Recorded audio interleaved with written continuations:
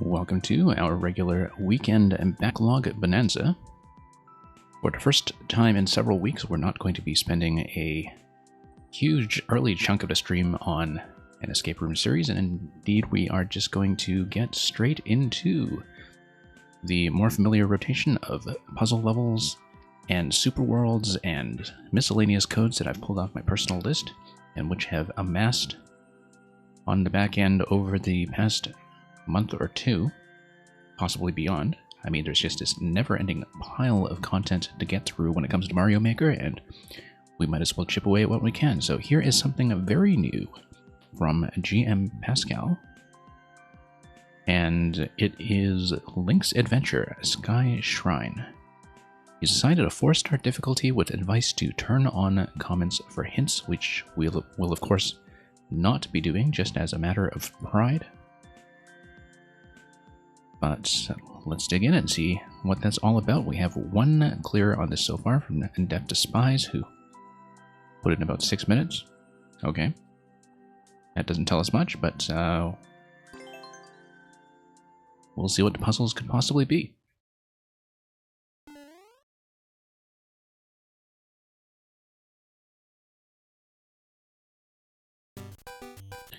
Okay, so looks pretty standard so far, except we have had no sign of Link.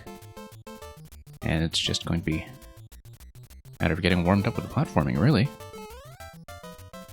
So, grabbing a 10 coin, and yeah, just going to go along our merry way. Looks like there is a 30 coin down there that is maybe whoops.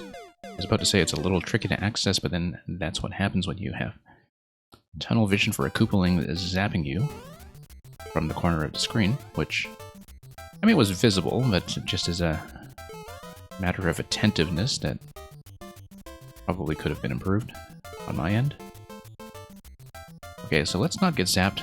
Actually, no, twisters all over the place. Let's not even go for that until we have an opportunity to come up from underneath. Let's not bother. So, one up over here. Yeah. Okay.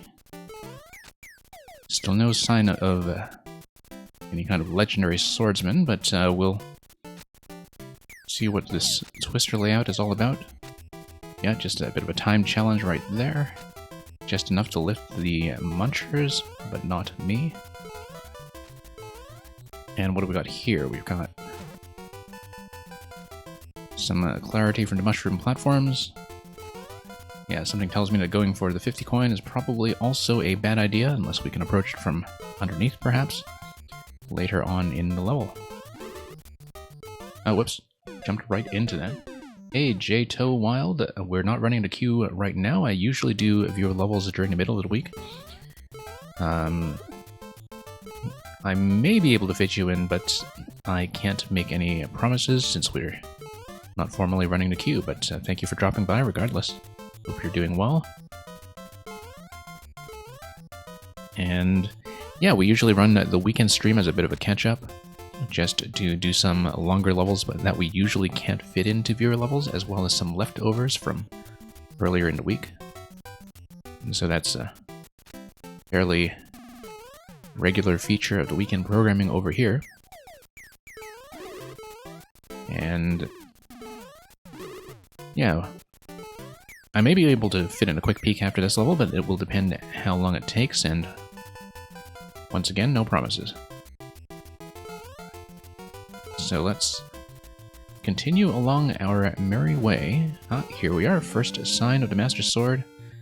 Looks like those are probably just decorative vines rather than something serious to get you across to the left side, although I can see that being a way to access some of the 50 coins or 30 coins that we were seeing earlier in the level. It looks like it might actually be required, in fact, given that... Oh, no, there we go. Box tells you that you're going to use the conflict between the... Oops, the invisible block and the blaster to just get it out of there. That's going to be an interaction we'll have to think about. Anyway, checkpoint here, and I guess nowhere to go but up. Okay, so not much going on with that guy. Looks like we might want to... Oops, guess not. However, dropping a bomb here would give me access. Oh, and that's telling me no, but I see, okay. So it really doesn't want me to do that. It looks like it'll probably just be an arrow shot then. But that's only going to be one muncher. We need to get rid of the other one, and let's see what this is going to be about. It certainly looks like I can do a bit of a bomb tap over here and go back outside. I mean, it's probably not the intended solution, but I'm going to take it. The only issue being no Master Sword, but the blocks that we have blown up will stay blown up. So, Master Sword on the other end. Oh yeah, we have to blow up this location over here. That's fine. We can grab a sword on the other side and just come right back in. I don't know if intentionally taking damage there is actually supposed to be part of the solution. I kind of suspect that it isn't, and that the idea was that I need to do a gentle climb up the vine in order to not activate the block. Oh, also, I guess, yeah. You do need to do a vine climb like that to evade the block that comes afterwards. Let's fire the other one, and then we'll break the ice blocks. You are allowed to lose the sword, of course, given that the refresh comes right after the ice blocks and the subsequent layers of clouds. But we just did that in a slightly different order from what was prescribed. Okay, what do we have here? We have twisters, we have question block signaling a key. We have twisters that just kind of push us up consistently, but then what can we do? Probably just dash through, I would guess. Yeah. Pretty standard link interaction so far. This is interesting. It looks like this is just an exit location where the twister pushes you up if you are not clinging onto the vines for safety. And then, yeah, we'll just see. It looks like it's probably not going to be an arrow shot, but, oh, it is, okay.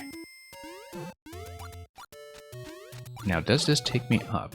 It appears so. Okay, so there's a central pipe there as well. Not really sure what's going on with that layout, but I'm sure we'll find out with time.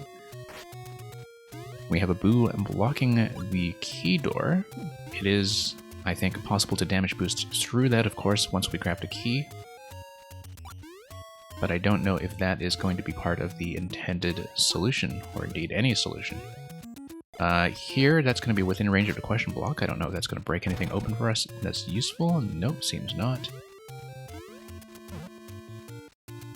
Interesting that when you are pushed against the ceiling lasers, you cannot actually cling onto the vine, which leads me to blow up the ice block here, and that's going to be the answer we want. Whoops. Have to be very careful not to touch the ground, though, because that will push you upwards. And so what do we have here? We have a clown car that is going to take a bomb upwards, so we drop a bomb into it. That's going to activate the on-off switches. Here, that looks like it's just a bit of an arrow shot optional challenge. Timed shots with the arrows not being one of my strengths as a player, but yeah, we'll just leap over this guy, and looks like we now finally have access to the P-switches, which will drop something from the pipe. Bone shell, okay. Let's grab another bone shell. Bone shell will give me what? Bone shell will give me, well, access to the boo, first of all. Boo holds the key, and through we go. Okay, now that we've been trained on using the bone shell to get rid of the booze, that may not actually get me anything useful here, because I will just have to jump through this location. That's fairly clear. And then the other one. Running low on time, it's okay. Not too concerned about it at the moment, particularly because we do have the checkpoint going on, but that will require me to figure out how to break through this segment here, which... Let's think about this for a moment. I wonder if it actually required me to take the bone shell up. Okay. If it is indeed possible to make that jump with a bone shell, I don't think it was. No, not really. Alright, so let's think about what the twister interaction will be then, if it's not going to be with the bone shell. Twister interaction is going to be... let's see here. Do we have a way of getting back down? I can't really see the timer, unfortunately, given it's 30-something seconds, I think. Yeah. Interesting that when you bump the wall like that, that does send you down. Kind of indicates to me that I should perhaps be doing something like this. Whoops, no, definitely not that. So let me think about that. That's the only puzzle element that we've seen so far that's been perhaps a bit of a sticking point. Everything else has been abundantly clear. Yeah, that's going to give me X's. And... okay, there we go. Pretty good level about giving you second chances at some of these things once you break them in ways that are non-solutions. And, okay, what do we have here? We had the Pegasus Dash. Okay. This, you know, seems to have this whole sequence of Divine Climb, but the arrow shot seems to do it just fine. Oh, I guess we never checked this pipe, actually, to see if it took you anywhere different, but looking at the setup that we have here, it was probably guarded by that one-way panel on the right side. So here it's going to be blowing up this ice block, and then climbing over to the left to tap the switches over there. Put the bomb riding the clown car. And, yep. Swords are on the other side, not a big deal if we hit the boo by accident. That's just going to be a bit of a timing challenge to get the arrow over to the other side. Pretty simply done.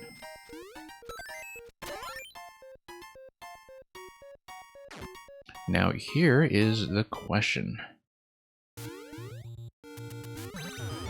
Oh, interesting.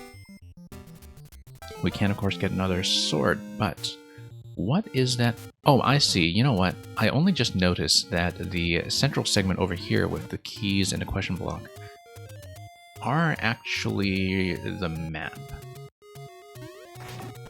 I had not really been using it as a map, and that's part of the problem that we were running into, perhaps, navigationally speaking. But yeah, now I know how to orient myself, because the question blocks tell you where you are in the layout, so we have a 2-screen wide area here, denoted by 2 question blocks side by side. What we do not have is a way of getting across the twisters. And it's not going to be something quite so simple. At least I don't believe it is. There might be something I'm missing about what we can do with the twisters in the cloud blocks down below. It could also be that this is just a dead end for now, and that I have to find another passage using the rooms that we were in earlier, except no, given the room layout, it looks like this is definitely the way forward. One thing I could do, however, is to get in there quickly before the twister starts spinning up. Really get in there quickly. Yeah, there we go. That's the solution. On-off switch is not really doing much except killing the twister, of course, which is important in terms of making this a two-way street. That's going to be a fairly clear interaction over there. Okay, through the pipe passageway, and it's probably telling me that getting rid of the Rocky Wrench is the idea when it comes to obtaining the key. I think what I want to do is blow up the ice block that I'm standing on right here, because that will allow me to lower the seesaw a bit further. Lowering the seesaw will move to Twister. Moving to Twister will allow something to happen with a Rocky Wrench, probably placing a bomb within range of destroying it, but yeah. Seems a little bit fussy when it comes to being timing oriented, and it's not within really the 2-block range of it anyway, but of course we could always just escort the twister further across, and it's going to get into that slot beside the one-way panel. That's going to give me the solution I need. So we'll just have to think about that guy. Looks like we need to not get hit by a wrench first of all, and secondly we have a platform that will go up and down. It's not going to fall off the track. But it does mean that I need to probably shoot through the boo. Really have to mind the Rocky Wrench on the left side as well. It's a bit of a hazardous location. And yeah, it looks like that moves the Rocky Wrench one spot up. I probably need to tap the left side on-off switch to get that. So one thing that could be done, of course, is just drop the bomb. And it's not going to be far enough, but there we go. And that's going to raise Rocky Wrench all the way to the top. One more tap will get him all the way to the top level, at least. Yeah, now we do. And that should give us access to the key once I kill it. I think that's the implication here. Okay. Mole logic should be fairly understandable to us by now, given the practice we've had with the Saku crawl space level some weeks back at 4YMM.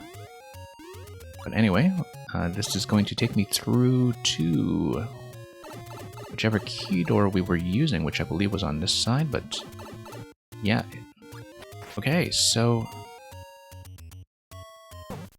okay, that's fine. We'll just grab the mushroom, except oh, okay, I needed the bomb. Yeah, that's fine. The mushroom just allows me to get back across safely, allows me to grab the Master Sword. Looks like what I want to do is probably just peg this dash across. There we go.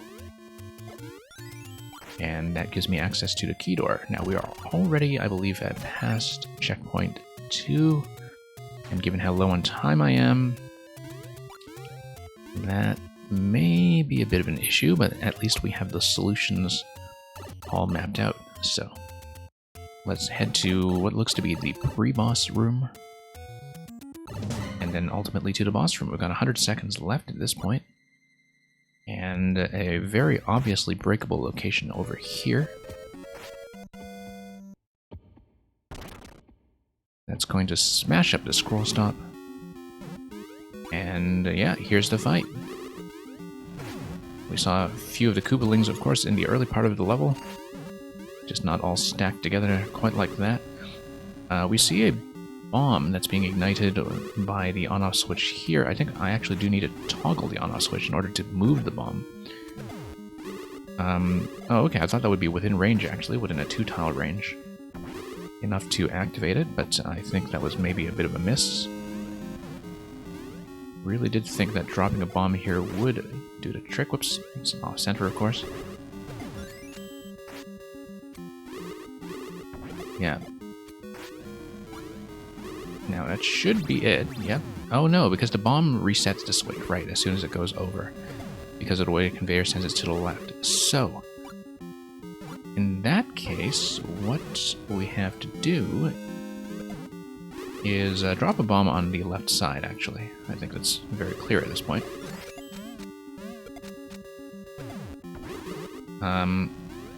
Whoops.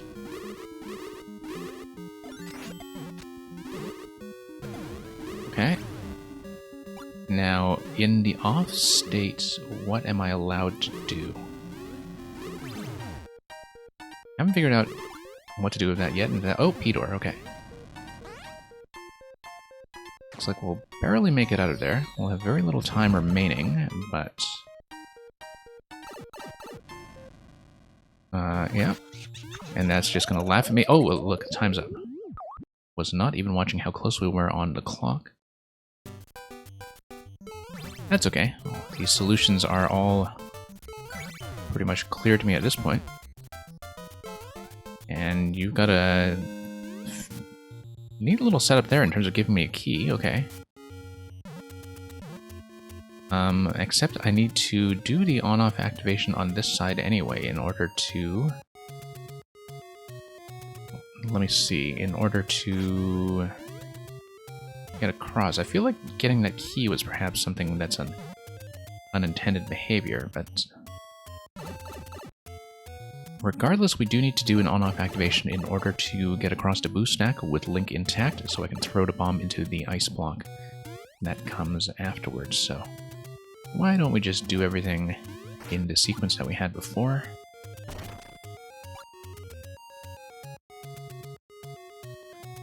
And, yeah. Moving the twister over is going to be good enough to get me over. Hey, Mike Universe, welcome. Hope you're doing well. And yeah, so I don't actually need to do this whole activation sequence given that I already have an extra key, which seemed unintended, but I think will work.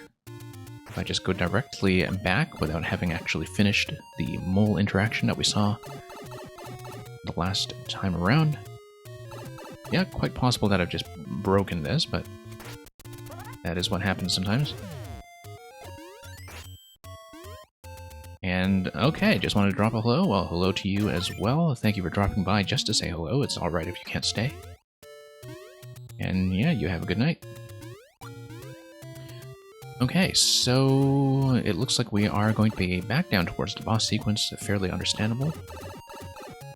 And, hey, a menu. Welcome. Hope you're doing well on your end.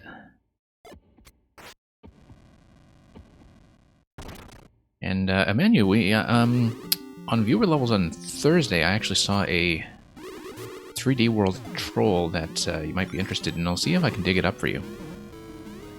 It is, of course, just on the Thursday stream VOD, and so I think it was actually the last level I did, maybe. One of the last ones I did, but there were some interesting bits of 3D World troll tech that you might have been interested in, and so I thought I'd bring that to your attention. Okay, now what was the activation of the P-switch? Ah, here it is. Just 2 cycles there with the bomb drop. And this time we will not time out right at the final gate. Okay, pretty simple. Pretty simple.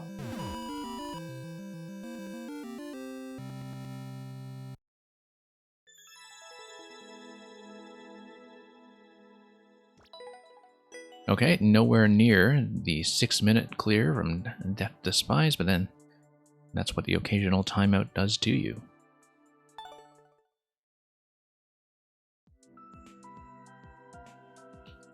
Okay, now I have a whole bunch of things lined up for tonight. We're doing some Super World continuations, but before that I wanted to pull up one puzzle that I had sitting around previously.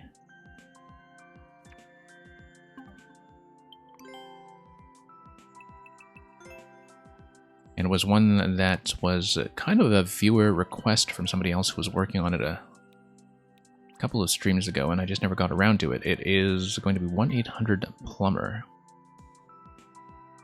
The public swimming pool is closed until further notice. I have no idea what this one is, but some people who had been playing through Grakowski's list had been telling me about it, so... Or at least telling me that they had been working on it. 3%, okay. Might be a bit different from the usual Grakowski experience, but we'll see how it goes.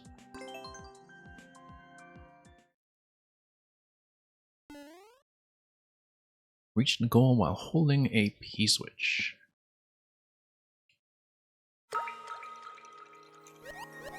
Okay.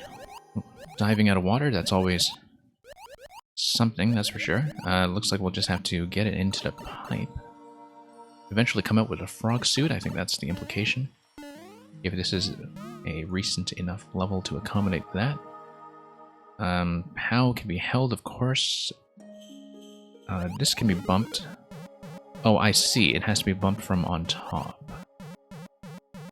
So am I stuck here? I might be. And that's going to be a no. Okay. Okay. It certainly looks like I will restart, and the requirement to restart is probably why there is a much lower clear rate than is usual for a Grakowski puzzle. Found it and checking out Devon. Okay, great. Yeah, okay, so let's see what we have. We want to avoid the mushroom, but we can also block the mushroom with the POW, I think, in such a way that we want the mushroom to probably get up here and drop the B-switch for us. The issue is that if I... Oh, you know what? There's another pipe to go down. Nope, that's just a POW spawn pipe. Okay, so mushroom is going to go up. Great, great. That is what I want. And then mushroom is going to come this way. Oh no, it's going to drop once again. Okay. So let's let the mushroom cycle over. And I think that's clearly part of it, that we need to somehow get the mushroom to swing its way over and drop immediately. Maybe when it's initially catching the claw. It's going to catch the claw, drop it right away. No, it does have a little bit of lag time before the drop actually happens. However, could be a head bump with the POW. If there's a way for me to... There we go. Lift it like this. There we go. There we go. Now, it doesn't really quite address how we're going to get the P out of here, but I think we have to stack the POW. Whoops. No, no, no, no. We don't know what's on the second jump block on the next layer above the P, but we have made a bit of progress here just from understanding what to do with the mushroom manipulation. That's still not going to address the problem of how I'm going to get up over to the goal. And yeah, we'll have to see what's going to happen with that, because I kind of assumed that it would be something like a frog suit that would allow you to jump up, but it might be some other kind of item manipulation. Anyway, the fact that we understand what to do with the POW is kind of important. The fact that I can do a bit of a jump there. Drop it immediately. And now I feel like what we can do is probably use the P and the POW to do some kind of additional movement manipulation in terms of the layers here, like do a bit of a 3-stack or a 4-stack and gradually move everything up, because we can safely bump the P from below. So let's say, for instance, that I... Whoops. Let's get a mushroom out of here first. Have I played The Witness? I have not played The Witness. I've heard a lot of things about it, but I've not played it.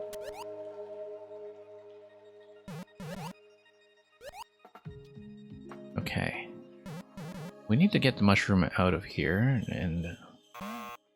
Okay, that's a bad idea. I think I probably didn't want to do that.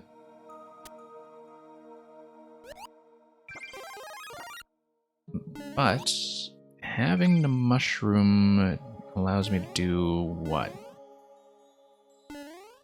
Well, it allows me to get up here. I'm kind of missing the POW, though, and I now don't really have a way to get it in order to get out of here. So placing the POW off to the side was unnecessary to begin with. I needed to get the POW out of the way and then place the P here. Or maybe slip the mushroom out. And I can get out if I drop the POW, go out with a P, but then I need to hold the P on the other side, and that's something that I have not figured out just yet. People have not spoiled The Witness for me. They've just told me that's worth looking at as a puzzle game. I had played Jonathan Blow's previous game from before that, Braid, many years ago.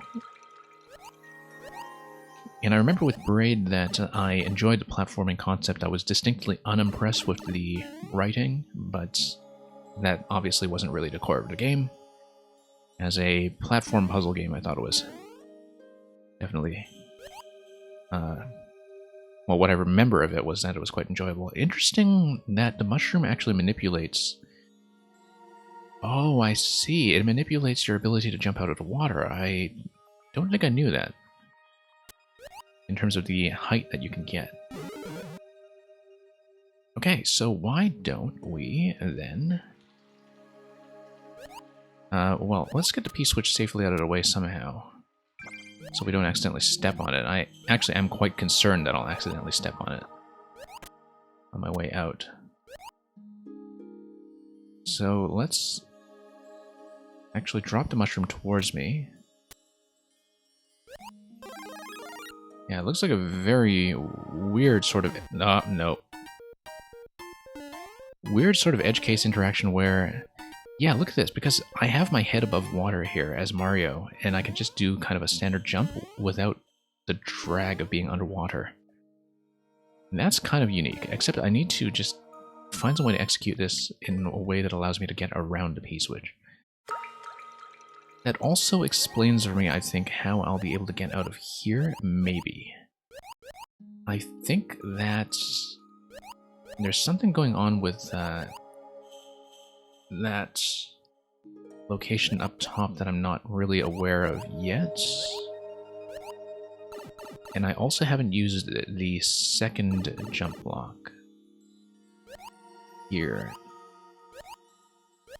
I think one thing that can happen is doing the full loop, jumping out here with the P-switch once I've captured a mushroom. Oh, but once I've captured a mushroom, it's not going to respawn, is it? Except it's not on a track. No, it should. It should. I always forget about what the power-up respawning rules are, but we can do this, I think. Whoops. So yeah, menu, I don't know if there was a particular reason why you were asking me about The Witness. But of course I get a number of puzzle people who come out to the stream and... oh. Okay, this attempt is a disaster.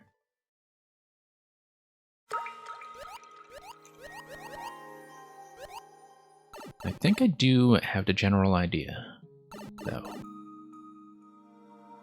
Let's grab the POW. Blowing up the POW, of course, does give me an additional POW. That's something that might potentially be important. Particularly because that would allow me to deal with... First of all, let's try to destroy the POW. There we go. Because then I can get the P-switch out of the way here. Actually, I can move the P-switch out of the way here.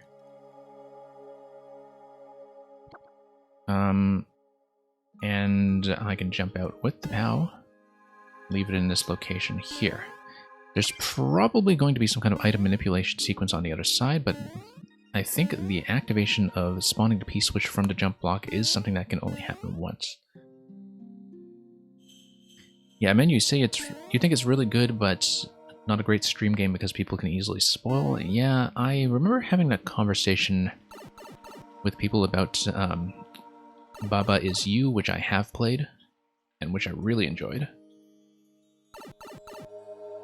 But, you know, in terms of the stream friendliness of a puzzle game, that's definitely a potential factor. Okay, so this is kind of interesting in that I feel like I needed to not grab the mushroom and use the POW to get out of here as Small Mario, and then come out with the mushroom not yet consumed. Okay, let's do this.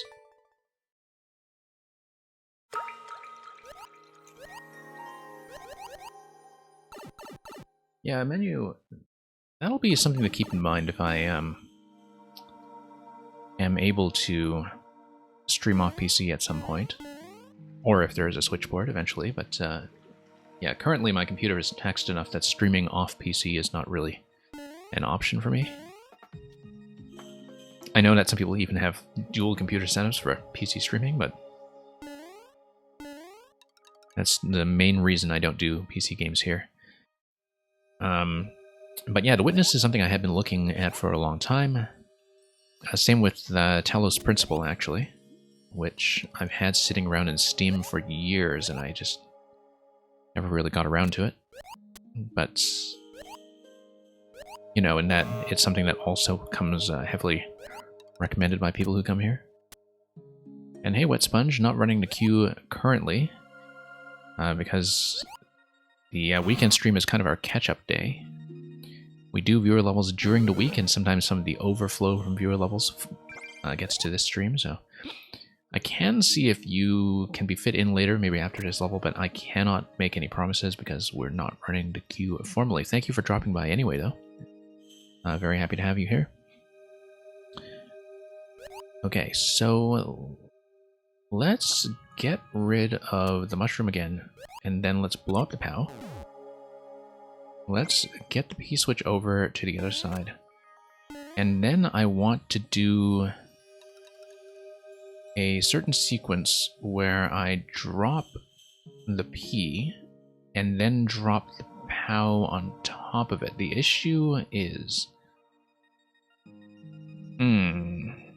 No, there's actually a pipe on top of this location, isn't there? Like if I drop the P here, it's not going to work.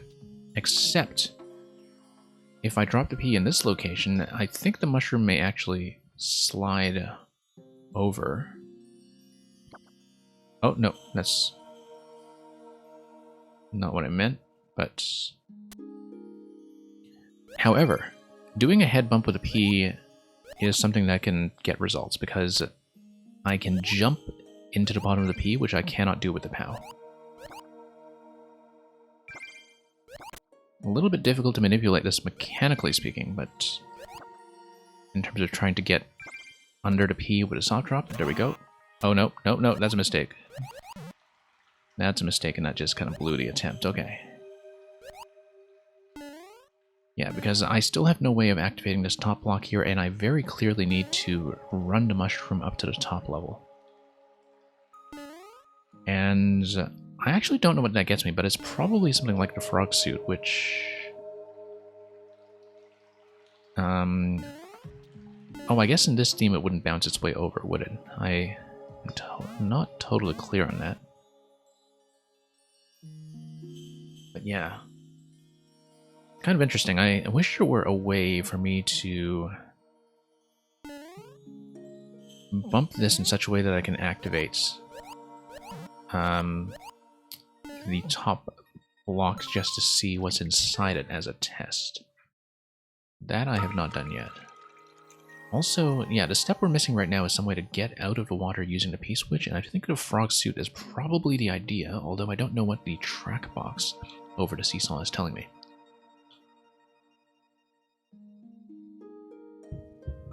it may just be something decorative.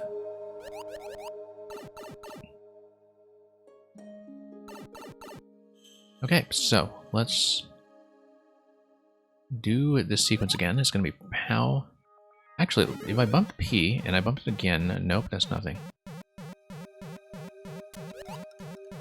I mean, that's clearly not going to be anything.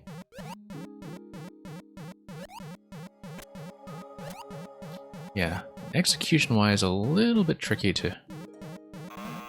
Oh, whoops, no. Yeah, a little bit tricky to get under the POW like that. I'll need to find a better method to do that. It might be meant to look like a diving board. I think you are actually right. Could very well be. Because by then I should have the solution. And I feel like the second jump block, the top one here, must be a frog suit. Can't really see it being anything else.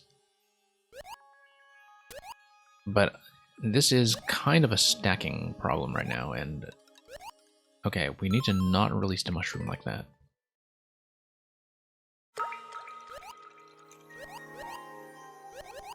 Pretty sure it is going to be the kind of approach I had, though, which is using both the P and the POW to manipulate a stack, whoops, in such a way that allows me to bump the mushroom up to the top level.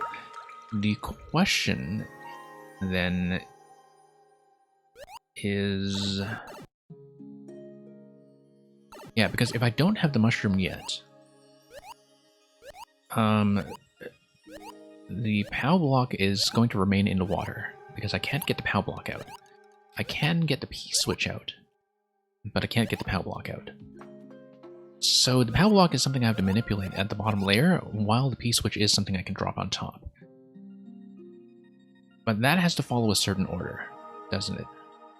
I'll have to think about this. Anyway, going to get this over there smoothly.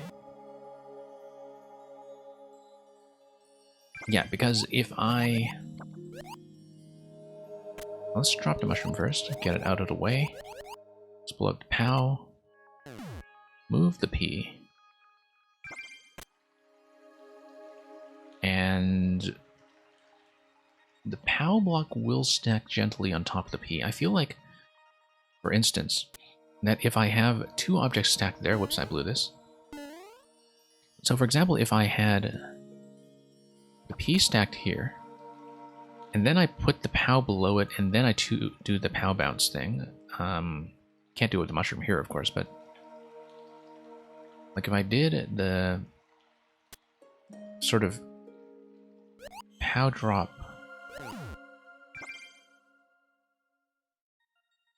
before the P comes down, then you get... Oh, you know what? And if the mushroom comes down to claw... If the mushroom comes down, the claw is then available, but the claw is not available until it releases the mushroom, so why don't we revise that? Hey, Mexican Dove, welcome.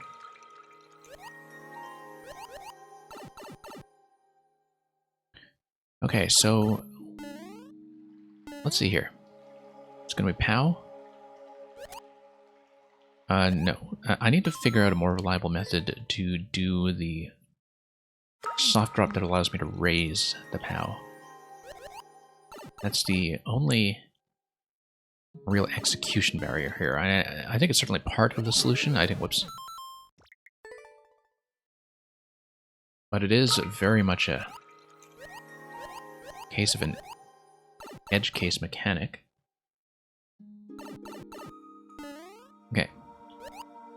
So we're currently constrained by that. Yeah, doing a very quick drop. Nope. Okay, that's fine. We have access to an additional POW that allows me to get the P switch out. Allows me to get on top of this location to drop the P.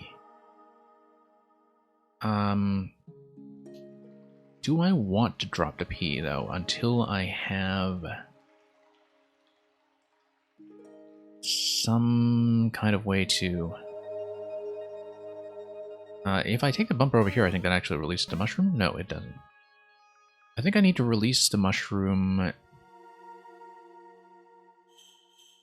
but then get back over here and drop the P into the claw. Yeah, because then the mushroom slides over. Yeah, if the P is in the claw, the mushroom should come over. That seems like a, whoops, strangely speed-oriented thing where I'll need to... It doesn't seem right. Doesn't seem right. However, the P could also drop into that slot that is to the left side of the bumper in terms of having a bit of a half tile placement there. And that should perhaps block the mushroom from dropping down below. And that might be the thing I'm looking for, so why don't we try that instead?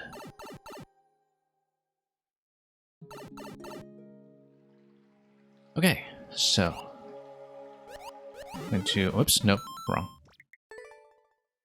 That was just a mistake.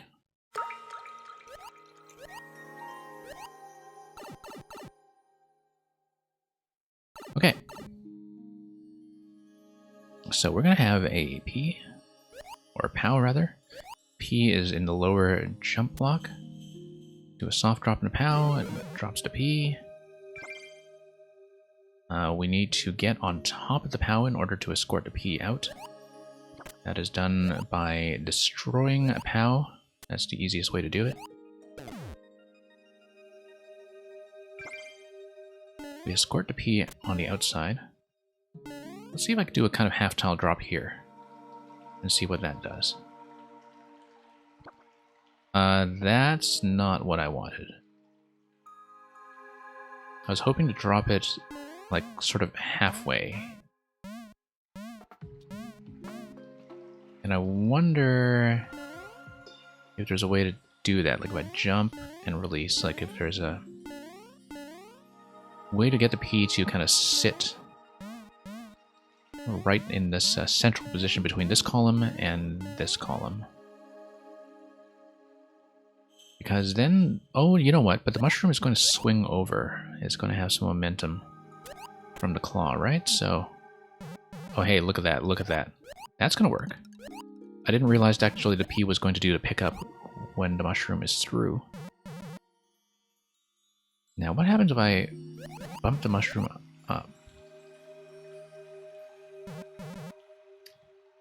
Okay. Interesting, because I should have been able to slide under here when dropping the POW as usual, and raising the mushroom by a slot. Yeah, no, I think I actually do have it.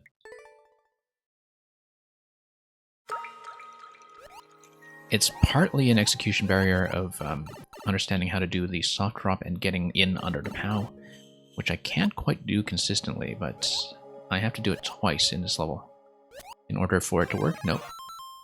Positioning's a little bit off. That is the way to do it. And I have to do that twice. I have to slip it in the second time to get it under the P-switch and under the mushroom. No. Hang on.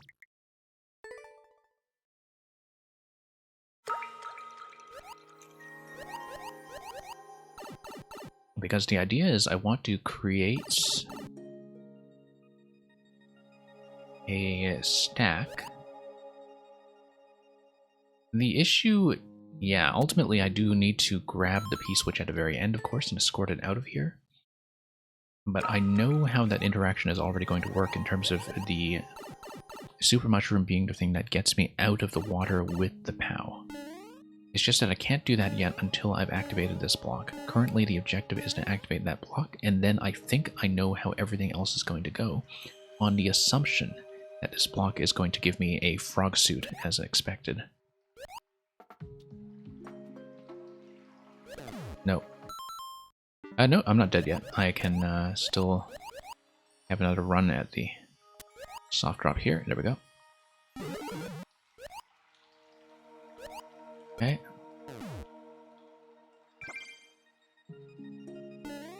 Alright, we do in fact have the right idea, because the thing that I didn't know before was that the claw would do that second pickup on the P.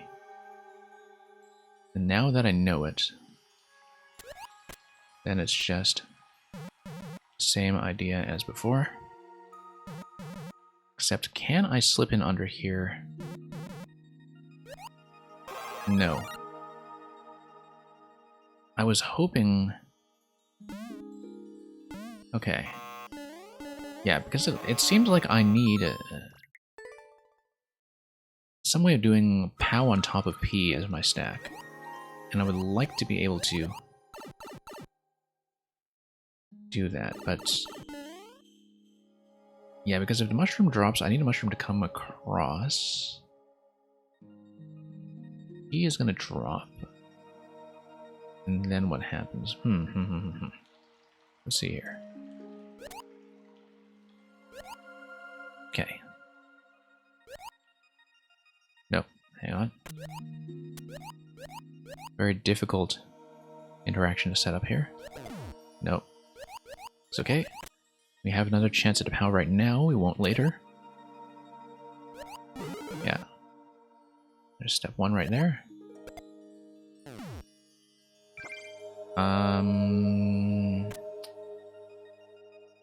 I wonder if once I place a POW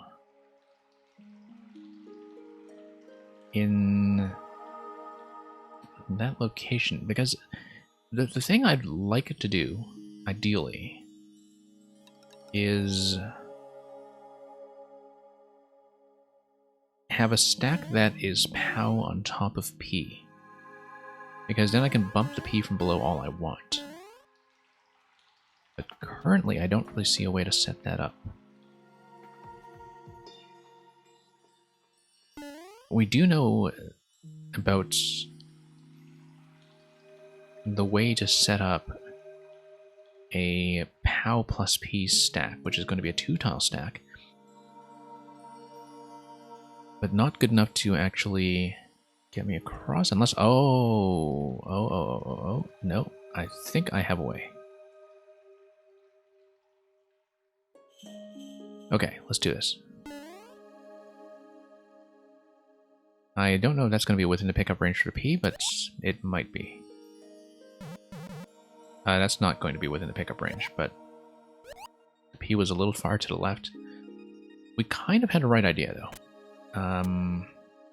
Because I want a P to drop on top of the POW at this point. We would want to,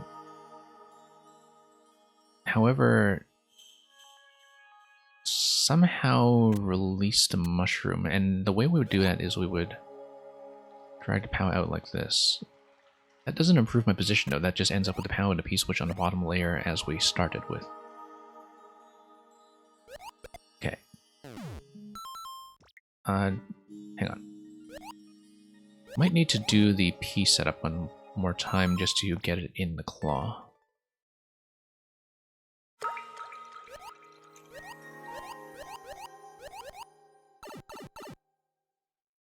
And then we'll see what happens.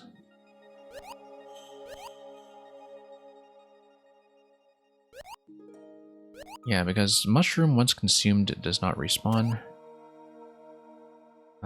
But you know what? One thing that can be done is I can block the mushroom positioning using the P switch. And I can block it to create a trap. Yeah, that might be it, actually. Because if I'm taking the P switch up top, I can prevent the mushroom from circulating quite like this. So for example, take the P over here, I just stuff the P in this location. When the mushroom comes up, it gets trapped. So when I do that, then I get to control the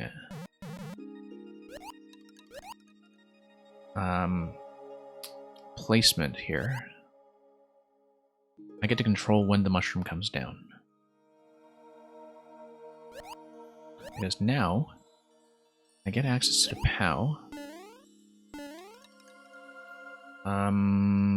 Here's the issue. If I put the P on top of the claw, then where does the mushroom go? That's... Yeah, because I feel like the thing I can do at this point is drop the P in the claw. It takes priority over the mushroom. There we are. Oh, it gives me another mushroom. That's fine, because... Ooh, unless one of them is supposed to be a progressive power-up. The mushroom has not been consumed. The fact that the mushroom has not been consumed is important, because it means that I am allowed... Oh, notice how the mushroom is trapped as well in that location. It means that I'm allowed to get out of here, and it could be conditional. If the mushroom is a conditional frog suit, then we have the solution. And it is a conditional frog suit. Look at that. Look at that. We've got it. We got it down cold, so... except I need to move the frog suit, don't I? Okay. Now how do I... If I touch the frog suit, though, I should be able to fit through one-tile gaps, so that's fine. I should, however, get everything placed in advance. I think I need to drop something underneath in order to move the frog suit, because it's going to jump its way out. And that's okay, because a P-switch drop would actually do it. Let's get a POW down here. Yeah, P-switch drop should do it.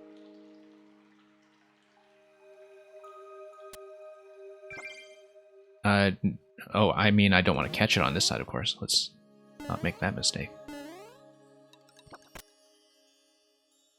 Drop it. And then let's try to move the frog suit over to the right side if I can. It's not going to come over, okay. Well, hey, knowing that it's a conditional frog is actually a significant step forward. And actually, grabbing the item like that also works. So we have frog suit, we have P, I think we are set. And I think that's pretty much going to be the puzzle. Yeah, I earned these, I'm going to grab them. We got it. Okay, doing the item grab at the end to grab the frog suit was maybe a bit of an accidental discovery, but we learned some pretty important mechanics in this level, or had some pretty important mechanics reinforced. First of all, being that being 2 tiles high versus 1 tile high matters for the mechanic of jumping out of the water, which is why the super mushroom allows you to get out using the POW and create the path that takes you back through the pipe. The other thing that was important here was just understanding how the head bump was going to work in terms of dropping the POW and manipulating the height of the mushroom as it went back and forth. So, okay, managed to solve that one. We'll probably come back to some more Grukowski puzzles later on, but for the time being, I'd like to get back to continuing one of the super worlds that we had been working on in previous weeks. And that was the world by Rybones. Now, last week we played the entirety of World 1. People who are very attentive to continuity will notice that I'm not going to be starting with the same number of lives this week that I ended up with last week, because what happened was there was a level in World 2 that was patched. And when the patch came in, it of course kicked everybody out of the super world, which meant that I had to redo World 1 again, which of course I promptly did off stream. A fiche stick. It's going alright.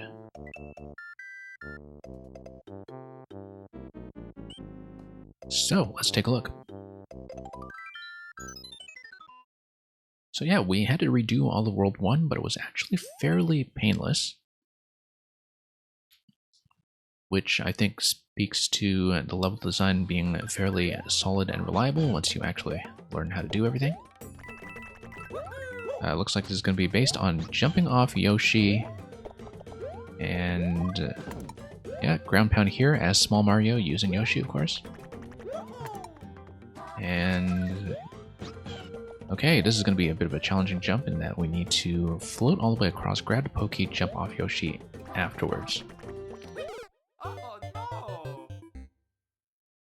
Okay, that's going to be a bit of a challenging tongue grab.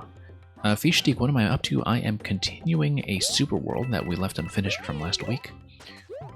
It's one that consists of 3 worlds, and we had finished World 1. We had actually finished it twice. And now I'm just on World 2, and hopefully able to get through all of it in one sitting. I don't know if I'll be able to do World 3, but we'll get as far as we can. And how are you doing? Hope you're also well. Okay, there we go. Success and checkpoints. Of course, we'll have to make use of it within 20 lives. Looks like we have some on-off shenanigans over here. It's going to drop the Pokey to the left side. It's probably a ground pound that we need on this piranha over here. Yep, okay. That's correct. Probably need to spin jump off Pokey to the left. And okay, there we go. So we have the power of fire. Going to have to spit fire towards the Pokey on the right side, and I don't know if I can keep Yoshi. I kind of have to, actually. I need to spit fire and then land with Yoshi on that series of spikes. Okay. So from a perspective of knowing what to do, I think I do have this generally sorted out. Ooh, very risky jump there.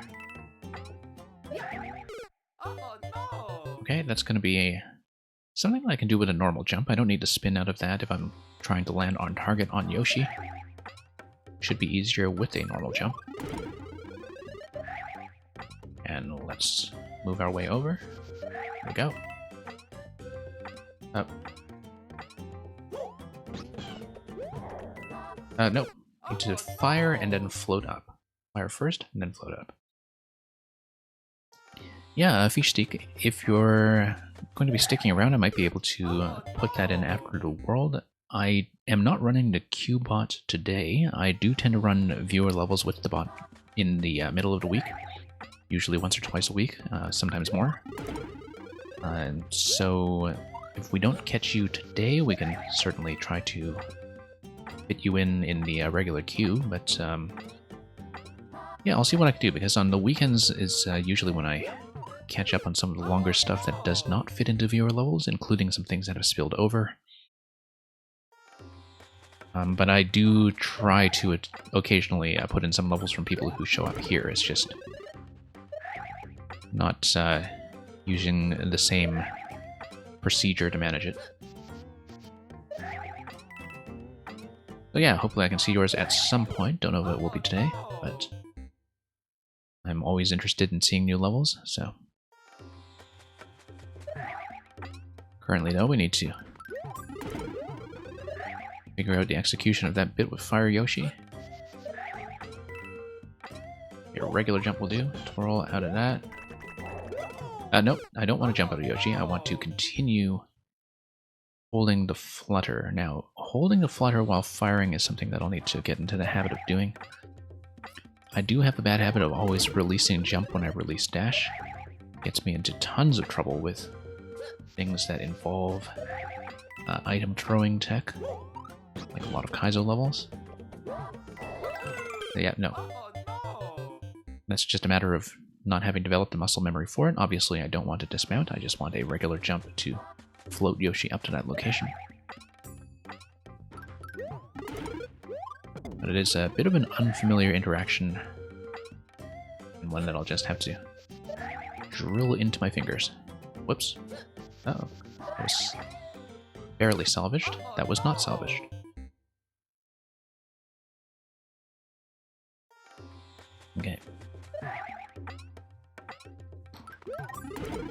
Now, let's get back over.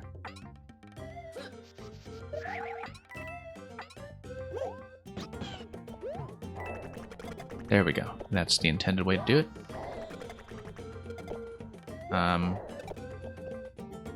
Okay. That's fairly simple, I think, but just need to nuke this guy and watch out for the burner underneath him. Yeah. Oh, interesting position on that burner. Okay. Okay, this is going to be a little bit tricky. I think I maybe needed to take Yoshi a little further up. Yeah, I can't do this with a wall jump alone, I don't think. Oh, maybe. There we go. Yeah, you got 12 attempts to make a decent use out of this checkpoint. Green Yoshi, of course, can just sit on top of these guys and grab the shell from up top. Now, what do I want to do with the shell? I wanted to spit the shell into that location, dismount Yoshi, and jump on top of the shell to get the next bounce. Pretty sure. It's going to be a somewhat technical sequence, but we can do it. Whoops. Not like that, we can't. Let's not restart.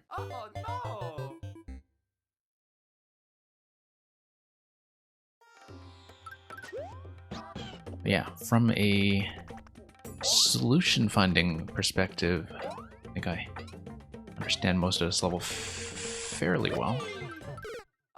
Yeah, it is going to be a jump onto that shell and then a jump over to the next Yoshi. I think that's fairly clear.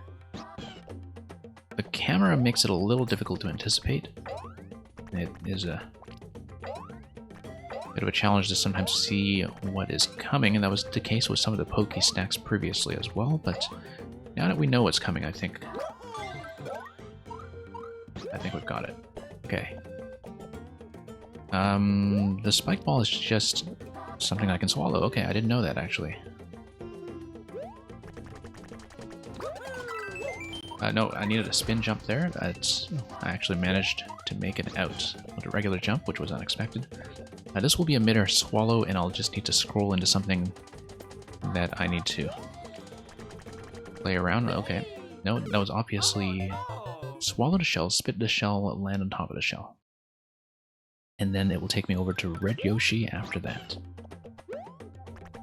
Yeah, once again, it's built wide enough that I have a little bit of trouble seeing what kind of positioning is coming, but it is also, of course, necessary to make some of the jumps work, so we'll just land a little more precisely coming out of the dismount, and it shouldn't be too tough. Yeah, nice thing about this, as with some of the previous Rybones levels, is that I do get enough time to read what's going on and adapt to the mechanics as I see them.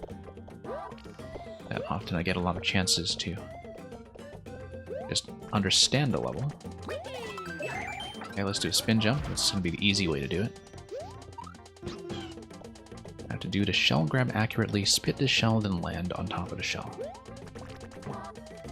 Not like that, I don't have to just tap jump once on Yoshi, because then I tap jump again to float with him down below. Once again, it's something that really goes against your instinctive muscle memory for holding down jump, of course, and that you just have to tap jump to avoid the float. You have to very consciously avoid the float. Hey, 1K Man, welcome. Hope you're doing well today. We are just continuing the Super World by Rybones from the previous week. On to World 2 now. Need to land in that location. Of course, I understand how that's going to work. It's just a matter of getting it consistently. The green shell spit later on looks rather dangerous in that the shell will not be bouncing back and forth. It will just get the one bounce on the right side. That's all I have to work with. Okay, there we go. Nearly ran into that last pokey on the side, but... Okay, so I need to not use the float until I'm on the other side. This is going to be tricky.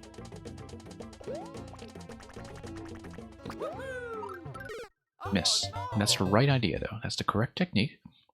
Just poor positioning. And I don't need to lunge quite that far. I have plenty of room to bounce over to Red Yoshi in the next stack afterwards.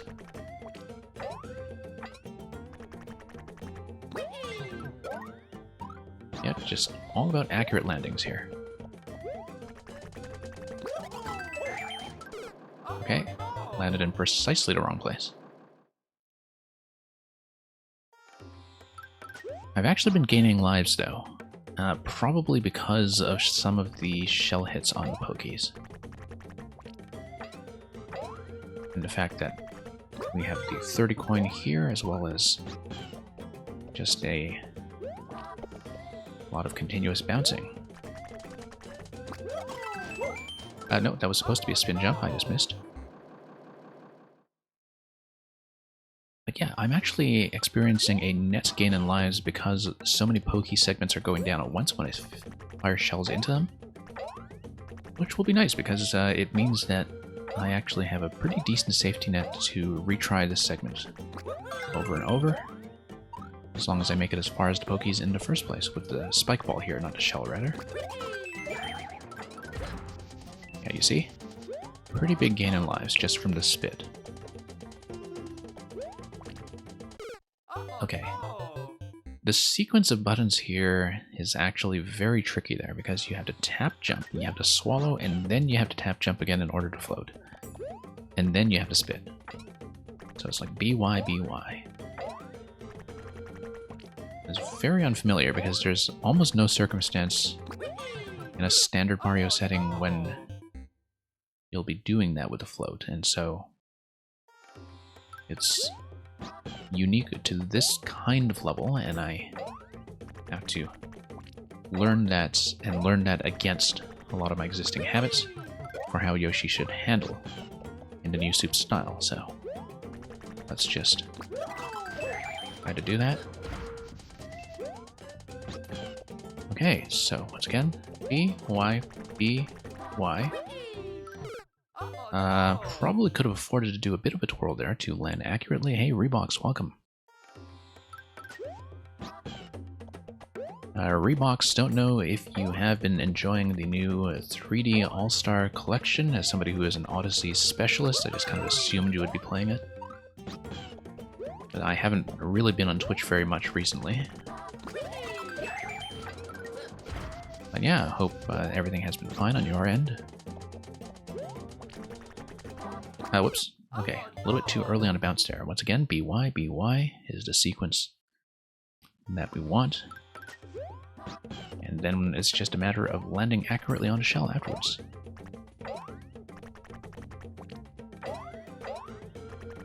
Okay. Twirl, twirl. There we go. And spin over here. And spit. There we go. Okay, looks like we'll need to, well, take out as much as we can with fire. Oh, you've finished everything except the blue coins. Oh, wow. Okay, that was the right idea. Once again, it's built wide enough that I do have to improvise a bit when we scroll in. Yeah, I dabbled a little bit in 64 and Sunshine just to see how the ports were. I haven't really played them seriously yet.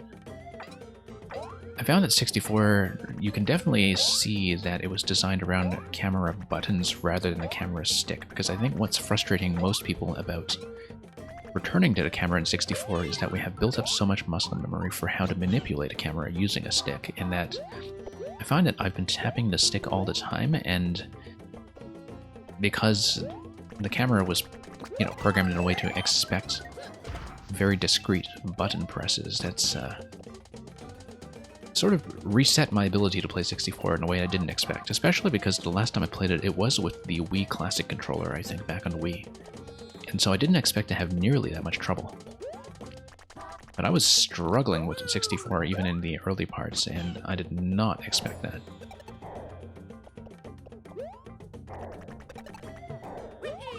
Okay, nope, I just missed the shot. That was the right idea, I was just a bit low on the shot. Yeah, really looking forward to doing Galaxy, though. Galaxy was a very important game to me, but one that I have not revisited in the longest time. I mean, Galaxy was a major, major moment in my experience of Nintendo games. I think it was the game where the 3D series really arrived for me. I had played both 64 and Sunshine prior to Galaxy, but I never really was that fond of the 3D series until Galaxy, I think. And then ever since Galaxy, I feel like it's been a series that's been much more my style. And that includes Odyssey, of course, even though Odyssey is kind of back to the 64 format. Okay. Nope. Way too soon, horizontally on the shell positioning there. Yeah, 1K Man, I remember that about Sunshine. I have not gone far enough with the remaster to see Noki Bay, but I remember thinking the last time I played Sunshine, which would have been back on Wii, actually, using my GameCube disc, that, ironically, for such a water-based game, the worst thing in Sunshine has to be the underwater controls. That I just could not stand the swimming. Like that one level where you go in the bottle, I remember I just had an absolute nightmare of a time with that. And the thing is, underwater play actually feels so smooth in the Galaxy games, at least as I remember them. I remember thinking that was just a big jump in so many respects in terms of Galaxy figuring out so many things at once in terms of how to make 3D work. In terms of the water, in terms of the camera, in terms of the way that, you know, being on spheres and planetoids would actually manipulate the way you engage with the camera. In that, thinking about blocking lines of sight is not something that really occurs very much in Galaxy. And there were so many things that felt like they finally solved 3D in a way, and it'll be interesting to go back to Galaxy and see if I still have that same perspective on it. I think it's one that I probably do want to stream. I don't know if I'll go back to stream more 64 Sunshine. Because, you know, as more open-style games, I feel like they're more appropriate for just kind of taking them on my own pace off-stream. You know, so I just have some more time to relax and run around and just goof off in the hub worlds. But Galaxy, I think, is one that I really just kind of want to look at the level design with very fresh eyes. And Noki Bay is 90% wall and 10% water. I think that's true, actually, just given my memory of how the layout actually works. It's true, because you have that huge vertical climb all over it, from what I remember. It did surprise me. I had totally forgotten, having played both 64 and 64 DS a long time ago, it did surprise me that 64 still had the old style wall kick, and that it was actually Sunshine that originated the modern wall jump. I'd totally forgotten that. Okay. Overshooting a bit with a second twirl. One twirl is enough. I'm just not planning very well around that bounce. Luckily, still having a net gain of lives just from the pokey interaction, so... Oh, whoops. Just missed the dismount there.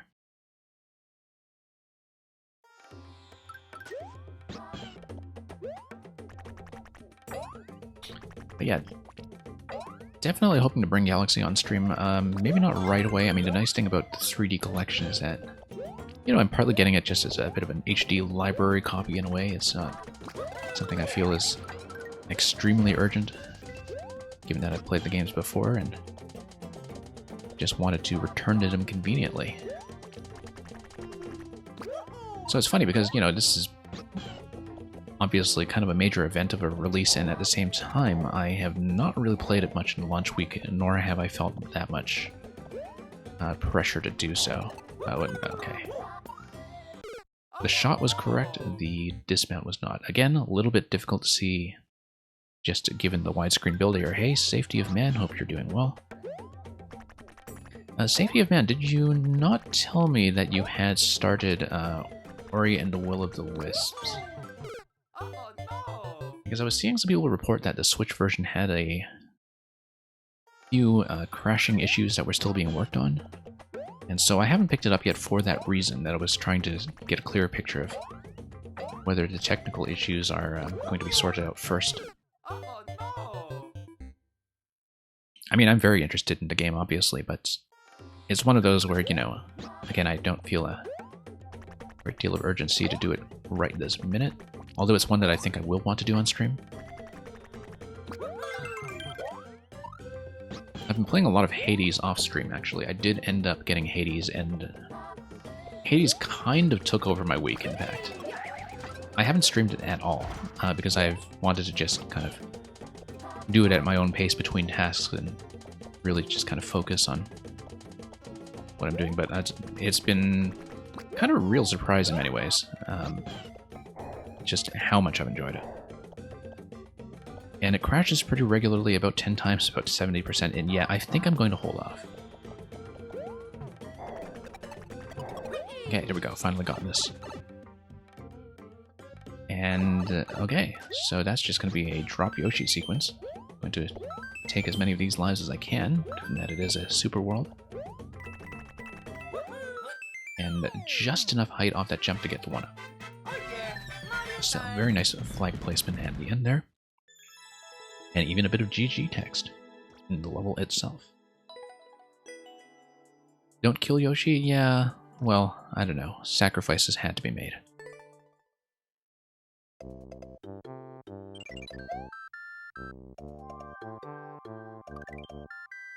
Yeah, safety, the kind of thing about Hades is that one of the reasons that it racks up the hours very quickly, because when you get into a run, it feels like a very low time investment. It's very similar to that one more turn feeling that's associated with things like the Civilization series, where, well, with Civilization it's a little bit different, because a lot of that one more turn loop is based on just having a cascading series of goals, where you always feel like you're a step away from accomplishing something. Hades is kind of like that, but I think the thing that really motivates people, and motivates me anyway, to put in a lot of time, is that every time you dive into it, it's very easy to tell yourself, oh, this isn't going to take very long. Totally forgot to play around low gravity. Yeah, it's very easy to just say, ah, whatever, one more run will definitely fit into my schedule tonight. We're grabbing those because building up a bank of lives is probably a good idea for running this in a world. Green names are absolutely killing it in here. I'm glad that shows up properly, given that sometimes I see some color differences if I'm looking at how chat names are being displayed on mobile, but I'm looking at it obviously on PC right now, and yeah, looks like the Green Club is all here. Okay. Didn't get a very good arc out of that. I needed an earlier cycle on the Bonsai Bill in order to get to the bumper on the other side. I just have no intuition whatsoever sometimes for low-gravity physics. You see, the thing is, Safety of Man, is that I'm actually really not much of a roguelike player. I find that I don't put a lot of time in them because the way that roguelikes are usually structured means that the randomization can only go so far before I feel like all the content is just kind of a variation of all the other content, where I find that often if I feel like I've understood the randomization algorithm and what it's going to give me, then I've essentially seen the game. And so even when I really enjoy one, like Dead Cells, for instance, I didn't actually end up putting up very much time at all into Dead Cells. Okay. Nope, just missed that jump. Need to get a bit of a high arc there first, and then float down. And yeah, Grim, thanks for dropping by anyway. We do usually run viewer levels in the middle of the week. It's just that this is a bit of a spillover stream that I do on weekends to clean up some of the things that don't fit into viewer levels. So thank you for dropping by regardless, and I'll hopefully see you around and put some plays into your code at some point. Sometimes when people stick around a bit longer, I do manage to fit some additional levels in as well, but right now I'm just in the middle of working on the super world here, so.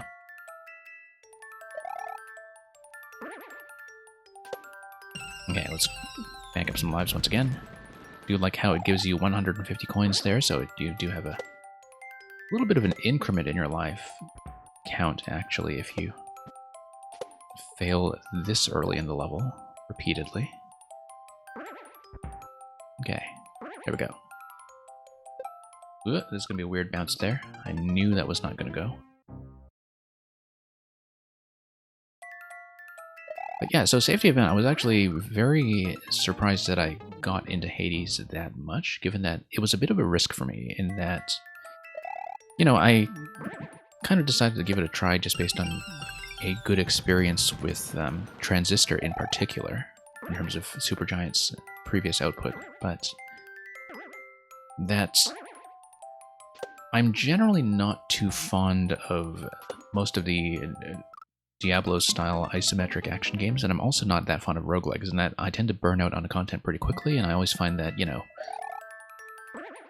I'm not somebody who's really that motivated by things like loot, and so I tend to drop those games before too long. But then Hades has this way of being very frictionless when it comes to saying, okay, I'll just try one more little build here, and there's also, I think, a very good sense of like macro level management and strategy that goes into the runs in terms of thinking like, I'm going into this run with a very clear specific purpose. This is the resource that I need, or this is the objective that I have, or, you know, deciding whether you're going for a clear or going for a certain boss or just going for a certain kind of resource. And that macro level strategy has a way of informing the way that you go about your run. And so there's always something to do there in terms of being able to make a plan or being able to, you know, sort of execute on a vision that plays around a randomization that you're given. And so I found that to be really interesting to think about, because like the way that the game is structured is kind of giving me a motivation to play in a way that roguelikes just usually don't.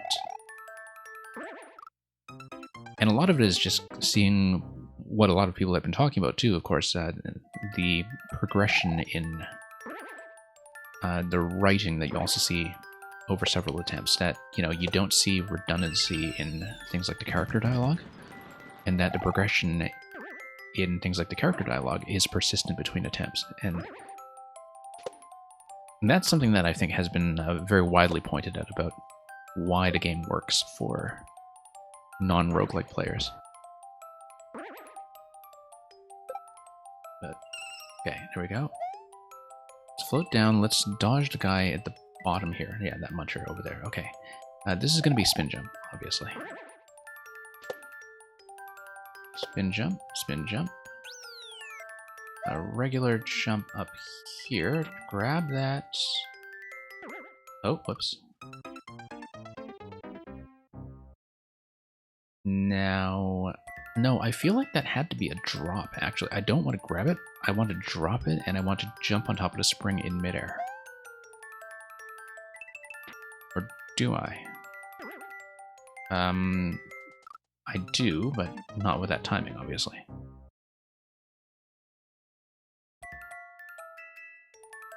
Yeah, I mean, Safety Man, like, I think Supergiant is a studio that really has writing at the core of its identity, and that's partly because it was founded by Greg Kasavin, who was, you know, formerly of GameSpot. That, like, he's very much somebody who, as a developer, really thinks of himself as a writer. And I think that was the thing that really defined a studio right from Bastion, as well as that, the thing that Bastion was known for was mainly the narrator and the kind of dynamic dialogue that was built into the game. And okay, missed the trampoline there. Maybe it's supposed to be a grab followed by a soft drop, where I have to do the equivalent of something like a shell jump, but no, I'm going to outpace it. I think I do just need to not grab it and drop it out of the claw. The technique here is not clear to me. Whoops.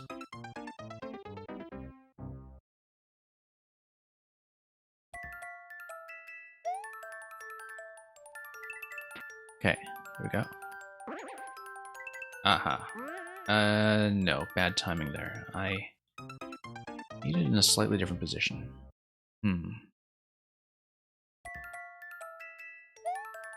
A little bit weird, this. Maybe I actually just need to... Oh, no. Well, I need to let go of the grab button so I don't accidentally do that, but I was coming in a bit low there anyway.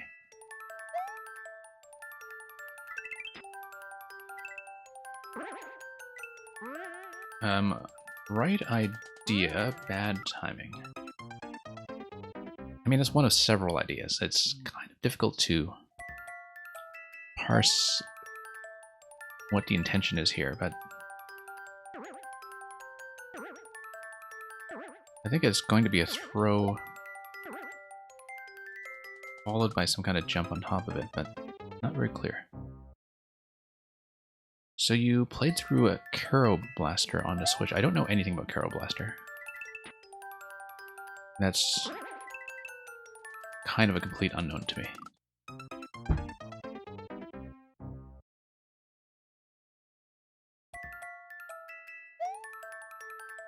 But yeah, I have mainly been playing Hades. I also made time to run through DKC 1 off-stream, just top to bottom again, as a kind of review before getting into DKC 2, which of course came out in the Switch online service this week. Okay, the timing here is just not working out for me. I need a totally different arc to really follow the trampoline down on the first bounce, but yeah, drop, maybe one bounce here, second bounce. Almost. If I were a little bit further to the right of the trampoline, that actually would have done it. I somehow think that's not the intended technique here. I feel like that's not really intuitive, but maybe that's actually not good enough either. Made by the creator of Cave Story, I see, okay. I was never really that into Cave Story. I played it on the 3DS version though, and I know maybe there are some differences between that and how it was originally built, because they revised the artwork quite a bit, I think, but it wasn't the artwork that was the issue. It's just that I think I just had misguided expectations going into it in terms of, how people were talking it up as having a bit of a Metroid structure to it, which I didn't really think was the case. Like, it was much more of a run-and-gun kind of platformer, at least from the parts that I played. But it's definitely one that I didn't really get into as much as I would have expected. But and I know that maybe it was just one of those things that was a product of its time, and that, Cave Story was obviously very influential as one of the few 2D games that was going on in that very rough patch for 2Ds back in the early 2000s. I know maybe it got a lot of attention because of that, as just being one of the few things that were occupying that space. Okay, I think the current technique I'm applying doesn't work after all. The spacing is just not right. Yeah, no. There's something about the coin trail over to the claw that I'm missing. I feel like maybe I do have to drop trampoline first and, like... Oh, whoops.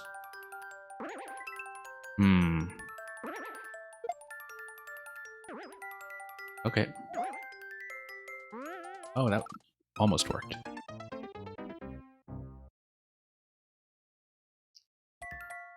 Okay, down to 1 life, but luckily the sequence to get up to the checkpoint is really not that bad.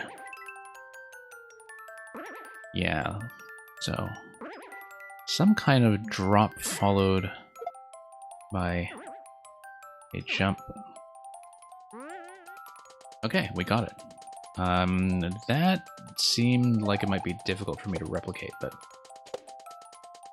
we'll try to float down gently and woo, okay. Here we go. Mushroom, mushroom. Oh, mushroom is here to actually create a bit of risk. That did not look like the kind of thing I wanted. That's okay. We made significant progress after the bit with the trampoline, which again, I think might be difficult for me to replicate, but we'll see how we do.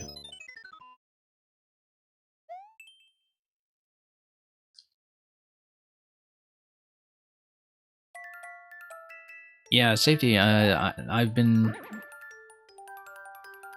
so backlogged with games, even just outside of being backlogged with Mario Maker levels, that I've definitely had to kind of pass on some sales, even though they're not a big hit to the wallet or anything. They're just kind of a hit to my attention span and division of labor, I guess. But also because a lot of things that are on sale once go on sale again later. I did notice that there was an unprecedentedly good price on 80 Days, which was the game based on Around the World in 80 Days that was released on mobile many years ago, and it had a very quiet sort of release on the Switch, where it was as something that had been a long-running mobile game. I think it didn't get much attention, but I marked it up for the longest time, and it's available very cheaply this week, like for $3 or something. Okay, let's... So I might look into it. It's much more of a kind of choose-your-own-adventure style experience from what I've heard, but... Oh, okay. Yeah. That timing's not going to work at all. Got back to the checkpoint easily, at least. And the sequence after the checkpoint is pretty clear. I was just a little out of position on the mushroom earlier. Yeah. Oh, no, that was actually correct. That was correct. Yeah, soft drop against that surface, low bounce, high bounce. Okay. Let's see if I can reapply that method just now. No. I do need to throw it, I think, and throw it so the trampoline gets a little ahead of me, but...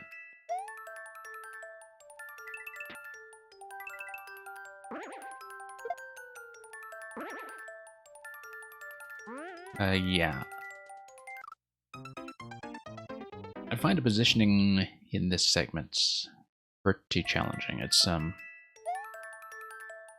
just due to a lot of inexperience with the spacing I need for item handling in general, but with the added twist of low gravity, I just generally, I think, don't really know what my intended spacing should be. And so we have to solve this through improvisation and some degree of trial and error.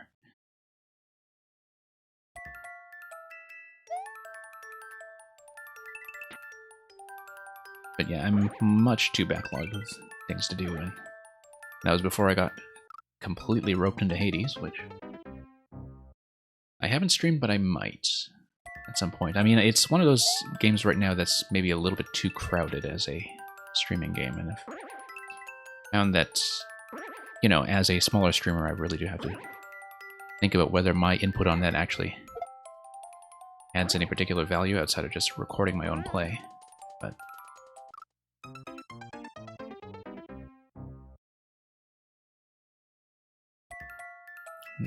again, that's the thing that makes like Mario Maker so good to small streamers, is that the content isn't really redundant, and so you can always have this very unique bank of content. Just take the lead when it comes to...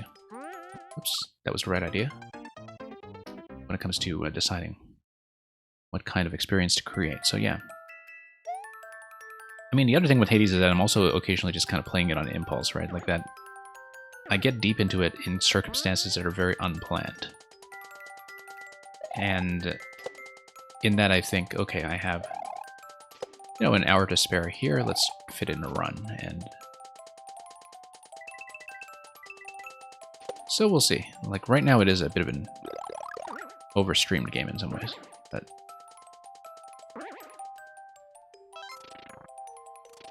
okay. Need better positioning going into this bumper. There we go. There we go. That's the right idea. So we need to hit the POW. And grab the coin for the key. That's fine. Just be block, block, hit that, damage boost, go. This should be, oh, I was about to say an additional checkpoint, but I'll take the GG instead. So yeah, just that one really complicated trampoline drop. Everything else is very intuitive in this one. In terms of just playing around with the spin jumps in low gravity and with the assistance of the bumpers as well, giving you tons of room for spinning that you ordinarily wouldn't. I don't remember which of these in World 2 was the one that had to be taken down and repaired. But I don't think it was that one. It was one of the ones later. And so we'll see how that goes. I don't know what the issue was that Rybones had to fix. Whether it was a soft lock or just a design oversight or something else.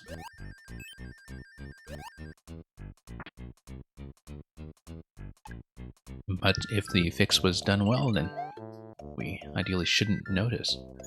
So, here we are in 2-3, represented by Cheep Cheep on top of the hill. Fugu Fields.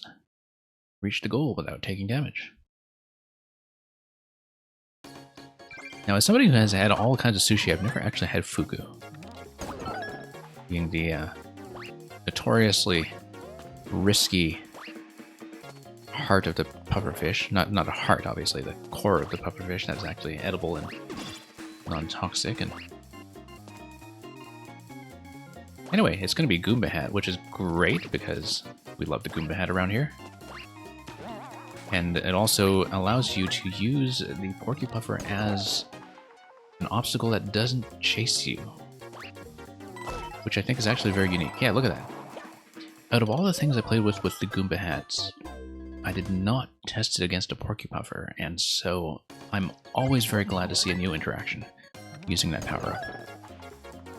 It is just one of the greatest power-ups in the game and so underused, and so it's always a learning experience to see some kind of new technique, especially because, I'm very attached to the item. Oh, whoops. Oh no! Just need to probably do a wall jump off the blue blocks on the left side. I think it's a much easier approach when it comes to this segment here.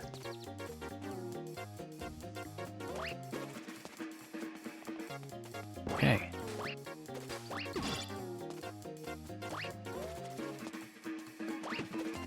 But yeah, we'll see about maybe getting a Hades stream in one of these nights.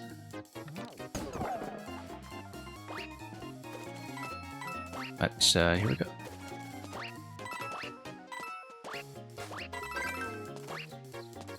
We'll of course be doing Mario 35 next week. We lost a Goomba Hat, and of course that loses the clear condition, but you just want to see what is going on here in terms of what we have to look forward to. Obviously, when we have the Goomba Hats, they'll just be going back and forth. And it'll just be a matter of dodging the fish, getting up to the on-off, and then, yeah, getting to the B, which almost certainly holds the key, and which we need to do a very low bounce over, because by that point the red spike blocks will have been swapped.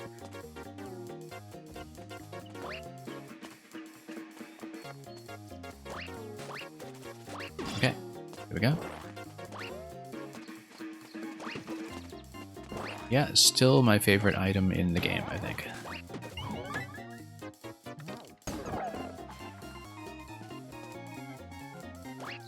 And... oh, no.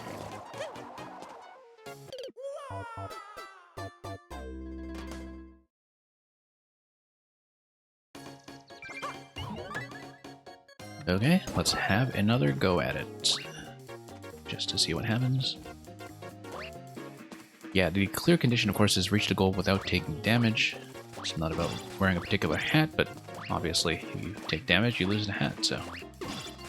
there's no other way to lose the hat, as I know from considerable personal experience.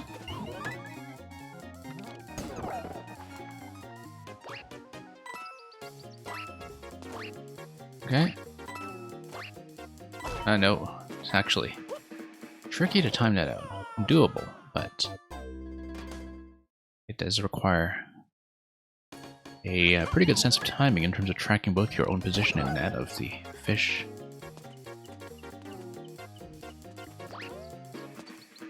Yeah. Totally apart from the Goomba hat, I think it's probably one of the better uses of the Porcupuffer that I've seen.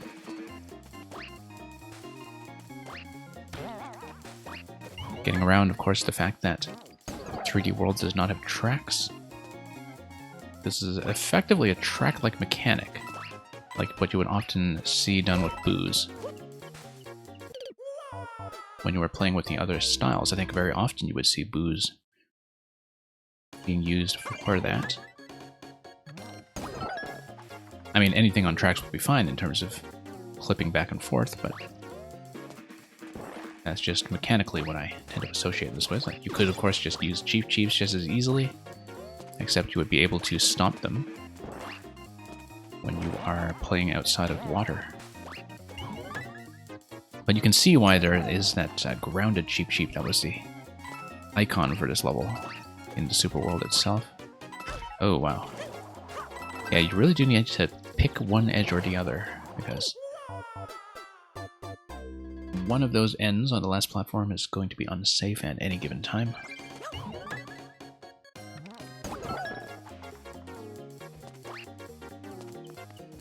Actually, kind of a relaxing level, given that it's more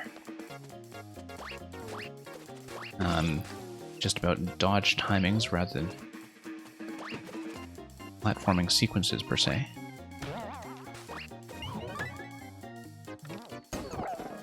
Yeah, pretty easy to understand how this is going to go, though. Definitely a bit of a devilish placement of that last jump on that 3-wide platform at the very end. Very tricky. You've been playing a bit of Mario's Picross, okay. Interesting. Yeah, last time I played Picross would have been on the special Twilight Princess Picross that was released for 3DS as a Club Nintendo or My Nintendo bonus. And so I've never actually played Mario's Picross, but of course neither had virtually anybody else outside of Japan unless they wanted to do it in emulation. But I don't think I really was aware that Picross was that much of a long-running fixture on Nintendo systems, because it was something that only really began to come to my attention when it made a big splash, understandably, with the portables, and that was a very natural fit for the DS and 3DS.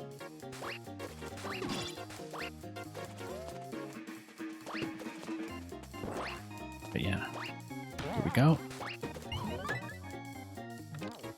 Yeah, I did notice that the Japanese Mario's Picross was added along with the same set as DKC2.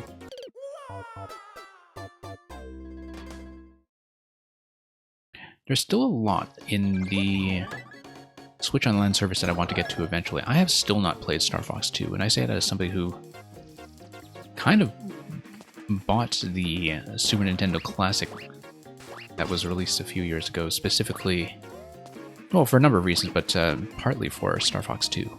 And in that, you know, having that available was a major factor.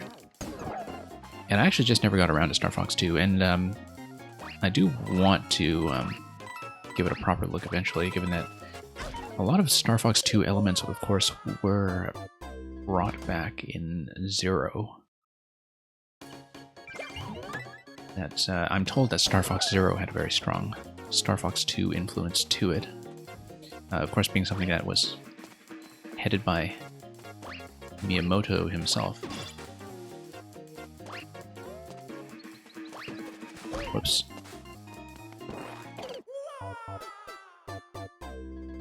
But yeah, I always have something going on in the Switch Online Virtual Console equivalents. Like, I've had this Yoshi's Island file that I've been chipping away at for weeks and weeks and weeks. And occasionally I'll just, you know, do 1 or 2 levels in a short sitting if I can, because I've been doing it to 100%. I've never actually done the game in its entirety to 100%, and so it's actually a significantly larger undertaking than I had expected.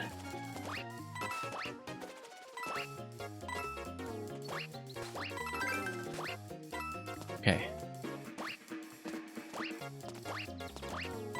Whoa. There we go. Finally got out of here safely. And okay. This looks like a long jump, actually. I hope I'm right. Yep, I'm right. Hitting the on-off switch will make the wall safe. Nope. That was bad. Oh, no. And yeah, fairly sure the B holds the key. True 6-star finish to Yoshi's Island definitely takes ball. And Dark Flash, welcome back. Hope you're also doing fine. But yeah, it is a pretty significant time investment, especially because I haven't played a game in so long that some of the placements of things like the red coins feels basically like new to me, and that, you know, I definitely don't have memory to rely on for that.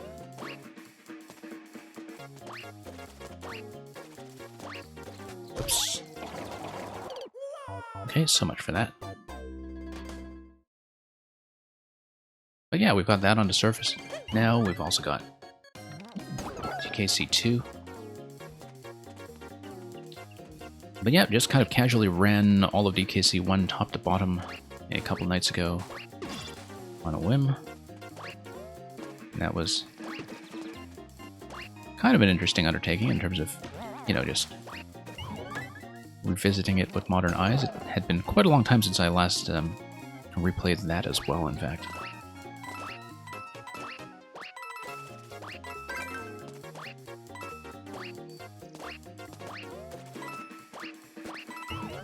Okay, let's do this again. It is going to be a long jump on the way in and on the way out too, but then we have to figure out how to get a nice clean kill on that B. Because it'll be probably a long jump over as before, and wait for these guys to pass. Ooh, okay. Yeah. Now I don't know, obviously we did need to preserve the clear condition there in terms of not taking damage, but yeah, I don't know if anything in this level is really kind of enforceable without that clear condition in terms of, you know, doing it while dodging the Porcupuffers in their standard non-Goomba pattern. Yeah, Yoshi's Island, very fine example of something that has by now become a very classic Nintendo trope when it comes to overlaying instruments into overworld music as you progress. Feels like that has become such a convention by this point that I'm trying to remember if that would have originated with Yoshi's Island, and I think it did. But I may be missing some kind of very significant antecedent to it. But that's certainly the game that I associate it with in terms of where I first really began to notice that technique, just in terms of giving you the satisfaction of building up overworld music with time in the way that later games also do with hub worlds, certainly the case with the Comet Observatory and Galaxy, of course.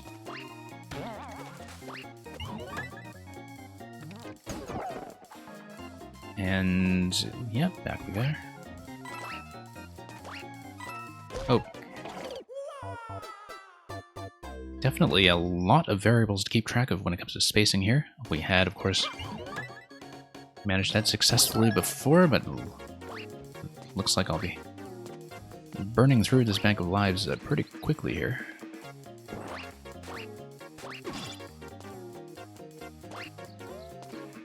But yeah, it's been the case generally with a lot of the Super Nintendo games that they feel, in most cases, a lot shorter than I remembered. I mean, I always knew that they were fairly compact experiences, but that even going for 100% in things, like doing 96 exits in Super Mario World, for instance, very easily doable even just on a very casual basis. But Yoshi's Island was very much the opposite experience in that I was kind of surprised at how big it was when you actually do the secret hunting in earnest.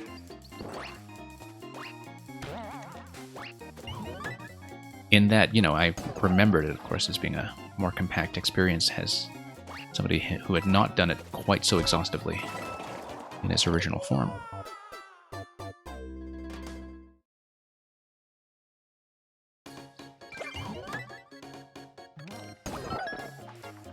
Okay.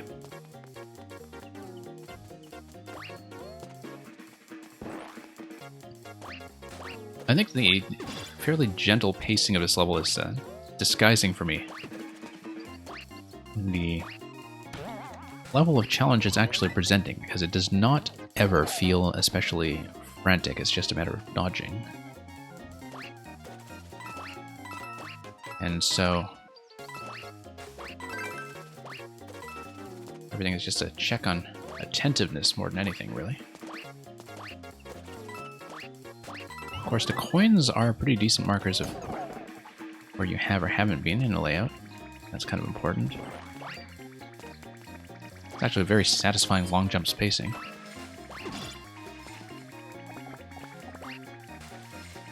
Kind of wonder if I can just... nope. A little bit low on that.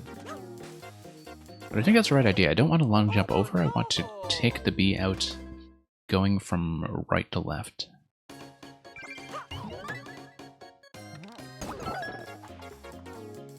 And yeah, you recall the 5- special, Kamek's Revenge, if I recall. Definitely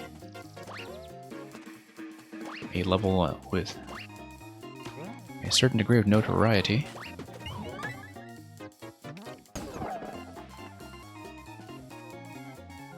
But yeah, I mean, you know, as much as Yoshi's Island has a tremendous amount of longevity to it when it comes to getting a score of 100 and having to do everything very cleanly at once,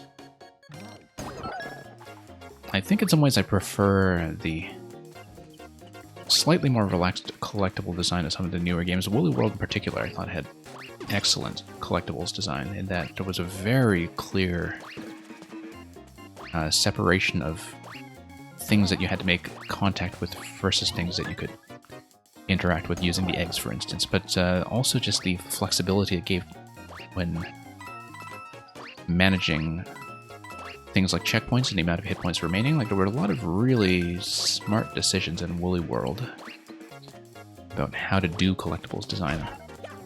I feel like in the Switch game Crafted World, a lot of those innovations were actually rolled back slightly or just forgotten about in the design, and I found that rather unfortunate. But yeah, Woolly World I thought was extremely impressive. I was actually quite surprised by how much of the magic of Yoshi's Island it did in fact manage to capture. Also a very satisfying game to take to 100%.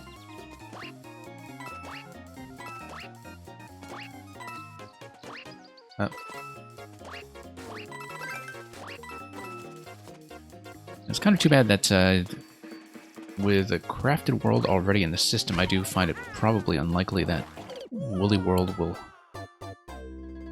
get the treatment of being ported to Switch. And indeed, even the Woolly World level in Smash did not make it to Switch. it was one of the few omissions from Smash 4 going into Smash Ultimate. And so poor Woolly World has been set aside in so many ways. Because it really is a phenomenal game, and yeah, a lot of things that would really make the Switch feel very complete as an anthology system. I have somewhat often talked about how one thing we're really kind of missing is still a definitive and high-definition edition of Donkey Kong Country Returns. I think that's something that is really due for something that has the mix of HD and a standard control option, and perhaps the bonus content that was added in the 3DS version, which I have not looked at before. That it is a game that's kind of due for a bit of a revisitation. It's actually the 10th anniversary of DKC Returns this year, in fact, and perhaps even this month if I recall, but maybe slightly off when it comes to my reckoning there. And yeah, Safety of Man, this is of course just the 3D World rendition of the slot machine and bonus room music in SMB2. Whoops, missed a wall jump there. Oh no! DKC returns, yeah. I mean, that's something that you would want to have released for a major anniversary, because it would be many happy returns.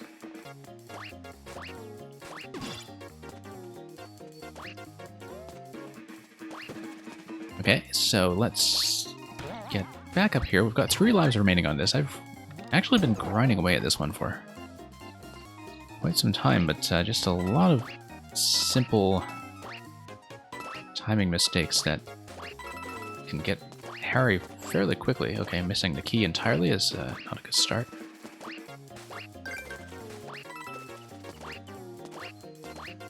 Yeah, requires quite a bit of finesse when it comes to positioning. A lot more finesse than it looks, just given how spacious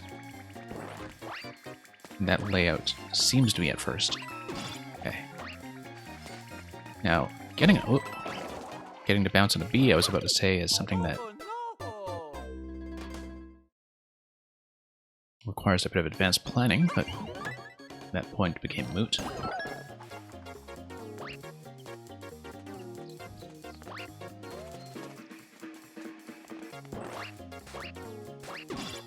Yeah. Yeah, but as far as 1950s television goes, there is really quite so much, and actually, Safety, I know we've had this conversation before because we were talking about the gypsy jazz bands that were playing at the Green Mill, but there's so much going on in the Nintendo catalog of music, particularly in Mario series, that is, for a significant generation, actually one of the most popular points of contact with the harmonic language of the era, in terms of, you know, things that were the harmonic conventions of Tin Pan Alley and songbook writing, which in turn just informed a lot of the popular orchestration of early television. And the comparison I like to draw is actually to the Vince Guaraldi score for A Charlie Brown Christmas. I actually think that the closest thing we have to Charlie Brown Christmas in terms of a gateway into this music is in fact through Super Mario. And that's not really an argument that's original to me, of course. I think people far more knowledgeable in the catalog can speak to that. Anyway, so... well, here's some kisses. I really see fishes rather than kisses, but okay. Oh, I see. The fish are kissing. Kind of like a kissing booth. And so we need to dip in there and grab the pink coins as a way of getting the key. Need to jump into the middle. I think we need to do it probably in just one fluid sequence. This is actually a really cute room. Very fun idea from Rybones here.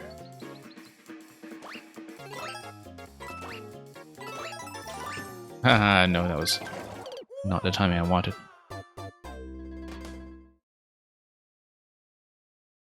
Yeah, quite a unique use of that mechanic as well as the 3D world collisions. I actually didn't know multiple Porcupuffers would have that kind of collision interaction like that, because without the Goomba head, you would just never really see that. You would never see that interaction put to use in a controllable manner, because you would just have the Porcupuffers chasing Mario around almost immediately.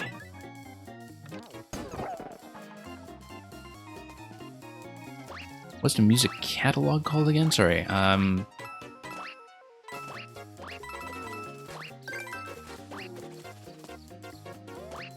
Catalog as in... I'm trying to recall what I was saying. I'm not referring to an actual catalog. I'm referring to just sort of the style of the kind of legacy of the Great American Songbook and the Tin Pan Alley style of writing. Oh, no. Just in terms of, you know, the convergence of elements of late romantic harmony and Jewish music and the blues. Just all those things in conjunction.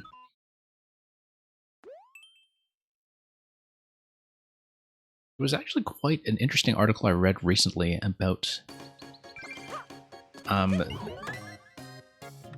a body of music that was written by a particular composer whose name escapes me at this moment, but who was basically the uncredited composer of a lot of the themes associated with cartoon music in the Warner catalog. And that, of course, the composer that was credited on a lot of the classic Warner cartoons was Carl Stalling, and Carl Stalling was constantly reworking material and motifs from classical music that were just kind of part of the cultural knowledge of the day, in that people would constantly be hearing Wagner, Dvorak, etc. on the radio, right? And so you would hear that all over cartoon music in Looney Tunes, Merry Melodies, but you would also be hearing a lot of compositions by this one particular swing band composer who went uncredited because he just sold his catalog directly to Warner. Yeah, his name escapes me at this moment, but there was a really good article about that I'll have to dig up and show you. Yeah, Tin Pan Alley, thank you, Dark Flash. I don't know if I'm speaking clearly into my mic, but we've had some audio things to sort out here lately. It's much less glitchy on my new setup, now that I'm in a place with far better internet as well as somewhat better cooling. But I've actually still had some audio synchronization issues when I've gone over my videos from previous streams, and so do let me know if there are any issues when it comes to the mic setup, the game audio sync, etc.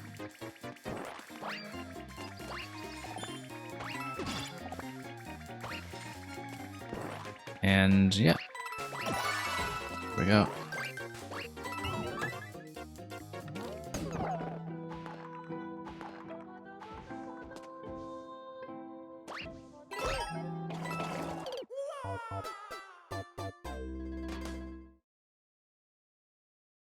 Yeah, Dark Flash, I don't know if you'd seen it, but there was recently a piece in the New Yorker as well that was about Wagner in film music, and I believe it was a chapter from the new Wagner book that Alex Ross from the New Yorker had been working on for about a decade. But anyway, he finally published it, so it is this massive 800 or 900 page volume about Wagner, which I guess is itself a Wagnerian in scope.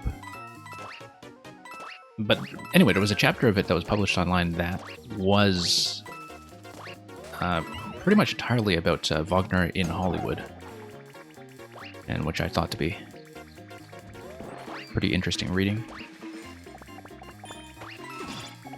But anyway, back to the Porcupuffer kissing booth. We can get here fairly consistently, at least. Yeah, the wall jump at the end is, or the timing at the end, I guess, is the thing that is going to require a bit of planning, but... Oh boy, okay. A little too ambitious with the jump there. I could have given that a little more space, or at least a twirl on the landing, just to create a slightly more generous window, but... Easy to get back into this, at least, with the clear conditions. Is obviously a 0 checkpoint level, and it feels like it's just the appropriate kind of length, especially once you learn some of the trickier patterns, like this room in particular. It's not even that tricky a pattern, it's just that it's very easy to throw yourself off with your movement as you're heading towards that key. Just requires a fair bit of care and attention. Whoops, there we go. Let's not bump our head against the spike blocks. Okay, fairly gentle once you master how to handle the bee. I think we have a pretty good method for that now, it's just a matter of getting here reliably. No, not at all.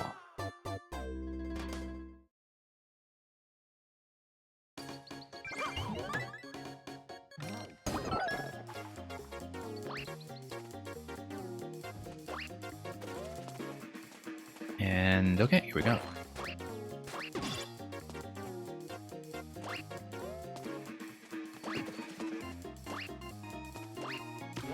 I think I've been on this one for quite a while. But we'll see. Very different pace to this one relative to the rest of the Super World so far, but it does, oddly enough, feel quite in line with the difficulty tuning of everything else we've seen. It's just a very different flavor of challenge from what Rybones had given me so far in the Super World as we've seen it.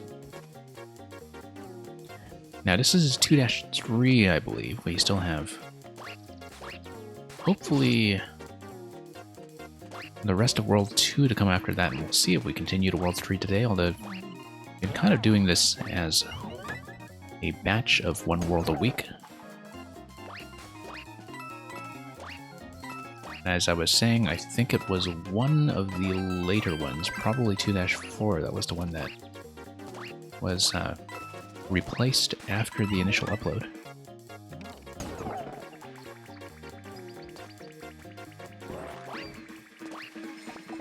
Okay, tap that. And over here. And back we go.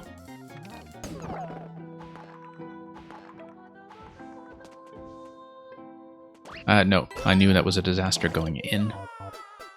Sometimes you just know right from the first jump before you have even landed that that is not going to be the run.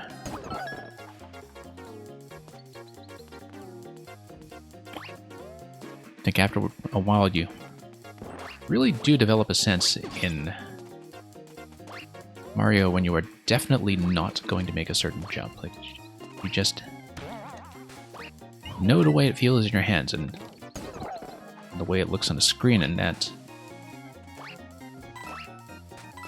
it's just not going to line up. It's sort of interesting, the intuitions we develop for that in terms of our expectations for the physics system being conditioned in such a way that we know when something is just not going to work.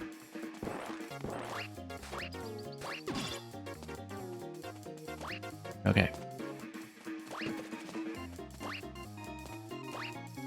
I'm pretty confident the kissing booth should be the last part of the level, though. I mean, I think that's very difficult to top, even with whatever Rybones has come up with for the flag room and the final GG sequence. Oops. Totally missing the wall jump on that corner.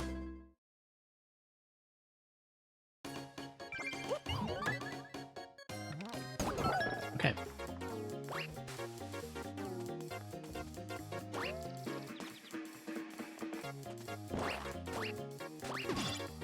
Turn that off. And forward.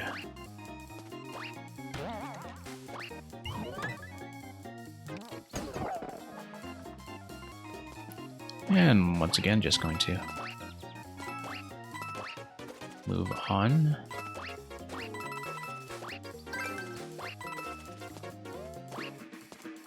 It's funny because just given the reliability and regularity of these patterns when you have the Goomba hat on, this is probably the least terrifying that Porcupoppers have ever been. You know, for all the deaths that we're taking here. Because even when they were introduced in SMB3, I think they were just one of those things that is uniquely memorable enemy for all the different ways that you can get sniped by them. Nope, the rhythm was totally off there.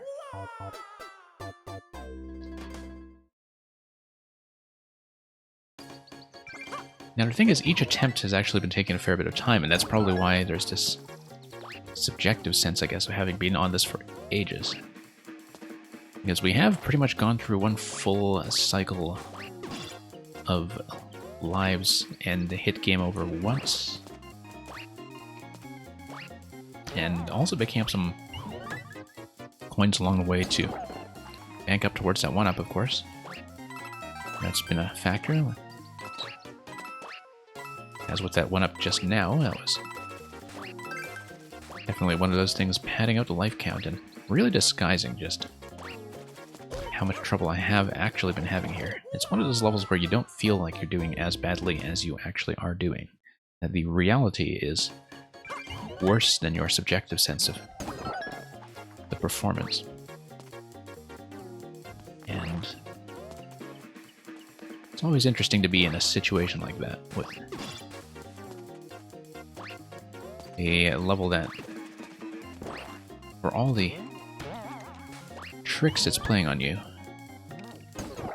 really does not feel that bad. It feels very manageable just with, you know, standard Mario technique, but a good sense of timing. And that's probably the deciding factor here, is that it's just never really hard on the inputs.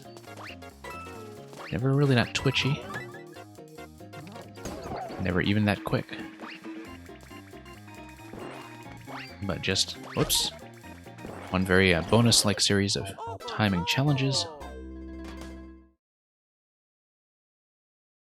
Which is probably why this SMB2 bonus music, as rendered in 3D World, is kind of an ideal match.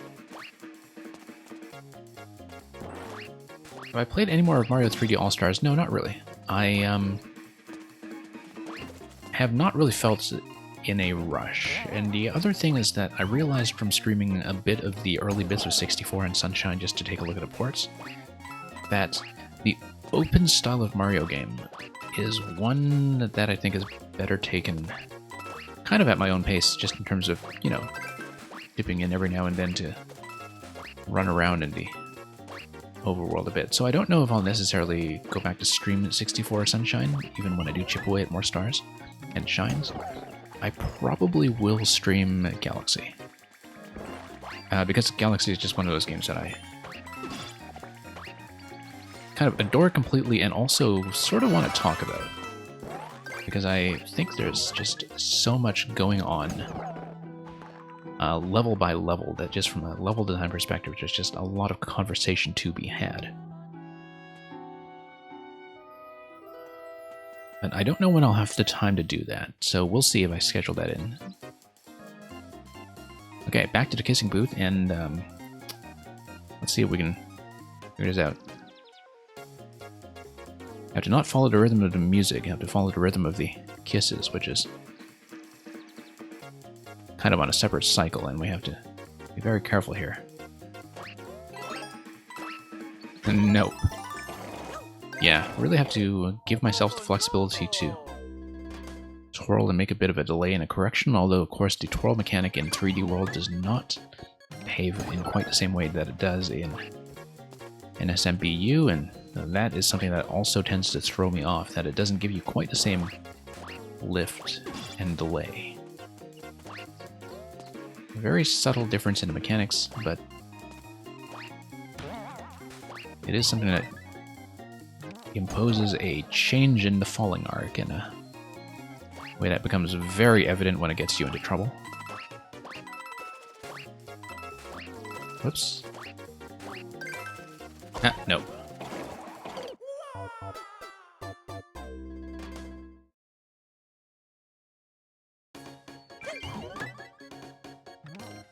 But yeah, as I was saying safety earlier, that I am kind of glad I held off a little bit on Ori, just from the performance issues, because originally I was going to definitely prioritize that over some of the other games that have come very suddenly in this recent deluge of content.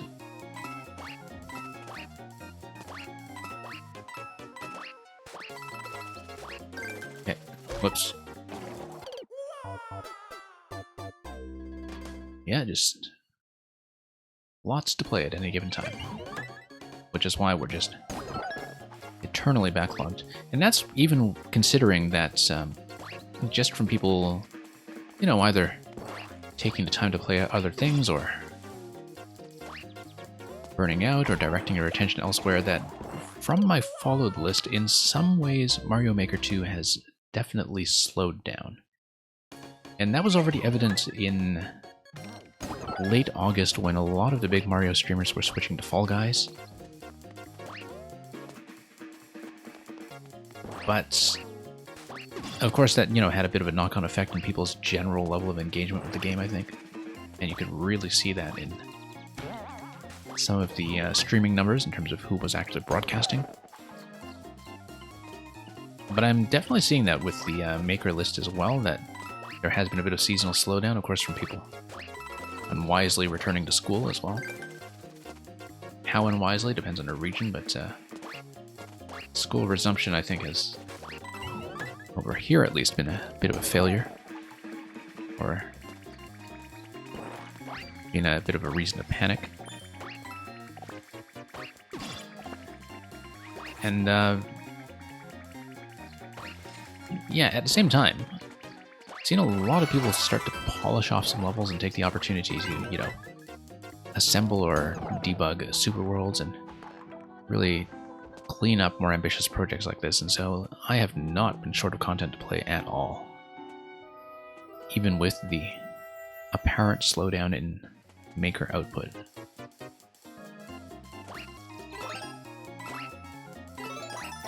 Nope. Okay, did I at least make it over to the key for once?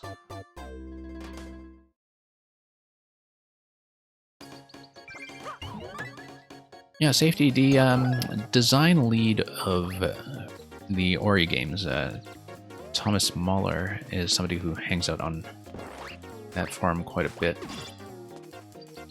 And he monitors it pretty closely, so... And, you know, given just what a huge effort it was to get Ori and the Will of the Wisps onto the system in the first place, I think there's a great deal of trust in a technical team in terms of their willingness to address these problems. They really got the first Ori game up to a great state of polish. But of course that was much less demanding. And yeah, Switch ADHD, welcome by the way. Welcome back, I should say. It's not necessarily staleness, I do think that it's just a bit of a quiet season. And these things come and go, like it's kind of like the game having settled into a bit of a long-term plateau, especially with not a lot of perceptible content updates coming. If any updates at all. But yeah, it's definitely something that has come from multiple factors, I think, in terms of both streamer and maker interest having had a bit of an off-season. Obviously, we can kind of expect that again, you know, going later into the year with people who might be diverted by the new console launches and other things like that. I mean, with Mario players specifically, there has been almost too much to choose from lately. That we have, of course, a lot of interest in 3D Mario, revived by the collection. And a lot of Mario streamers are understandably playing that. Oh, almost.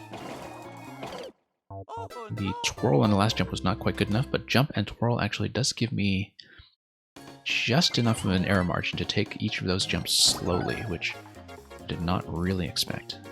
Just don't have the timing down for it yet. And yeah, I do think that there's a bit of sameness to Kaizo with time, because the established bag of tricks and setups is pretty much developed at this point, and that, I mean, I'm not really a Kaizo player, so I can't speak to that specifically, but it seems like that it has settled on a very stable style and a stable repertoire of techniques.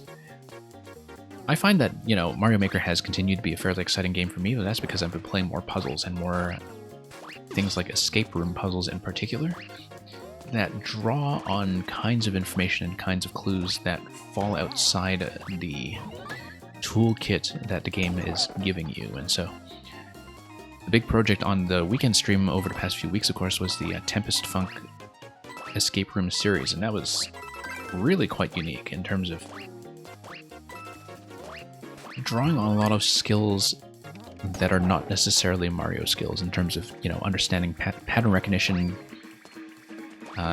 cryptanalysis, and, you know, just a lot of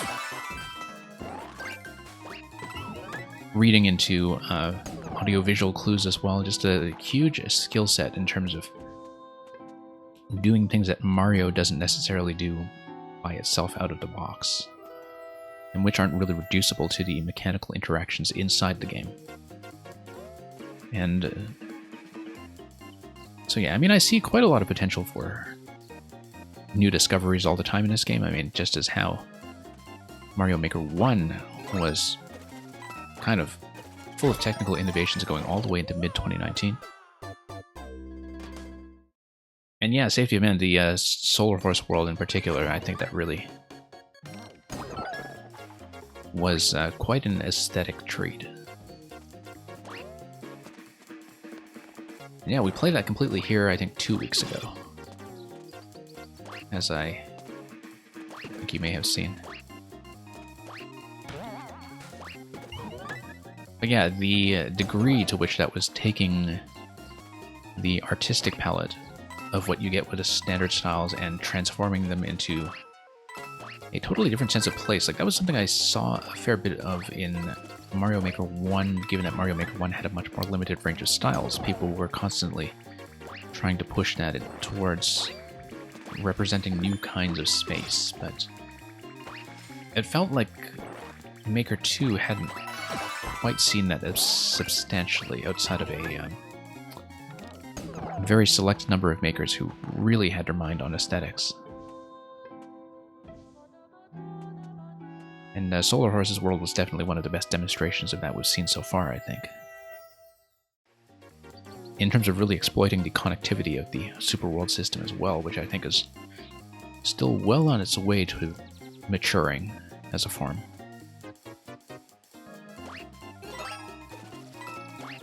No. Third jump, totally off. Yeah, Switch ADHD, I totally get what you mean. Not necessarily bad, but that, like, there is a bit of a sameness after a while where you feel like, okay, you know, it's not that levels are bad, it's not that they're not enjoyable, but you do kind of feel like you have played them before, and if you feel like you played them before, then why are you playing Mario Maker and not something else, right? Like, that's the question you start to ask yourself. And I feel like I've not hit that yet with things like puzzles. I feel like I'm a fairly long way from hitting that, in fact, in terms of learning new kinds of finer points of mechanics all the time, even in just the puzzle level that we did earlier in the stream, which was the Grakowski 1-800 plumber puzzle. We solved that immediately before playing this world, and that one was basically also an exercise in highlighting certain mechanical interactions and puzzles that I had sort of overlooked. And yeah, Switch ADHD, I think that's why something like 4YM is such an important event. I do think that that sense of stagnation probably would have kicked in somewhat earlier, were it not for 4YM being a maker festival that had such a broad reach when it came to reaching a lot of different styles of players. I think that's the thing that I discussed with some of the other 4YM makers before, was that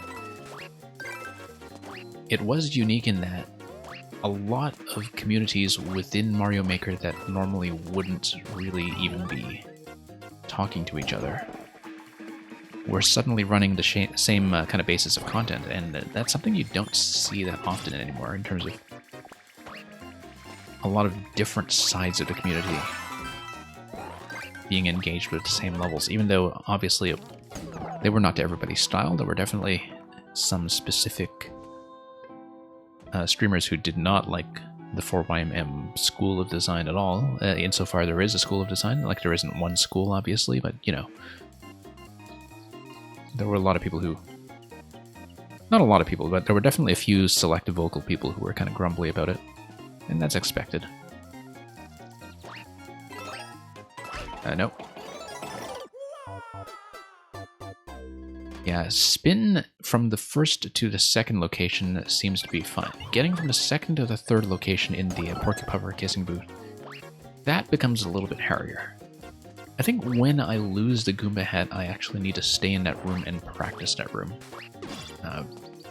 Because working to get back to the Kissing Booth every time is something that's significantly extending rather my time on this level. And hey, Jato Wild, welcome.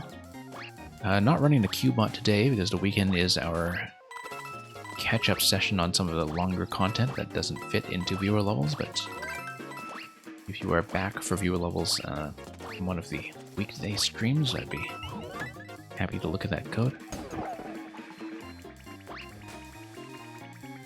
And Safety of Man, you were saying...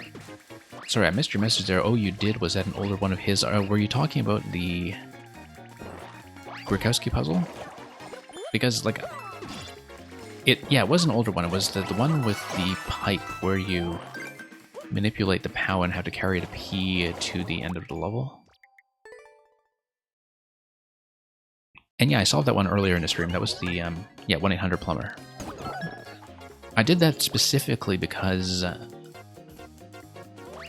out of the many Grakowski puzzles I have played, I kind of vaguely remembered to jot down a few streams ago that it had come up in conversation as something that you or perhaps some other people had not solved yet. And yeah, I did manage to get it. If you want to look over the VOD afterwards, I mean, I'm not recommending that you spoil yourself if you have not found a solution yet, but yeah, I got it.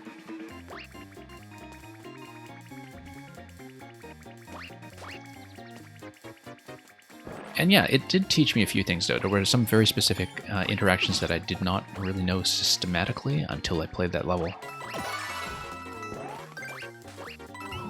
And there was one part of the solution at the very end that I kind of got by guessing, in a way, in terms of lucking into the right mechanic, but...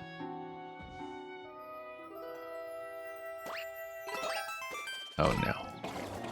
Okay, like I said, I should probably stay in this room and practice. Oh, except I can't practice it because if I lose the Goomba hat, they fall off the regular pattern of the Porcupine just spawning into the kissing booth. They don't like having the kissing disrupted.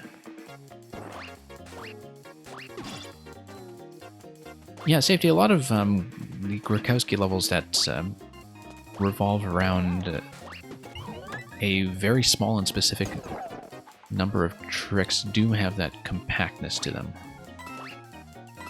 And that a lot of them are just kind of two-room puzzles and often, yeah, just with this very confined cyclical interaction that is all about one or two very specific mechanics that you might not necessarily know, and which, you know, sometimes require a little bit of poking around when it comes to understanding how the engine is working. Nope, totally wrong.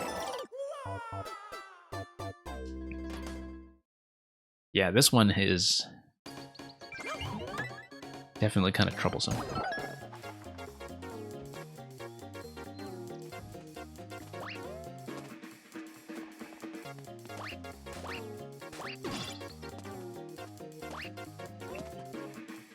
But yeah, to go back to what Switch ADHD was saying earlier about people's design sensibilities, one thing that had come up in the viewer level stream I ran on Thursday, which I hadn't quite articulated in this way before, is that it seems like a particularly difficult skill set as a maker to make something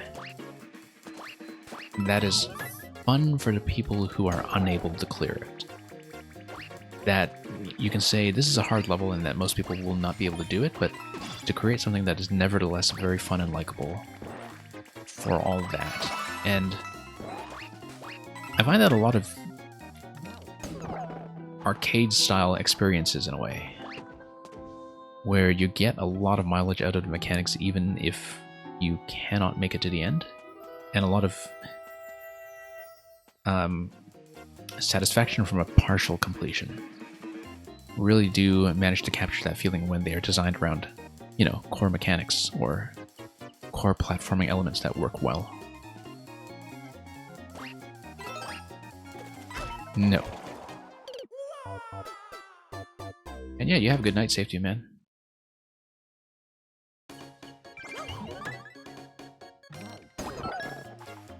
And yeah, if you need some kind of minimally spoiling hint on 1-800-Plumber, I might be able to assist with that, but it is something that actually didn't take me too long.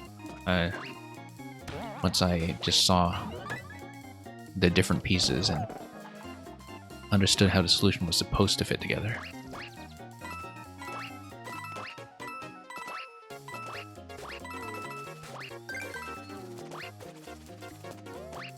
Oops.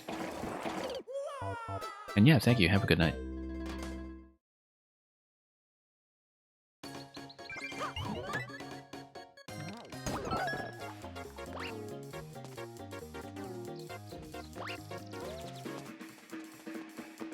Yeah, this one has been a massive roadblock. Hasn't been expending very many lives, but has been expending quite a lot of time.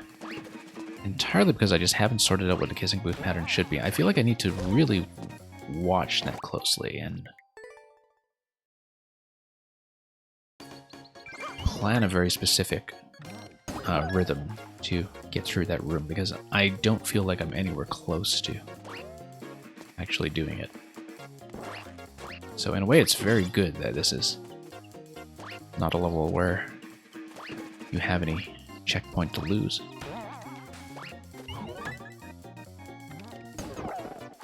And despite how much trouble I'm having with this mechanic, I do of course enjoy unique designs with a Goomba hat as much as ever. Nope.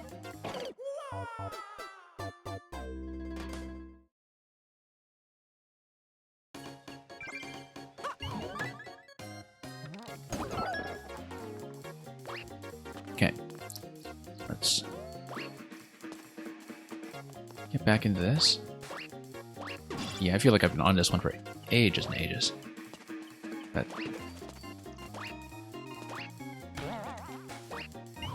we'll see.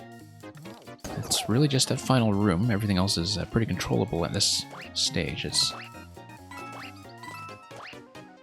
definitely a situation of burning a lot of time and attempts to get back there.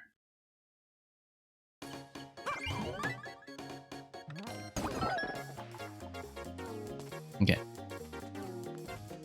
Once again.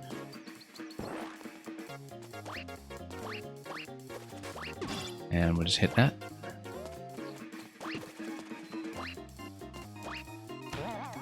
And back up we go.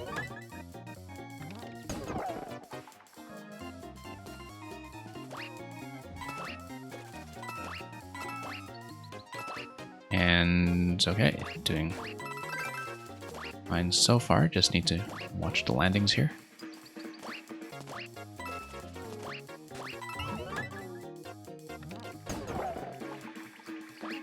And down we go.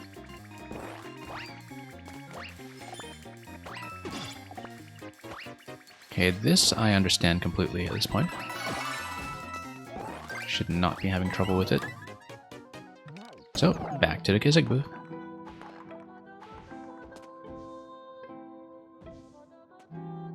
Okay. Really need to figure out the transition here rhythmically. Jump. Okay, jump timing is going to be when the spot is open. Like I jump into it, I jump back out. Yeah, maybe just short rhythmic jumps will do the trick. It's not quite on the beat of the music, and that's the thing that's throwing me off partly, is because I'm trying to visualize what the rhythm should be with the Porky Puffers, and it's not going to be quite a match. Let's see here.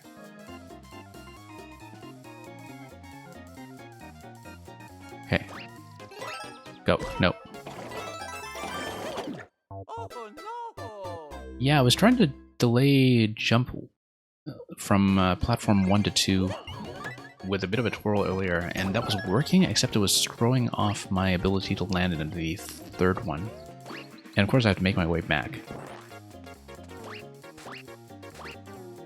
It's kind of a hard read. At least everything else up to that point is going pretty smoothly.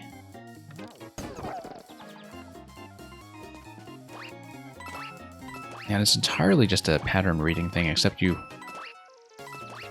really do have to commit. I mean, I want to leave myself the ability to adjust. It's better to have a jump that's a little too short and twirl to delay it, than to have a jump that's a little too long and can't be corrected. Like, I should be erring on the side of leaving room for correction. Okay, my pattern here is kind of off, but that's okay, we got it.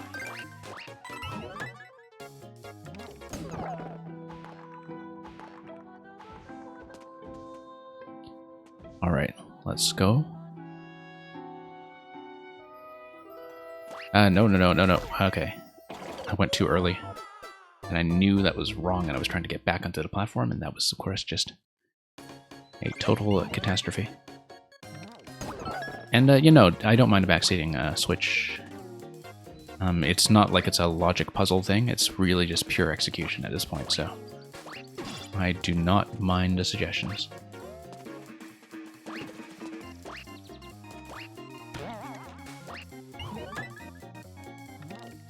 Yeah, because I feel like, you know, it's not like it's a sort of a logical problem in terms of figuring out what to do, it's just pattern reading in a very pure sense.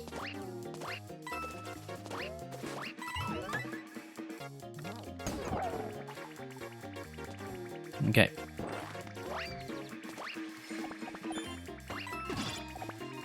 It'll be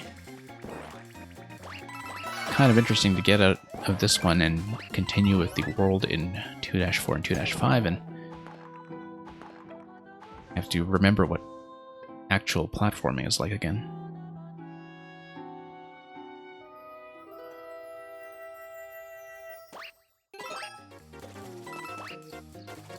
Nope. Yeah, you see, the third one now I'm a little bit early. I just need a bit of a fuller jump, I think. The sort of medium jump and twirl does work for platform 1 to 2. But then I feel like I need to sort of systematically figure out each of those adjustments. And really watch the fish making contact for a marker of when my landing time should be. Very, very tricky.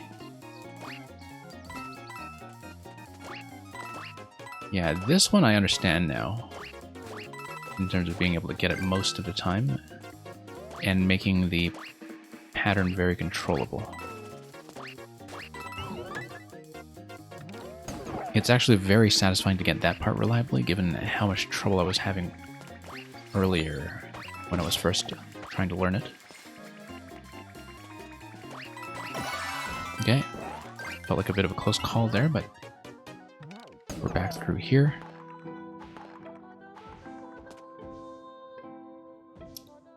Okay.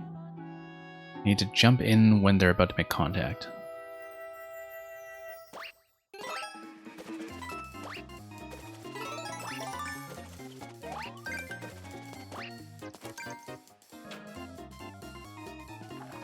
Oh, and there's more. Okay, that was a really difficult room, though.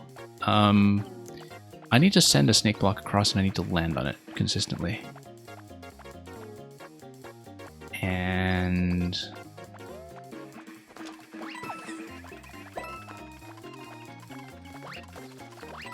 okay.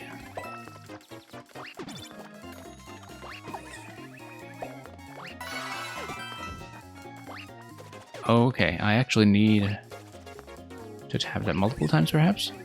Oh no, I just need to get through the door. I need to tap it multiple times if I want to get the mushroom. That's okay, the last room was not hard. And thank you, Switch ADHD, for bearing witness to that fit of madness. So much for 2-3 Fugu Fields. That took me a while. But we made it. And the thing is, that was a bit of a roadblock given that we are playing this world as a world. Okay, let's see what's next. Yeah, that took some work. Here's 2-4 Atmospheric Amble. And that is a sky level. Once again, I have to remember how to jump. And remember just how to play the game again after having done that one thing and being tested against that single skill set for so long. I need a bit of a dash going into that. I knew that. I was just a little bit off. It's just a matter of using that for delay purposes. No. The issue there is that I'm leaving too late when the platform I'm starting from has already started to dip down low from falling off the track. So that's the adjustment to make there.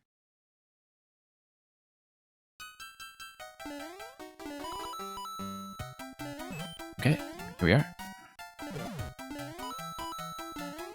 Gotta go now. Gotta go now. And... yep, just was in the middle of reading that in terms of understanding the pipe timing. And that just threw off my momentum a bit because my eyes were sort of in two places at once. Yeah, I need to fall back in and get up to the pipe immediately. Okay, it's understandable.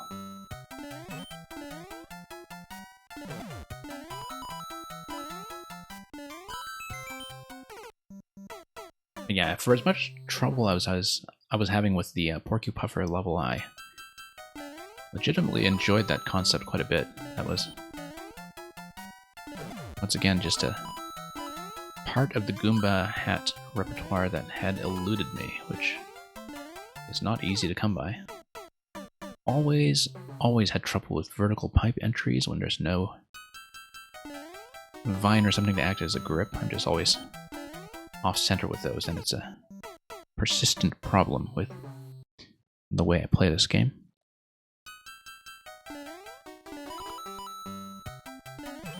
Okay. Here we go.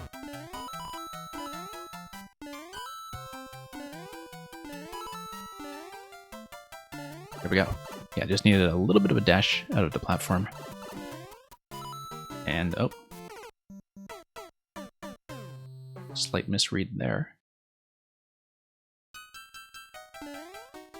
Yeah, I've definitely seen some makers be very considerate about the vine placements that assist with the climb. I mean, here I think it's very much part of the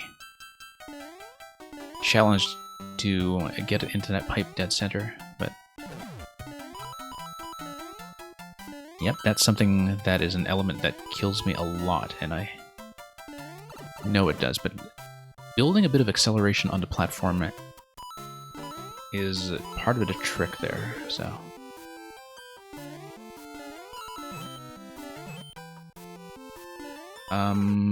I didn't understand this. Oh, yeah, you hit this on-off switch once, and then you have access to the pipe. Okay. Oh, whoops. Yeah, I just didn't read that properly. There was quite a lot going on in terms of seeing what the on-off interaction was going to be. But that's just one of those things I'll have to see a few times, and once I understand it, it should not be too much trouble to deal with. Okay, 6 lives left, and we are still starting from the beginning of the level, so not really at risk of losing checkpoints or anything. Execution-wise, this is not bad at all. It's just a matter of doing the read, and one major execution barrier here, of course, just being getting into the pipe.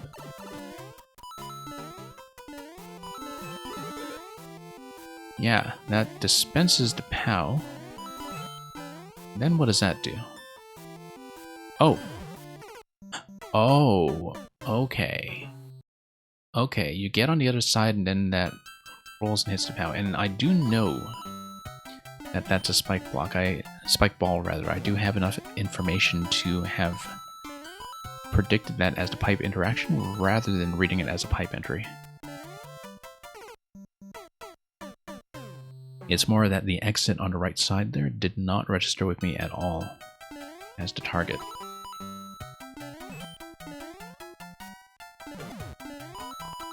But we'll just take another look at that.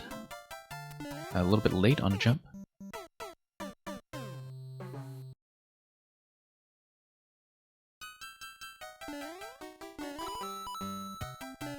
Okay, here we are.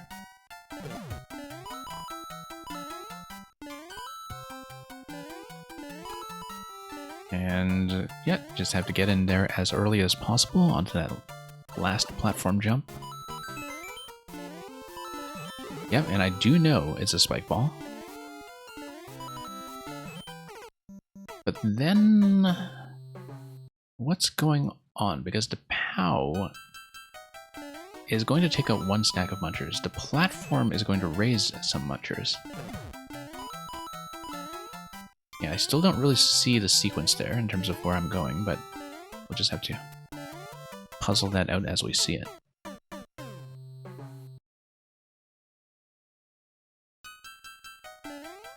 Yeah, because you've got a 3 muncher stack there. 1 muncher will be accounted for by the spike ball hitting the POW. And what is the on-off interaction then? Because obviously it needs to be on the on state for me to get across the barrier to the right. Tapping repeatedly does nothing. That's not going to be right, but I need to get back onto the POW block and then forward again, I think. Like jump left to the POW block and then back to the right. And then the spike ball rolls over and hits the POW, and that accounts for 1 muncher of 3.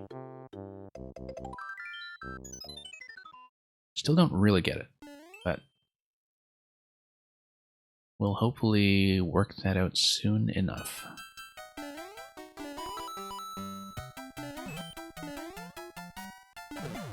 Okay, here we are.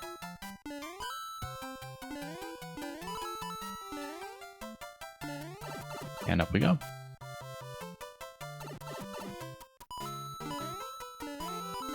And here we are. Okay. I see. Didn't expect to kill on all of the munchers at once. We'll have to think about that.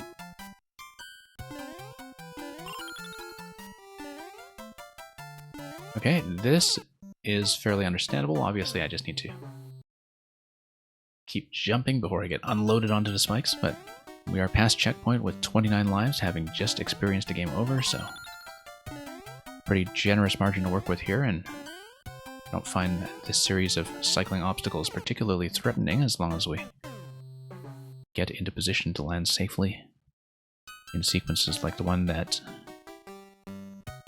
took care of me just now. Yeah, just need to stay on the right side of the platforms.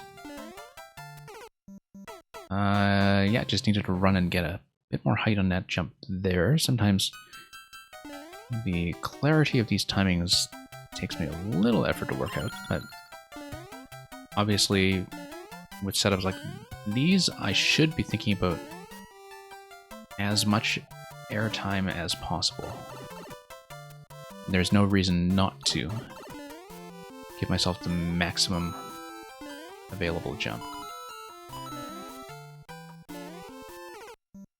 Yeah, that P is supposed to be a grab. I don't know why I was hedging on that and thinking that it might be a P bounce or something. It's very obviously supposed to be a grab. I see that there's a P switch release on the POW block immediately afterwards. Oh, maybe it is supposed to be a P jump. Who knows? Because you obviously should be releasing the P switch as soon as possible, but then you can do that with a P grab followed by a soft drop on top of the platform and a jump on top of the P. That will release the POW on top of the muncher, I think, that it will fall on. I hope my visual memory of that is accurate here. This sequence, not too bad once you learn where the corners are.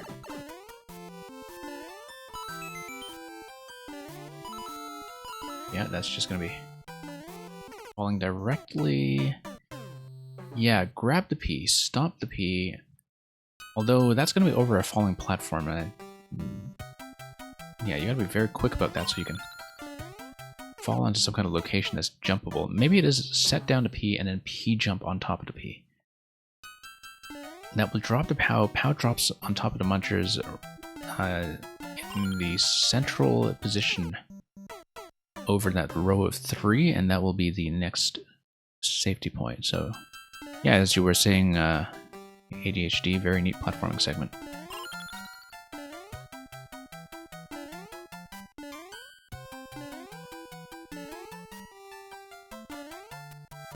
Okay.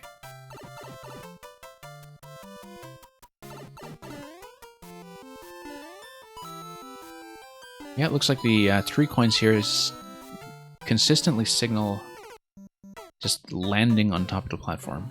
Obviously, I'll need to hit the P coming out of the next bit when it goes down.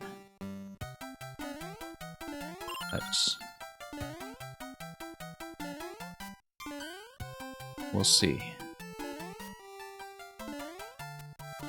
Yeah, very smooth and readable cycles here once you have seen it once. It's one of those things that just feels very fluid. Okay, a bit too low on that, but that is the right idea. It's just that I was out of position in that I soft dropped the P on the left and cut momentum when I should have been soft dropping it on the right and giving myself the most advantageous position I can to quickly get on top of the POW block as soon as it drops. So, just a tactical error.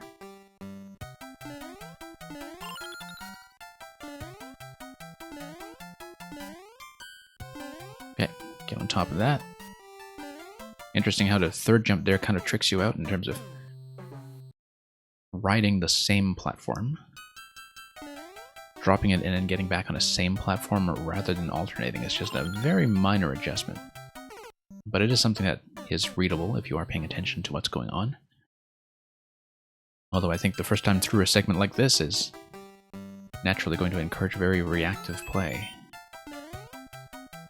And just going with the flow rather than taking a close look at which of those tracks have knobs on the end and which of them don't, because it's just one little reversal on the third jump with the knob at the end of the track that is there to fake you out a little bit. Okay, gonna fall gently. Fall gently. There we go. Nope. Just a little out of position. I obviously did not want to grab. I was still holding the dash button going into that because I needed that full momentum. I think it was just a little low in that position regardless.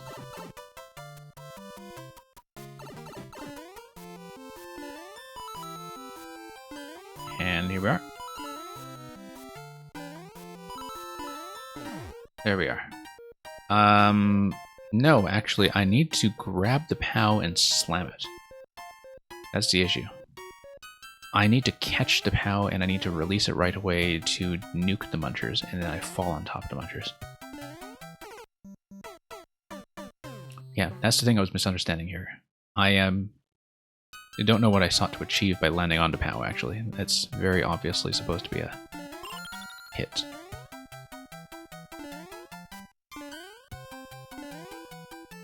Just gotta catch and release.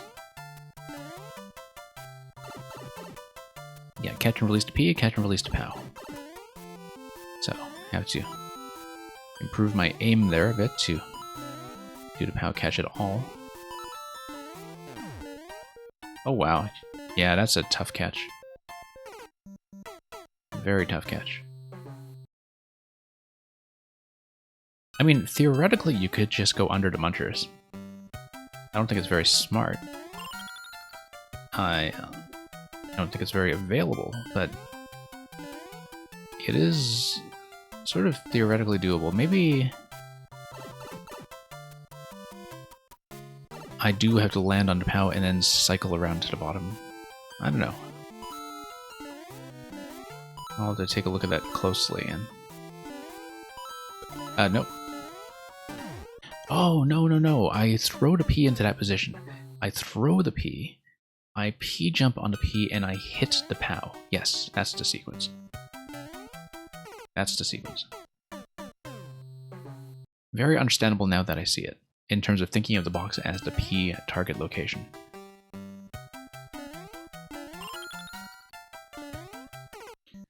I know there are certain kinds of players that would insist on a C-shaped throw indicator for the P-switch, but I don't think that's necessary. I think that's actually kind of satisfying to figure out from a reading perspective.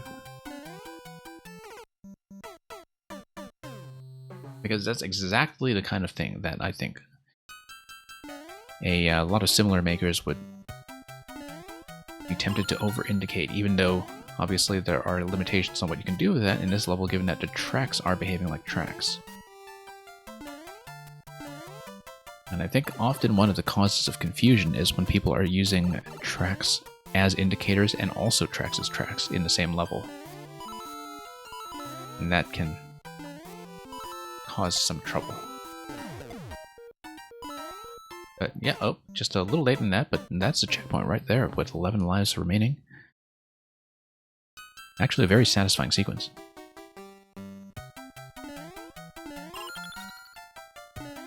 Of course, the flimsy blue platforms are very much a staple of people who do the kind of just barely sub-Kaizo 1% range of hard platforming. And you can see why, like they just have these very satisfying mechanical interactions with elements that are temporarily available. Look at this pipe over here. Oh, you can go up. Okay, good. Hey, bonus room. Look at that. And I totally missed most of that stuff. I appreciate the bonus room. And it's something that you can only get if you are arriving there with the P-switch active. You can't get it directly from the checkpoint. If you'll see how it is set up. Yeah, it's a reward specifically for making it to the checkpoint, and not after. Now, no spin jump in this style.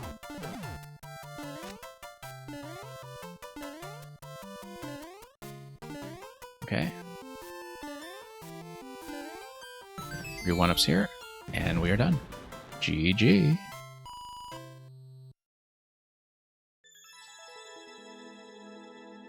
Okay, that P and POW interaction, once we figured it out, was actually very satisfying to play through.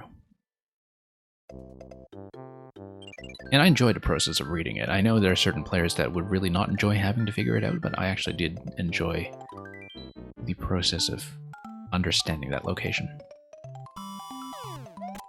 Now, I'll probably just finish World 2 and leave World 3 for a future session, likely next weekend.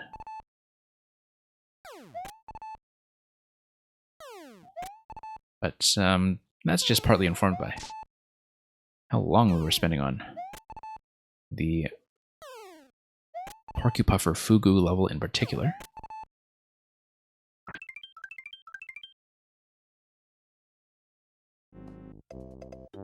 Some of the recent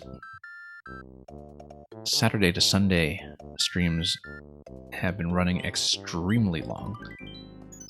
Partly because we had been trying to cram in both the escape rooms and the super worlds, some of the super worlds being the full 40 courses. We're not going to do that today. I'm not going to be running that long. But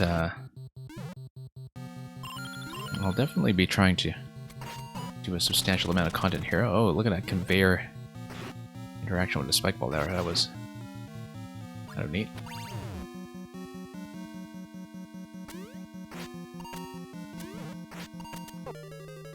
Okay, so that was mainly just an error in not having activated an on-off switch up to that point. I'm clearly supposed to do a spike bounce there, but I just misread that. Yeah, this little shield interaction here is really satisfying because of the way that the conveyor belt gives you that sudden acceleration of the spike ball. Oh, whoops. Yeah, okay, the diagonal tracks here represent arrow shots. You do one arrow shot to get across the barrier, you get a second arrow shot in to open up the next location. And that was something I didn't initially realize because I do not read indicators well. There's even a down arrow telling you about a shield, but I find that indicators sometimes just clutter things. And the diagonal there, once again, is supposed to be an arrow shot into the second piranha. So I find that when there's a lot of indication in a level that, unless it's about something very locationally specific, like an item throw or an item drop, that they actually make it a little more difficult for me to read what's going on. But that's just a function of my playstyle. No, I need to bounce on top of that. I'm a little too slow. Okay. Only slightly too slow, though. There's actually a fairly generous margin of error when it comes to getting on top of that next platform. It's just that I missed too many opportunities to do that safely. Whoops.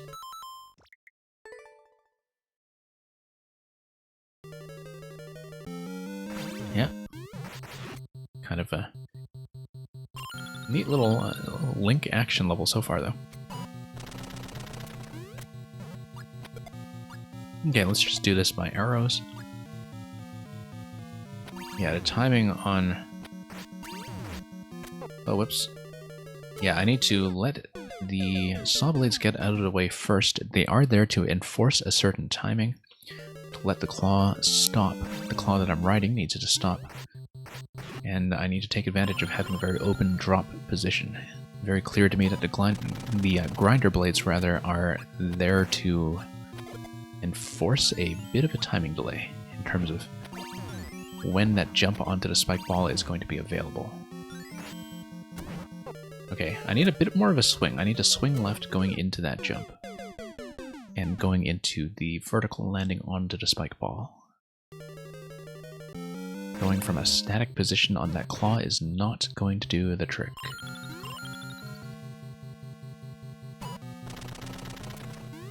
Okay.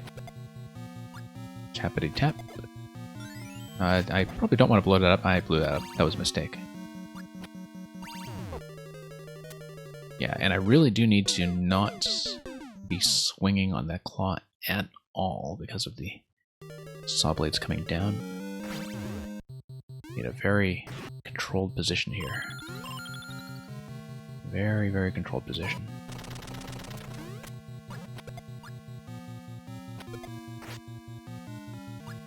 And yeah, just need to be very stable on this claw.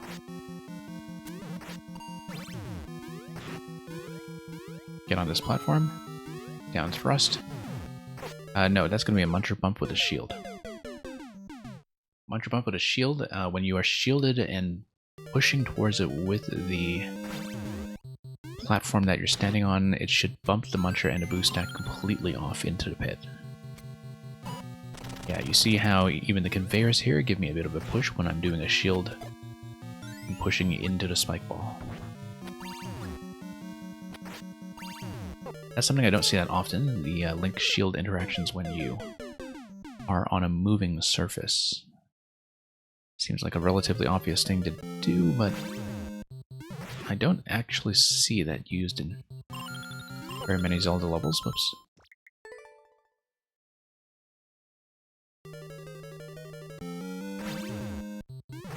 Yeah, pretty interesting castle stage so far.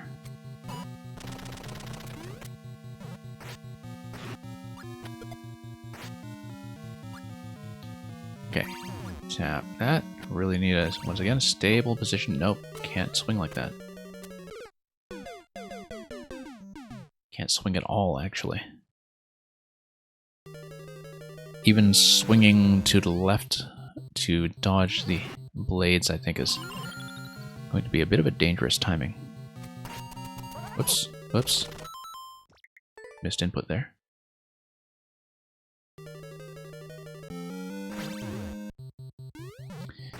Yeah, I think maybe the saw blades are meant to encourage you to swing left. You need to do a pretty big swing, though, for that timing to make sense. Nope, no, don't blow up. Okay. I do a lot of accidental bombs. Okay. And hey, Lazy Goblin, I'm not running the Q-bot for this stream. We do run the actual viewer level queue when I'm doing Mario Maker elsewhere in the week, but this is my backlog and catch-up stream when I'm doing things that don't fit into viewer levels. So, would be very glad to look at yours, but not going to make any promises today. I am about done with this Super World segment, though, so might be able to fit something in if I finish this level quickly, but... Okay. And same with that, asking for it, welcome back. Again, on a weekend stream I don't run the Q-bot, but I am almost finished with the Super World segment that I'm doing here, so I might informally be able to take some levels. Actually, Furt, I think I saw you on the weekly medal list, since you had been making so many levels at once and just publishing a whole ton of them day by day. So yeah, congratulations on the medal, if I was reading that correctly. But yeah, you're always welcome to hang out here, of course. I'm not formally running the queue, but I may be able to do one or two things later, depending on how long I take. It's just that there's a lot of Mario Maker content that I think really needs a lot of room to shine in terms of not feeling limited by time. And so I always try to do at least one stream a week that shows that off. You know, in terms of like good content that is not really a fit for the ordinary viewer level experience.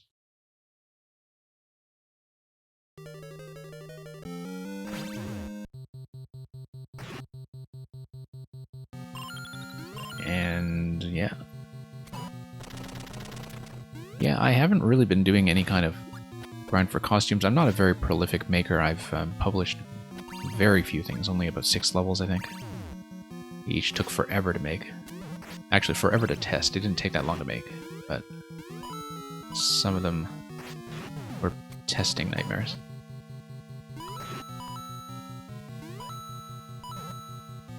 But yeah, glad the medal push worked out for you. Or the crown ranking.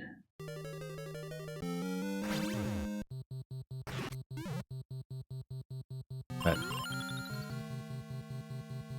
yeah, I normally don't even look at the top list or the medal list, so I don't even remember how I noticed that, but I think it was just idly browsing between tabs or something. It was not really an intended jump, but that actually did save me from the saw blaze just now. Okay, bump these guys. Drop in. Okay. That's correct. And whoa, what's this? The C indicator does not look correct. It should be dropping a bomb in that location. But oh no, P-switch. P-switch is gonna be arrows. Yeah. Well, I mean, arrow and then jump, obviously. Okay, 5 lives past the checkpoint, that's fine. Yeah, just missed a diagonal indicator for the arrows once again because we don't tend to pay nearly enough attention to indicator markings of any sort.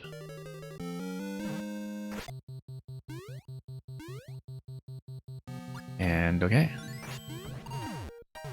Ah, yeah, okay. That's going to be the bomb interacting with lava to get the immediate hit. It's going to be arrow shot, followed by what looks like another bomb interaction. Interesting with that. Oh, I see. The bomb interaction is probably to activate an on-off switch that is hidden out of view in the lava. In fact, that's almost certainly the case. Whoops. Oh, okay. That was a little unexpected. I think it was behind the intended timing, though, so... Yeah, tap to pow. That destroys the Muncher. The Muncher clears out room for me to do a bomb drop after that.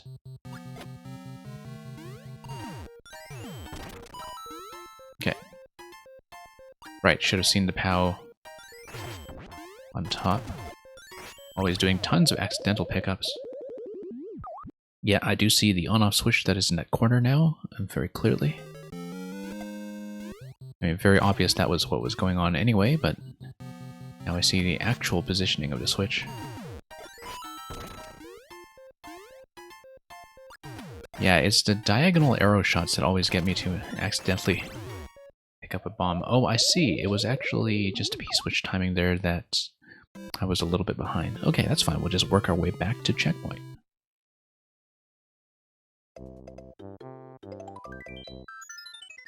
But yeah, we'll only take this super world as far as World 2 today, and then I have some other dangling world-related content I also want to get through.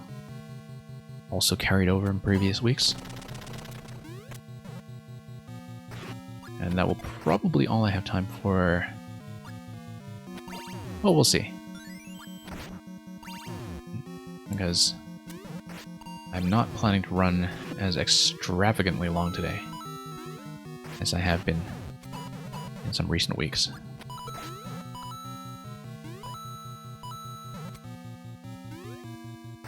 Yeah, a bit of a weird drop there, actually. Okay. Nope, just missed that. Yeah, timed arrow shots, particularly diagonal shots, definitely not my strength. But at least they are shots that are being fired from a standing position. It's the mid-air shots that really do a number on my ability to play.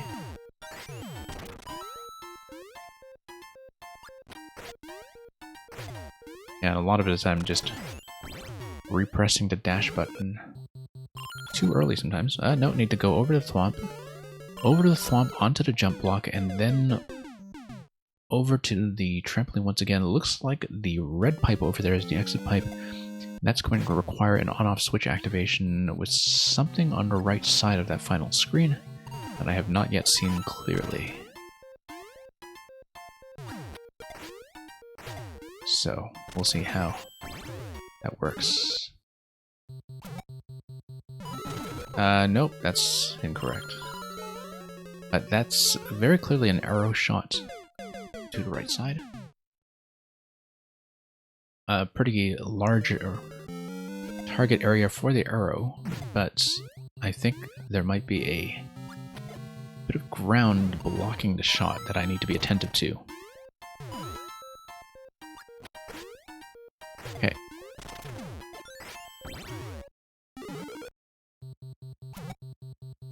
Okay, no. It's very clearly supposed to be just one bounce on the trampoline until later. It's going to come across for a second bounce at the end of the sequence, where I hit the on-off switches with the arrow and I have to get back upstairs towards the red pipe. I'm pretty clear on how it's supposed to go now. It's going to be this guy, directly over because that's a trigger on the blasters. Just need to do a slightly fuller jump in that location.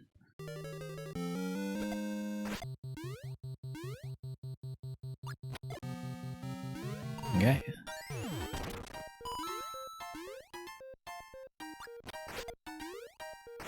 And here we go. Yeah, not quite the arc I wanted. I was trying to aim for the 10 coin because of course it's acting as a guide marker there, but aiming for it centrally actually puts me slightly short of the position I need horizontally. A little bit too far to the left on my part. So, make that jump, okay. Yeah, hesitating a bit too much at the top of the bounce. I really do need to go straight for the wall and not be too concerned about clearing the saw blades vertically, because that's not currently the thing I'm having trouble with. Whoops. Go straight for this jump, there we go. And here we go. Reasonably satisfying as we get into a very rapid segment that is going to require a downward thrust on spike ball. Yeah, sometimes you just have these minor differences in timing when you spawn in from the pipe versus spawning in from the flag that is really just one tile under or two tiles under. But yeah, this is a really fast scroll. Very, very quick. And I actually need a later jump on top of that spike ball. I'm going too early. It needs to be at the top of its track segment, so.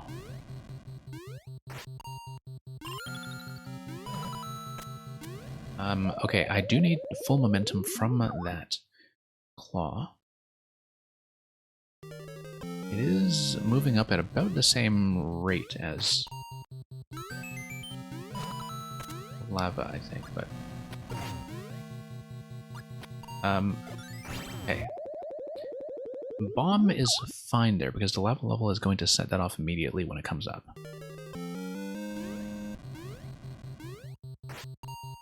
Okay, too early.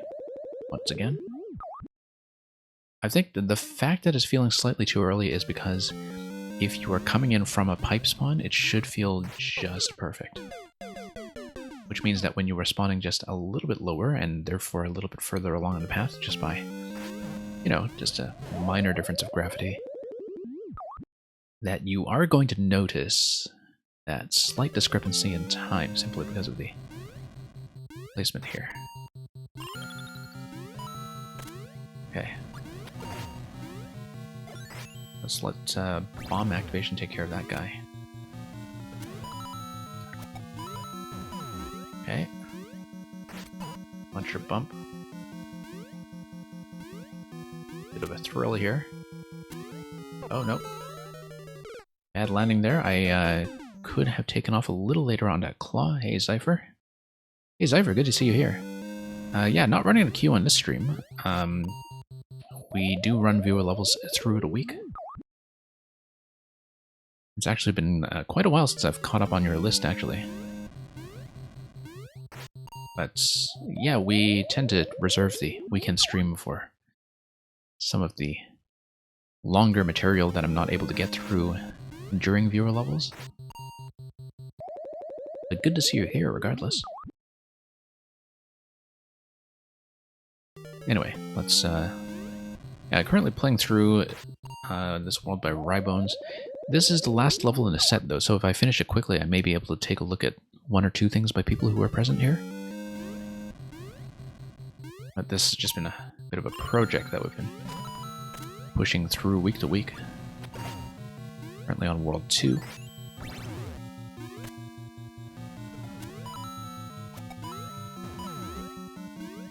Okay, muncher bump. And on we go. Oh, whoops. Just totally missing that.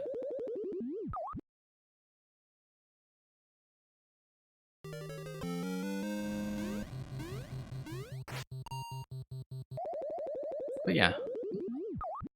We'll see who's here when I'm finished with this, because I can definitely fit in one or two. And... whoops.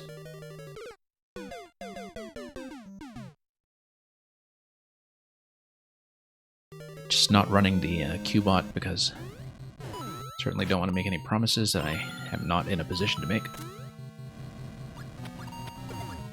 Okay.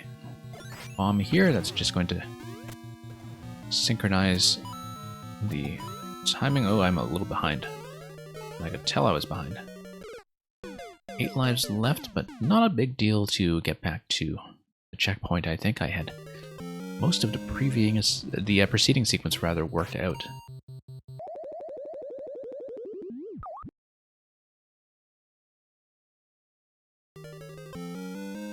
And yeah, Zypher, your level is short. Thanks for letting me know. I played a number of ferrets levels before as well, and I know that a lot of them are pretty manageable experiences too. So, whoops. Getting a bit dunked here.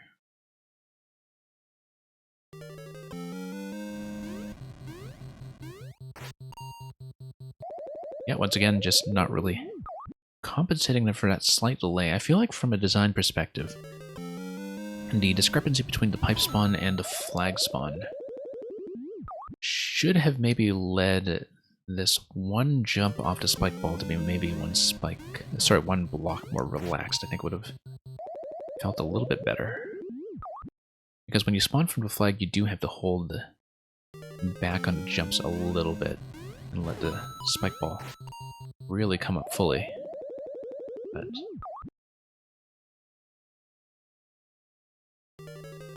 we'll see. Down to 1 life. I'm going to have to restart this one in just a moment, but that's okay. I feel like I've mastered most of what's going on in the early part of this level. It should not be too much of a hassle to get back to where we were.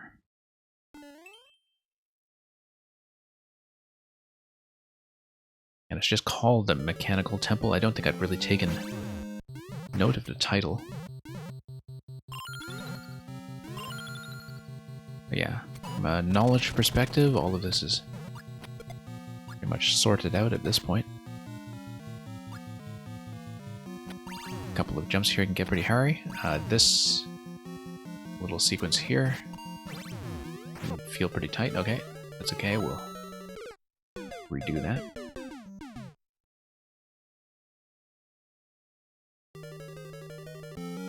But yeah, like I said though, I do know what I'm supposed to do every step of the way, so we'll just push that.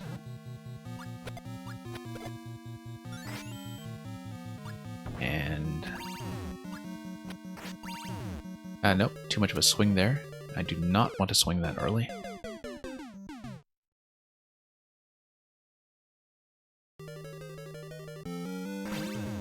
Okay. Grab the 10 coins.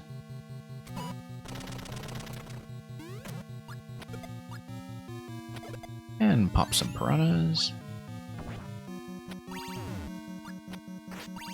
Okay, no. Once again, just misreading that little track drop there.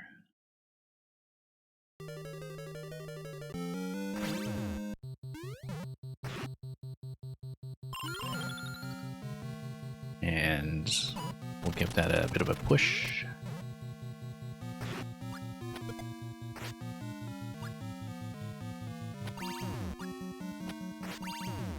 Yeah, no.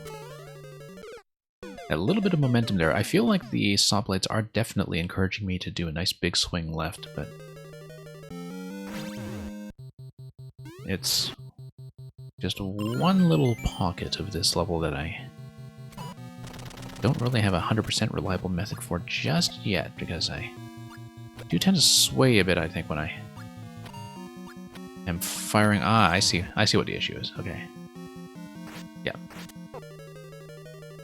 No, it's because I'm swaying a little bit when actually aiming the arrow. And the idea there is that I should be holding perfectly still. Let's pop these guys once more. Yeah, swaying quite a bit going into that segment, in fact.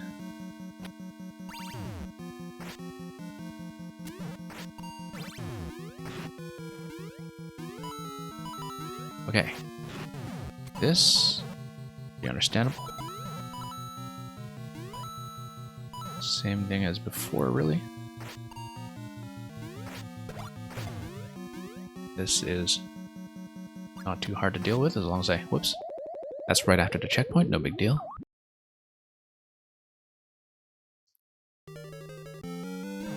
Okay. Drop that. Drop this guy. Tap that guy. Nope, just a little bit late. I should have paid a little more attention to the audio cue from P-Switch.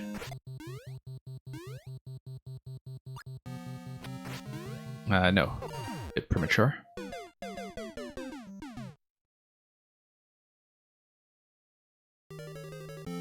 Sometimes I can just tell a mistake had already been made.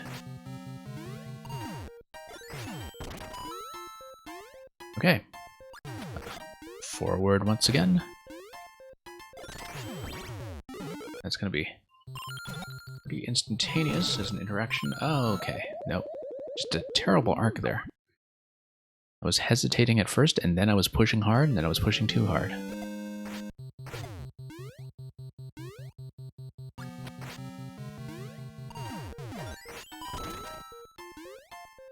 Okay, really do have to be attentive to the P-switch timing. Complete miss. Hadn't done that before.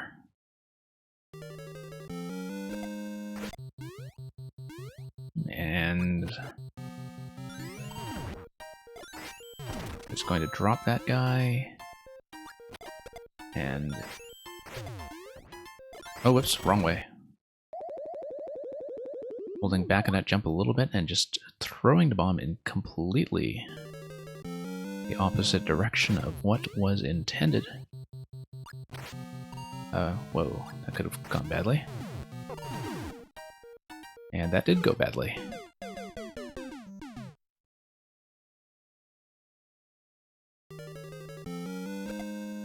Okay. Once again. Pretty clear sequence, at least.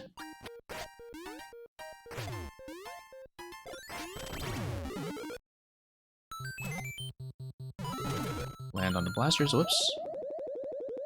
I was trying to hesitate a bit in the final part of the fall in terms of getting into a decent falling position, but slipped right off.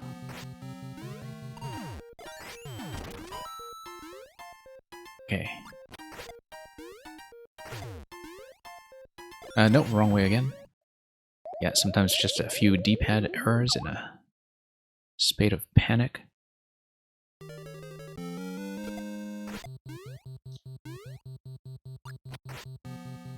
Okay, drop that. Drop this.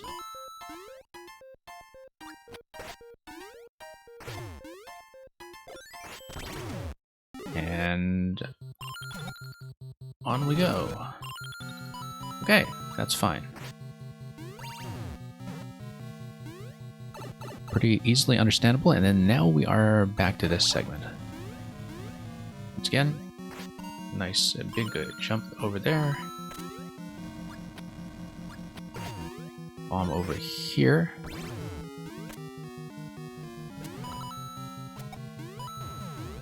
Okay. Back to where we were at the limit of our progression. Yeah, just an extra swing on a claw was what we needed. And it looks like just getting on top of that moving platform that is on the right side and then through the yellow pipe, and that's going to be it for this segment. Now this is vertical subworld, I think, so that's going to spit me right back into the main world. That will probably be either the finish or something quite close to it. So, almost there. The end is in sight.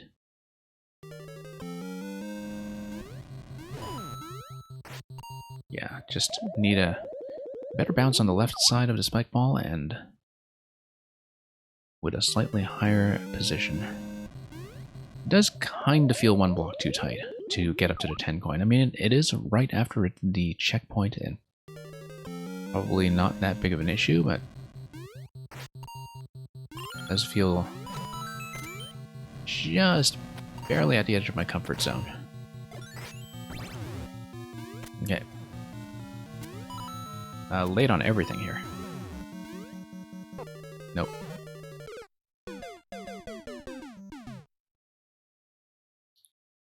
Yeah, just too much of a delay there with one extra swing.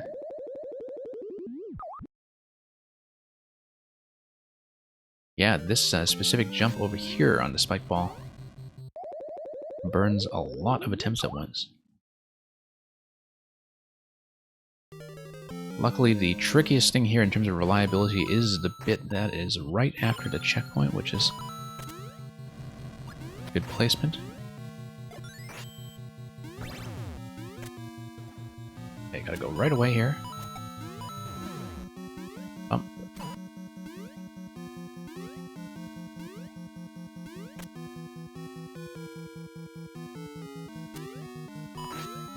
Too late. I can't do two full swings like that. Previously, I was swinging a little bit too early. But yeah, timing-wise, I don't have that much flexibility. Some flexibility, but not that much. Nothing else here is bomb-dependent, so the further ahead I get of the lava, the better. But then later, the track that's going to give me access to the yellow pipe at the end, I think that might be dependent on spawn timing when it comes to my vertical position. Maybe. It's a bit hard to tell, of course, given that its spawning position is going to be off-screen anyway. But I'm just wondering about the synchronization of this segment and how all of that is going to work. We'll see.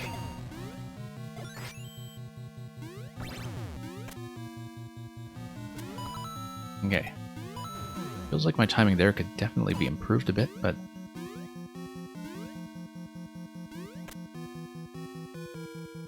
Okay. Nope, once again, yeah, I can't quite get it on the very first swing. That doesn't really get me over the munchers, but it does mean that I need to time that swing a little more carefully. I'm down to 5 lives on this segment already. It might be one lengthy exercise and repetition once again just to get through here. Down to 4 lives. Let's really focus and get this early jump down.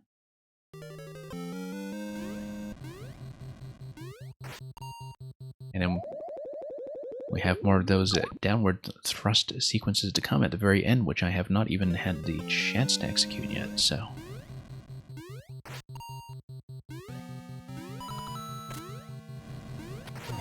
Okay. Okay, first cycle on that claw towards the thwomp. That's going to feel pretty comfortable. Nope, not enough of a swing. I think I need to swing to the right side first. It's going to be right, left, right on that claw. That's probably the approach I'm missing. The issue is that it's not very clear that that's the timing I want until I've been further into level. It's not the most blind-friendly thing, but I'll see. Maybe there's some kind of indication I'm missing. Right, left, right? Nope. Not enough. I need to slightly delay that. Like, yeah, the claw timing is a bit unforgiving. Okay, we're in for one big repetition. Once again, that's the second game over on this level.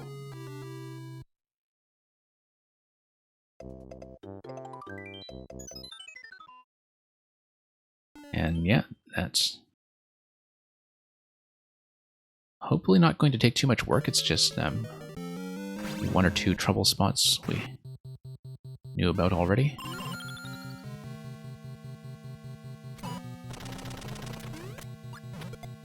And okay, just gonna push through that.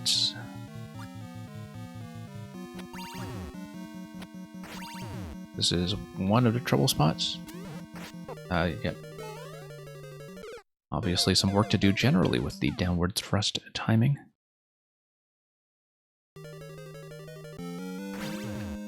Whoops.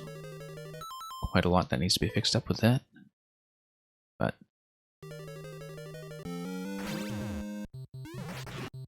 it's okay, this is going to be otherwise fairly reliable. And hello, 24-hour pharmacy.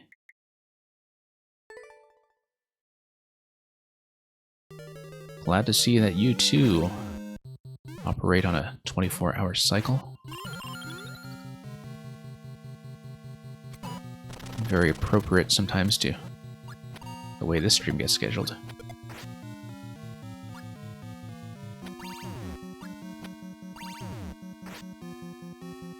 Okay.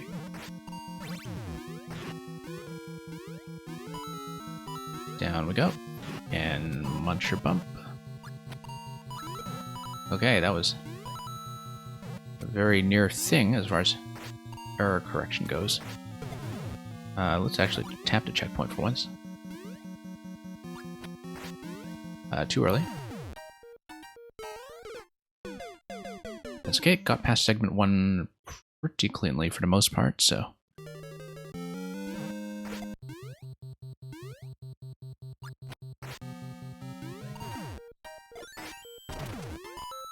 Okay, forward, and down, and then this sequence here. Once again, just overshooting slightly. Yeah, I was fairly certain that it was that jump block at the end that was the bomb trigger to get the blasters going. But I still have to plan a little more accurately around that timing.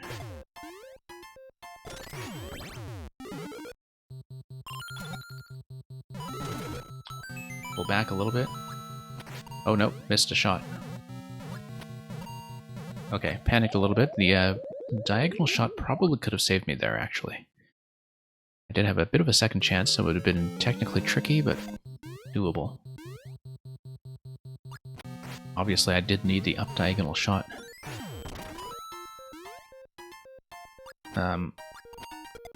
Diagonal shot's not my forte, but yeah, pull back a little bit. Oh, whoops. Bit too much momentum.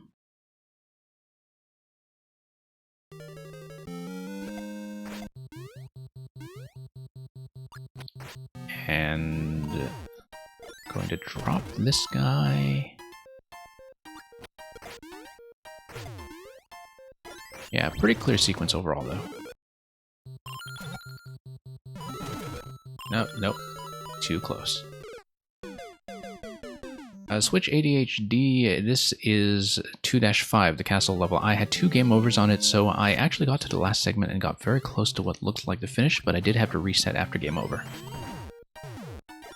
So I have passed all this stuff a couple of times before, but I did run into some issues with the final segment. So yeah, you'll get to see it from checkpoint 1 again, at least. And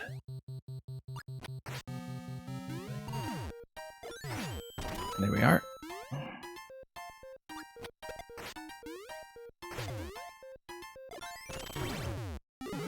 But yeah, as I was saying, Switch ADHD, I am going to tap out of the Super World for now after I'm finished with this level, and therefore finished with World 2. And so I can take a look at a few levels from people who are here, even if I'm not running the bot exactly.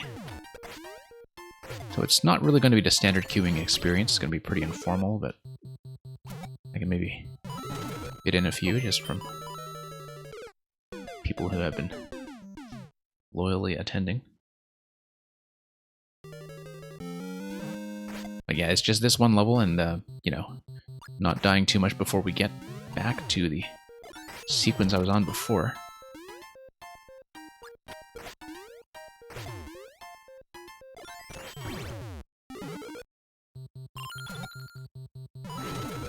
Nope. Keep getting clipped in that corner.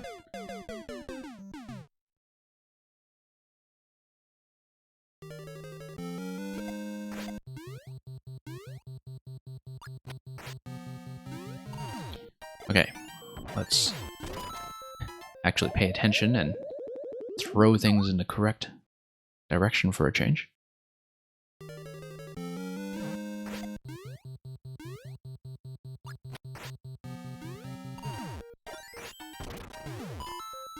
And let's just tap that.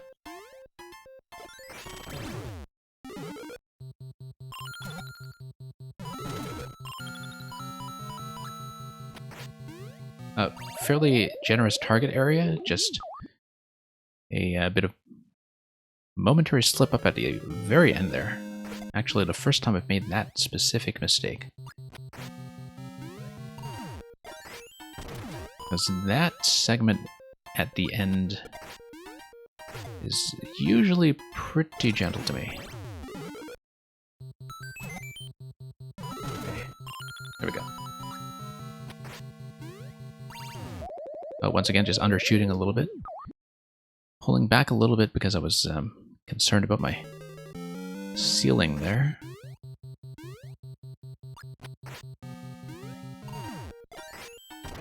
I do want as many lives as possible before I get into that really deadly bit with the spike ball in the scrolling segment to come after CP2. Whoops.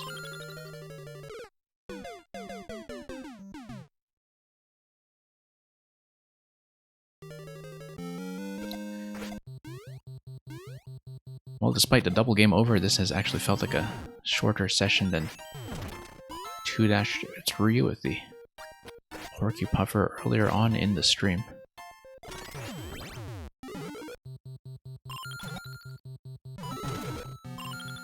Okay, seemed like a very near thing there.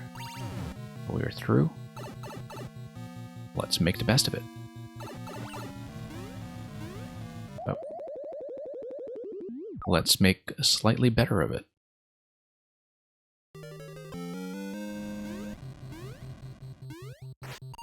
Okay, actually made that for once. We'll go bomb here. I mean, arrow would be slightly faster, I guess, in that segment, but less reliable.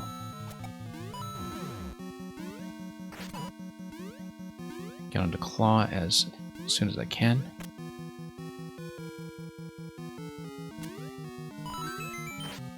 Nope. Oh, I accidentally canceled out of that ground pound, actually. I think it was going to be a little bit late regardless, but...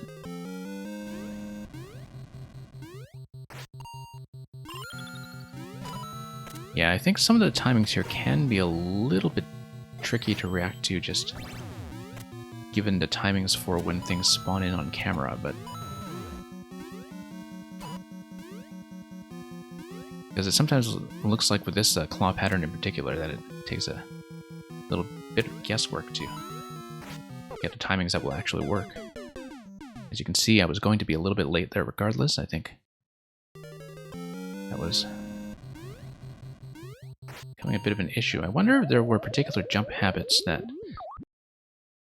this early segment here was being timed around in terms of the blasters, expecting perhaps just higher jumps for me all around. Whoops. Input error.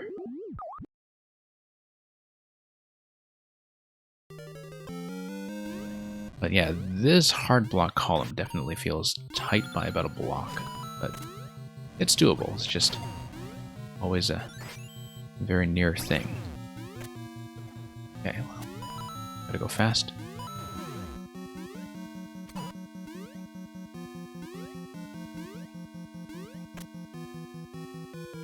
Nice big swing. Nope.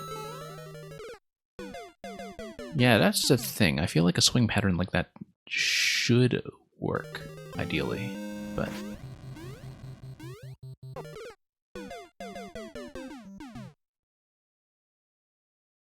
because there are a lot of little things like that in this segment, with the spike ball here and with that claw up top that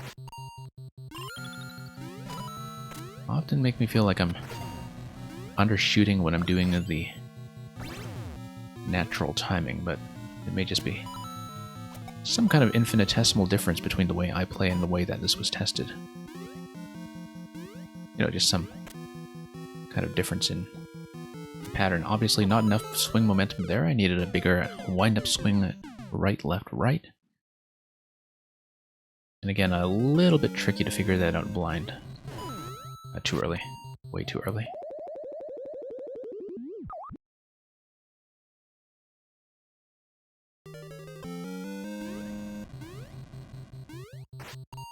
Nope. Need a tap a little bit further to the left. Need a higher jump into that in general. I think that's the idea here. Oops. I just straight up missed.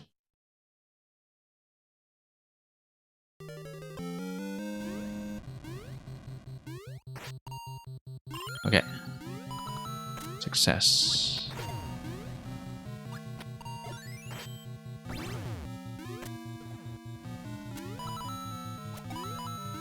Yeah, actually feels like I should maybe be going on to first cycle on that first claw swing. And I'm delaying it a little too much.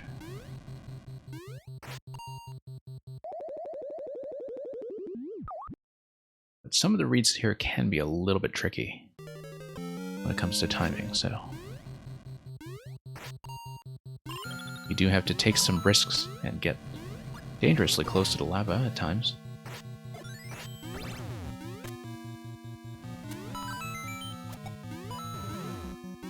That's okay. Not going to get much better than that, but yeah, the swing pattern here, if your rhythm is wrong, it's just going to be wrong. I have to get the spike balls in a sequence immediately afterwards. a little earlier than I have been doing when I have gotten up to that point successfully.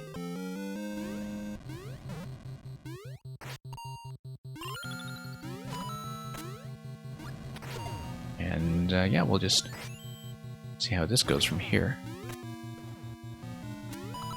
Again, feels like I should have taken a slightly earlier cycle there. Then I'm going to be a bit tight on lava height now. Yeah.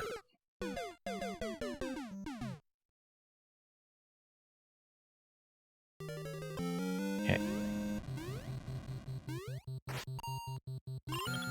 Miraculously made it there for once.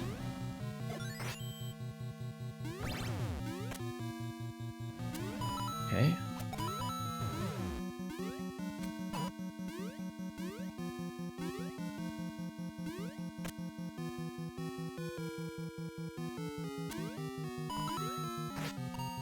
No, too high. Needed a shorter bounce off of that. First time I've actually landed that bounce on the first spike ball, though, so that's a minor bit of progress in terms of being able to make it there on time.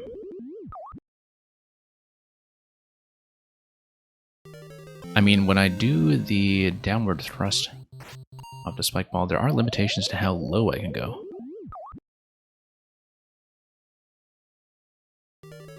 I'm sure those of you watching and patiently waiting to be potentially getting played are looking with some dismay at the fact that I have one life left and may imminently be in for another game over and reset. But this is what happens when I make a commitment to finishing a world. I'm on game over number 3, which is, wow, that's an expenditure of, I think, 90 lives on this so far, which, well, I mean, I didn't start out with a flat 30. I was a little below that coming in. But this has been an experience so far, but partly that's just because of something is tripping me up early on.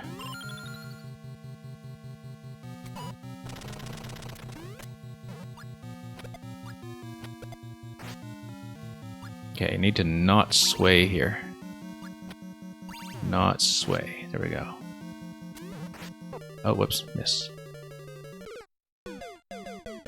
It's okay. Hopefully I can get back to that late sequence very soon.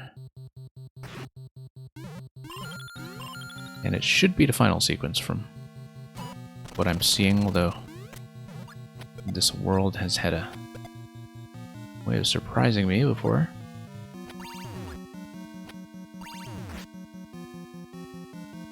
Yeah, hanging slightly left on a claw actually is a decent method. Just pressing left consistently and holding it. Okay, this part feels pretty smooth. Oh, whoops. Oh, right before checkpoint. I was buried under the POWs, just had a bit of a slide there, and that's the first time I've made that specific error as well, so usually don't have too much trouble once I actually manage to get the POW landing straight.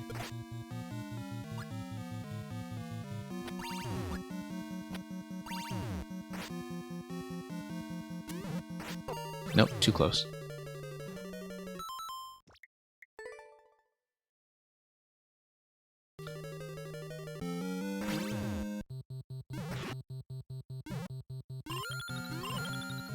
But yeah, just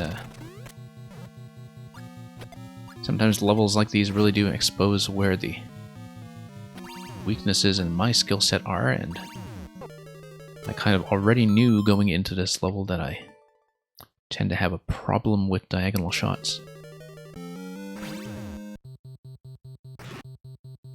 For such a simple thing, I do tend to have a bit of input confusion with it sometimes. Probably because I repress dash so quickly that I'm always pulling out bombs. Yeah, downward thrust tends to be Well, it's a very satisfying mechanic, one of the things that people noticed right away about Link's moveset when it was released last December, but can be tricky to pull off. Oh. Oh, okay, no, that's just a D-pad death. I was doing the down thrust and it was kind of on a diagonal instead, and so a little bit of slipping to the D-pad there.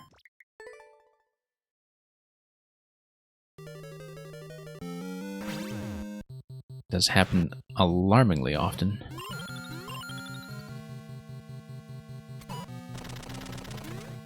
Nope. Really starting to slip now.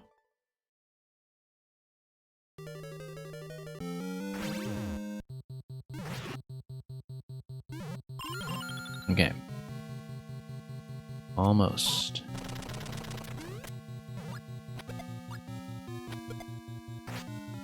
Still a lot of timing issues to worry about with the last segment, but we'll worry about those when we get there.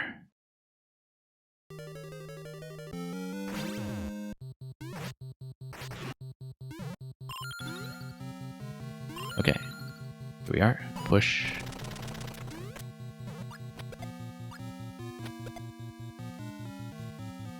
And tap that.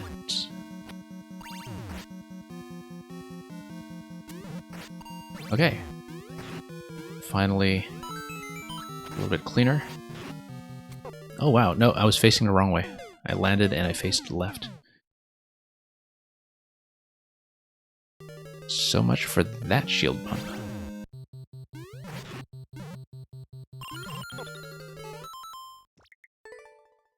Yeah, there definitely seems to be a bit of a curve to my level of performance where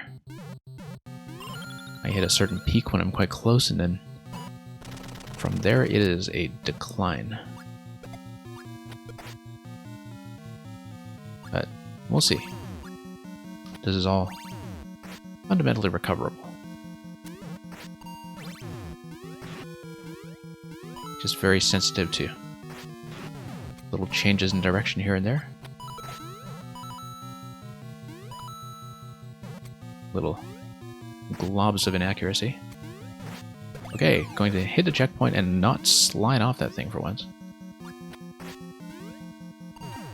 Okay, was worried I would be there too early, as I'd done several times in the past. Very dynamic sequence here. Land on the blasters. And going to one-shot checkpoint 1 to 2, which is a very welcome gain in efficiency. If also one that did not last me very long.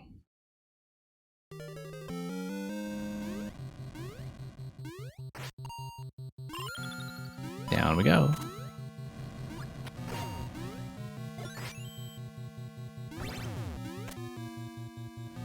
Okay, flop segment here. Yeah, it feels like I'm pretty much on the same kind of schedule as before. Faster swings. Nope. Too high. Or maybe too late. Hey Merlin, welcome. It's going okay, I guess, when it comes to this level. We've hit 3 game overs on this level already in the Super World, and so I've lost a fair bit of time to resets.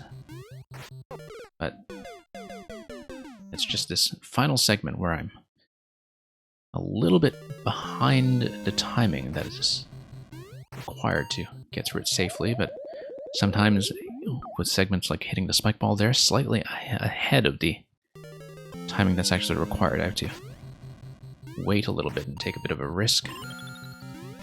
And you know, if I can get the arrow down on that on-off switch, that would get me ahead much faster. Like if I do a down diagonal shot rather than waiting for the bomb timing as I've been doing. Bomb timing is reliable, and I do still have a chance to do it if I miss with the arrow. But I feel like I need to make a few minor incremental gains in time like that in order to progress. I get up here. Down diagonal? No, no, that misses. Okay.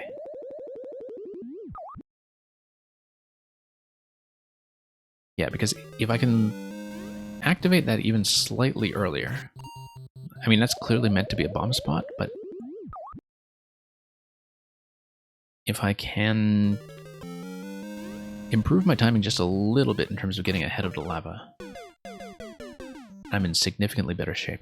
This is actually a surprisingly hard downward thrust here, and as I was saying, this landing on the 10 coin does feel a little bit overtuned by about a block. Okay. I can, of course, jump a little bit faster ahead of the on-off activation, but that's going to come with a certain risk.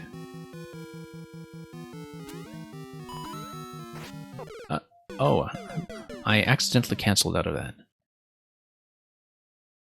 Yeah, because I hit down, but I didn't make contact before I started trying to push forward, and that's sometimes just a bit of a reactive issue with me when it comes to doing the spike ball bounce.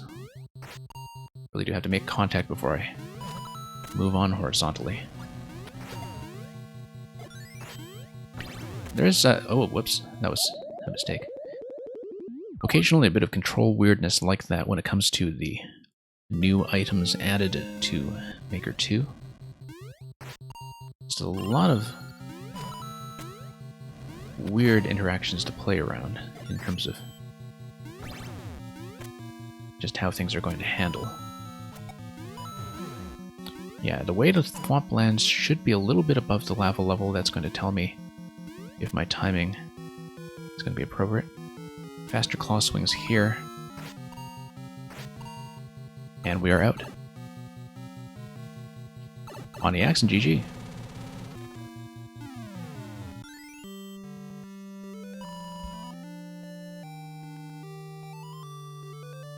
Okay, so I'll just quickly look at the codes that Furret and Cypher put in earlier. Zypher, rather. And I have them in a chat. You don't need to re-enter them. I'll just punch them in as seen. And we'll probably continue World 3 on this next week. And hopefully not take 3 hours on a single set of 5 levels within the Super World, like we did this time around. But yeah, it was mostly just 2-3 and 2-5 here that were especially punishing.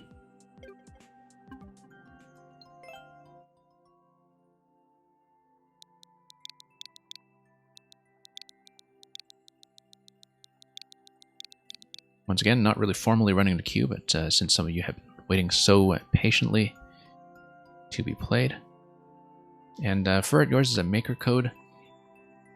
Yeah, I see you have a 40 level world. Not going to do that right this minute, of course, but I see that it was also updated for today.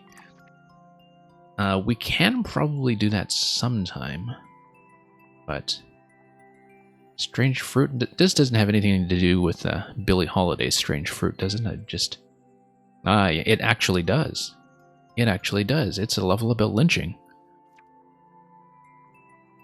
If it's actually a music level based on Strange Fruit, I'd actually be rather interested. So why don't we just take a look? Strange Fruit, of course, a very major landmark in 20th century American music history.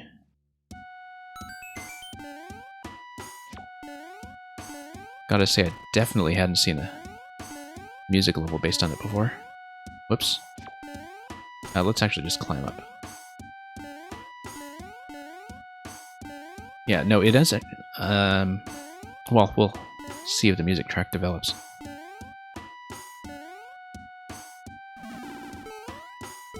Because right now we just have to loop early on as we cross the graveyard and switch power-ups here and there.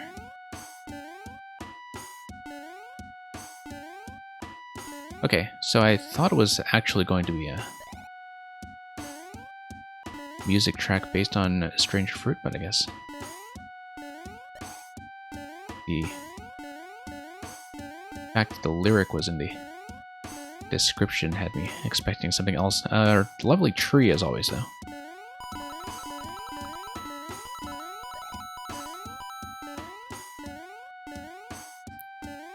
But, okay, so down we go.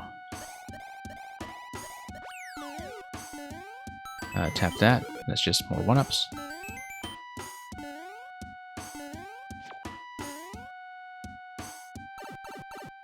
And on to the next segment.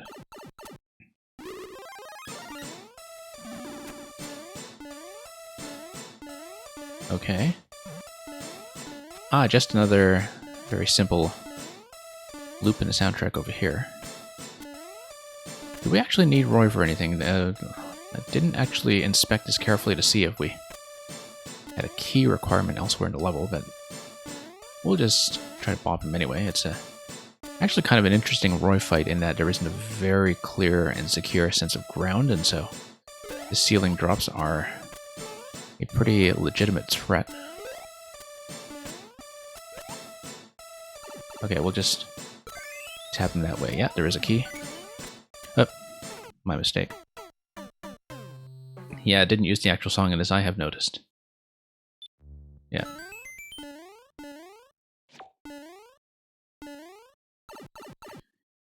Yeah, but as I was saying, and maybe having these power-ups stuck in claws that are hanging off tree branches is relevant to this, but Strange Fruit, of course, was a song famously performed by Billie Holiday that was actually about the lynching of Black Americans in the South. And so, rather dark subject for Mario Maker levels with power-ups hanging off trees, but, you know, we're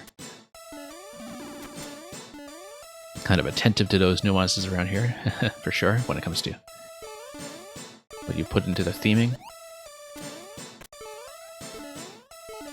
And yeah, I've got this. I'm not concerned about it. It's, like I said, very interesting concept for a Roy fight, in fact, in that you really do have to make use of the space, and Roy is a difficult boss to design around, in many ways. In terms of making a good arena that makes sense for him, that isn't all about just waiting out the ceiling drop, but actually has something spatially interesting to engage with, and so definitely saw the effort that was put into that.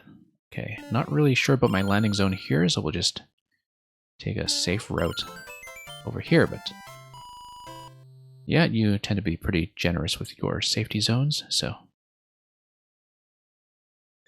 Now, it would be a pretty interesting subject for a level to actually do a music level based on Strange Fruit, but regardless of that, pretty interesting aesthetically driven design as always from Furret. Cypher, if you were still here, we'll take a look at yours quickly. And I've got your code still in the chat, so we'll punch that in.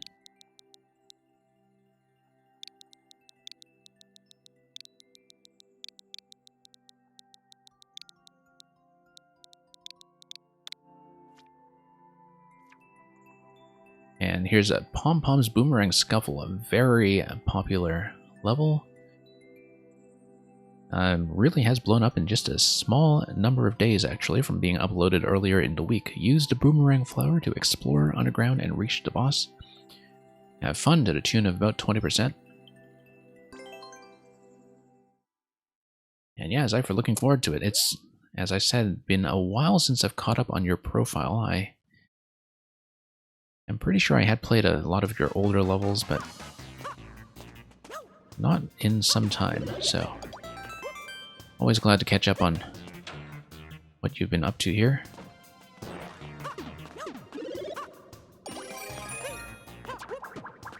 And okay, that's going to be Boomerang. With the one-time interaction that's set up using the combination of the POW block and the on-off. It's going to be a pretty gentle drop over here that can continue to drop me if I wanted to. Fire away, had the on-off switch like if I wanted to, you know. do a rebound here, but that might be a bad idea. So let's not do it. Although I do need the on-off activation over here anyway, so okay. But with everything within range of having spawned in this position. And we'll just get through here. And this is going to give me a very satisfying boom. No, it's... Oh, no, it's just going to go back and forth. I didn't actually see the ceiling tile there. Track block is going to give me a squish, though. This track block is, in fact, very obviously going to give me a squish. And, okay, I'll lower this thing. Create a neat little exit for myself. Save point. Very satisfying use of the ranged POW blocks and the coin bricks, rather, to create that. Love the way that the boomerang actually comes out and comes off to the side to that off switch there. I've seen that before, but don't ordinarily pay much attention to it. Okay. Need an on-off interaction before I play with that track block, so we'll just do that. That track block is going to block that position. But so what I want to do is to let the track block push the boomerang. Very nice, very nice. Yeah. I find track blocks to be an element that's difficult to use well given how versatile they are, and just having that minor little collision with the boomerang in terms of changing the walls that it's interacting with is kind of a neat usage of that. Yeah, definitely the MVP moment of the stage so far, at least from my perspective here. Oh, okay, we need to grab the key. Let's... Oh, we actually can't grab it using the spin, but... Okay. That's fine. Pretty gentle reset point. In fact, I can just stop this. And... There we go. Very gentle safety net. I can definitely see where that 20% clear rate is coming from. And, yeah, I'm glad you enjoyed the commentary.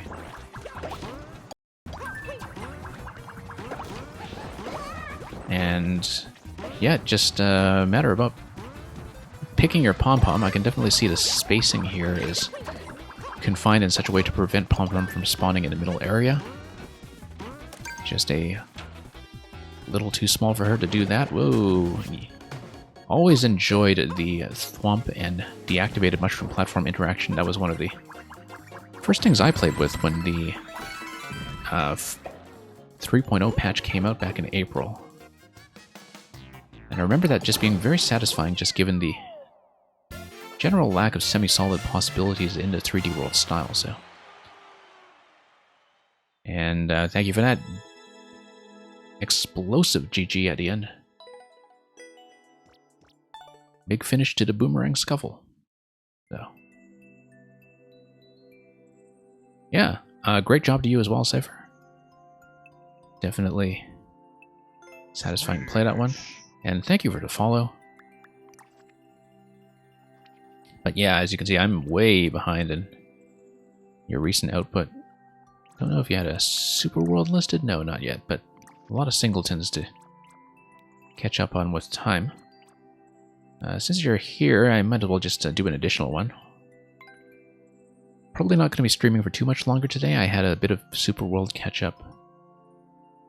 Yeah, credit to Kenan for the idea. I love Kenna's levels, actually. Played a lot of them before, so I think it might be something I recognize.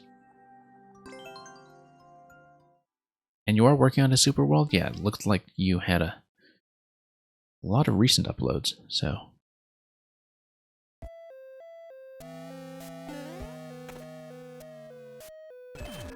Yeah, because I know that, I actually don't know how, if my Japanese pronunciation is way off, but I've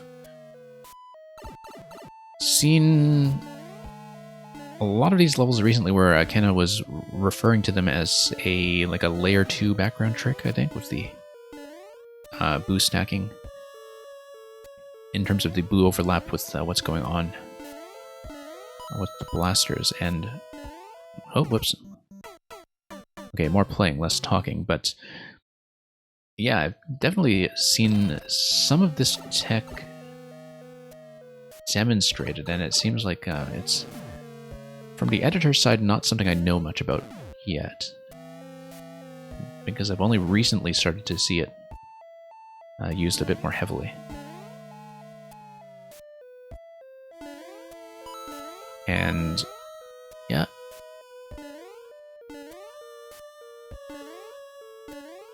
Just going to get this on-off in order.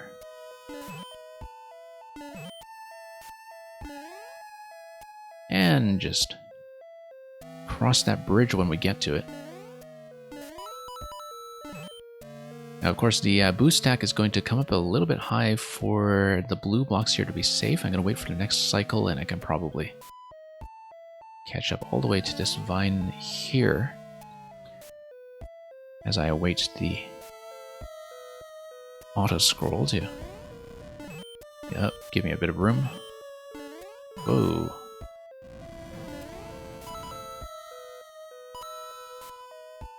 And okay. Oh, there we go.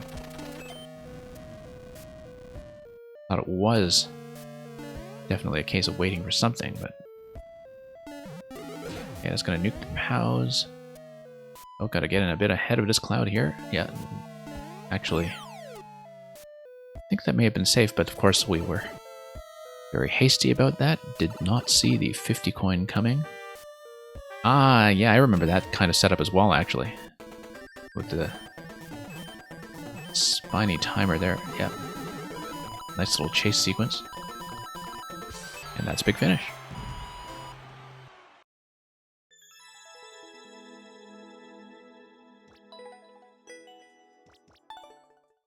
So yeah, once again, glad to have you here, Zypher. We'll hopefully be able to get through some more of yours on one of the standard viewer level days.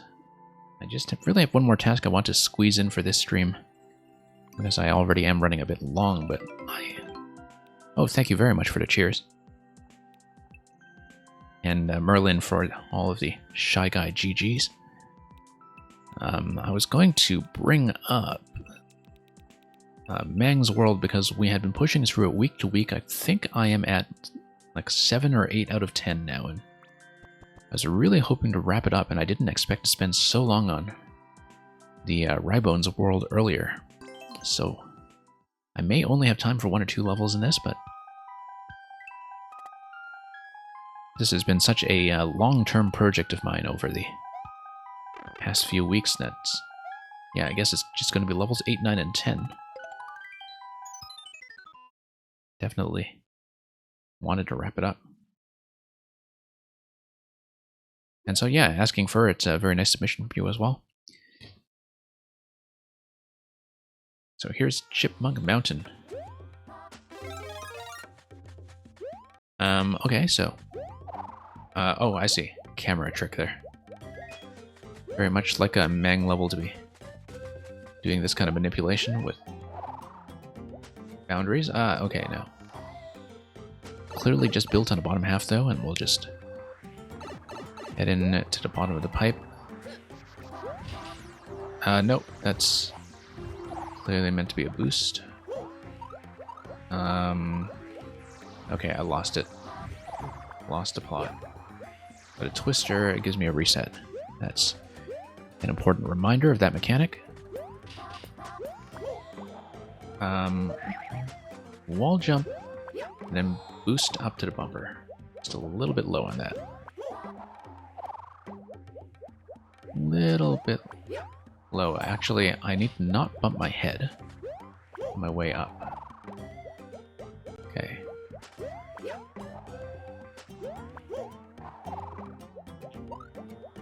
Yeah, you need to make a traditional squirrel level next. Yeah, it's feels feels like it's one of those power-ups that has already had a lot of things become conventionalized in a way in terms of people starting to reuse a lot of the same setups, and I feel like there's a lot more possibilities that remain to be exploited when it comes to the squirrel suit. Okay, let's start this one over. I don't think I was past checkpoint. I sometimes start levels over so impulsively, sometimes multiple times without really registering that I had hit a checkpoint. But yeah, it definitely seems like there are a lot of things with the squirrel suit and the frog suit that are still underexplored because, you know, people tend to gravitate to a lot of similar setups without really pushing them as much. But I may just have not played that many squirrel levels recently. I've definitely seen some that use the different movement properties of the power-ups themselves, and that the frog bounce and the way that the acorn mushroom tends to roll are things that I've seen kind of minimally exploited, but which have a lot of contraption potential that I think I don't see much of. Okay, here we are. Okay. Reset all of that. Merlin, how do I actually get onto Backlog? It's more that, well, it's a lot of levels that are just kind of on this the notepad that I've been keeping for ages and ages, where I have too many codes there. Sometimes, you know, of course, I take some things from people who show up as well. Merlin, obviously, in your case, we've been working on your ongoing Super World project for some time, and sometimes, you know, we can just discuss that kind of thing on the Discord as well. Often, I will also have some very long levels that come out of viewer levels that are better suited for a long stream. Past few weeks, we had been doing escape room puzzles, actually, and that was a pretty satisfying experience. Now, it wouldn't be a Mang level without some crazy momentum mechanics, and so we're already dead here, but kind of interesting that this half of the level is going to be built around the blasters pushing you while you were clinging on to the surface. Very interesting concept.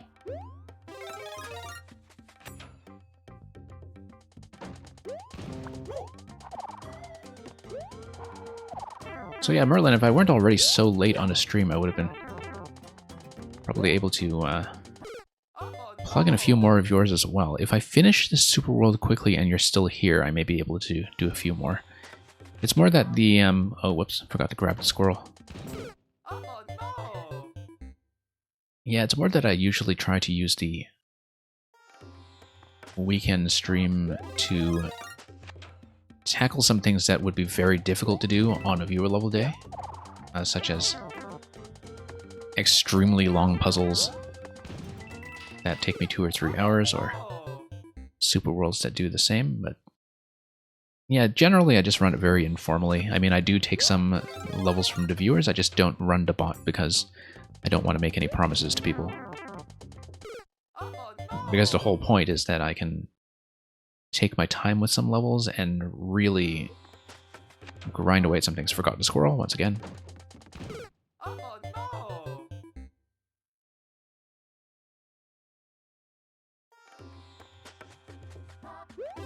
But yeah, the last few weeks I was doing this ran way too long because I was trying to do the escape room puzzles and fit in one full super world per weekend. So I was going for 6 or 7 hours at a time, and that was, I think, maybe a little too much. At least without having planned it in advance.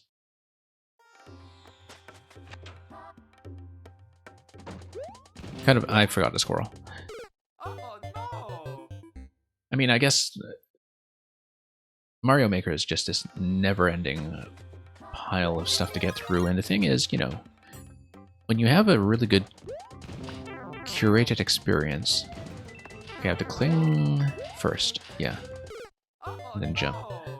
When you have a really good curated experience, there really isn't a shortage of good levels. I feel like even with the makers I do follow, and in some cases have been playing for a very long time, I still have tons of their older levels to get through. Tons and tons of levels.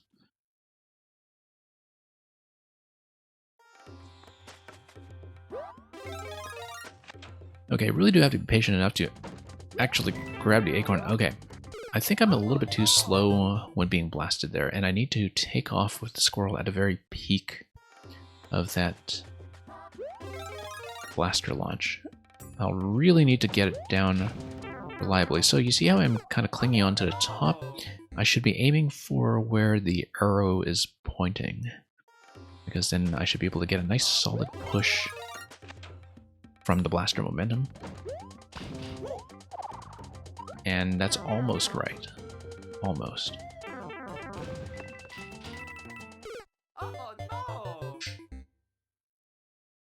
But yeah, let's see if I can fix that up a little further.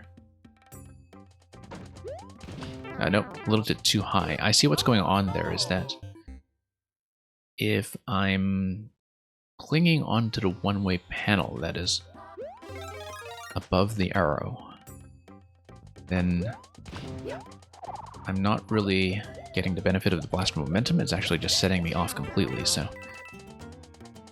Now, oddly enough, I got this on my first try. I don't know why I have not really been able to replicate it, but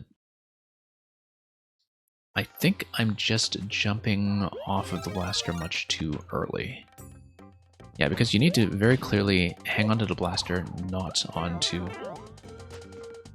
the panel. And the top one-way panel just peaks a little bit higher than the blaster itself, and so you want the surface you make contact with to be detected as the blaster. Yeah, still a little bit off in the timing here. I need to figure out what the peak of that arc is and when I get maximum momentum off the push. And thank you, Cypher, once again for dropping by. I'll definitely try to catch your stream again sometime. It's been some time since I've been able to be there, but I don't know if there was a big schedule change on your end or something.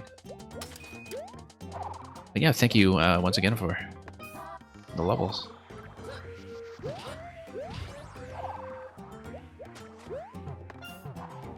And, okay. I see, it's gonna be... Let's see if I can actually bump... Yeah, I can in fact bump this. Very interesting interaction. I mean, Mang absolutely loves her sideways trampolines. Interesting... Oh, I see. The down arrow is probably for a secret path that requires you to clear from the start. I would assume that's the case. Unfortunately, in the context of doing it within the super world, I cannot repeat the level immediately. I would have to look at that separately someday.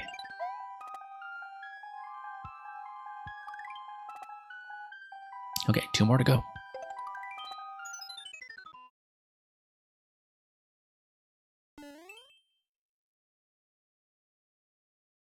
Okay, 1-3, prison toys. That's not what you do with your prison toys. Bump and jump. And yeah, I just need to outrun this guy. And drop to get the scroll break. Now, do I need to get ahead? Yes, I do. No, not that far ahead, because I need the pows to come up. In fact, staying a little bit behind is acceptable, and perhaps even preferred.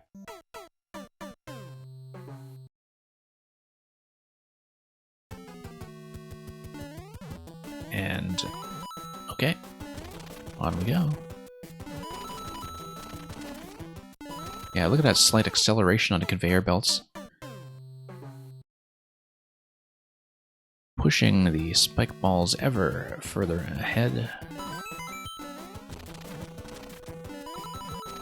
And there we are.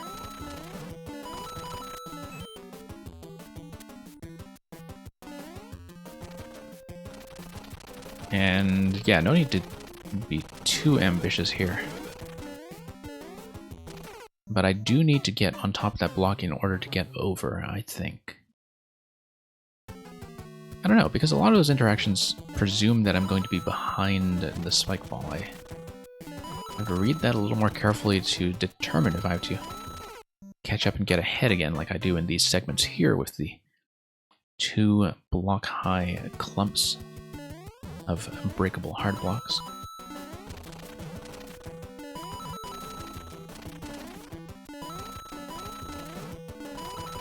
Okay. And on we go. Oh yeah, I totally do need to get ahead of it. I did not really pay attention to the spike blocks on the lower layer previously because I didn't have to deal with them. But yeah, so I guess the idea is get ahead of the spike ball whenever possible, except for locations where I have to wait for something like the POW spawn. So there's a little bit of back and forth here, where sometimes I need to let it catch up, sometimes I need to follow it to get through things like the scroll break. But for the most part, if I can get ahead of the ball, I should be getting ahead of the ball. That's my understanding. Okay, don't need to hesitate in that segment, that's not to my advantage.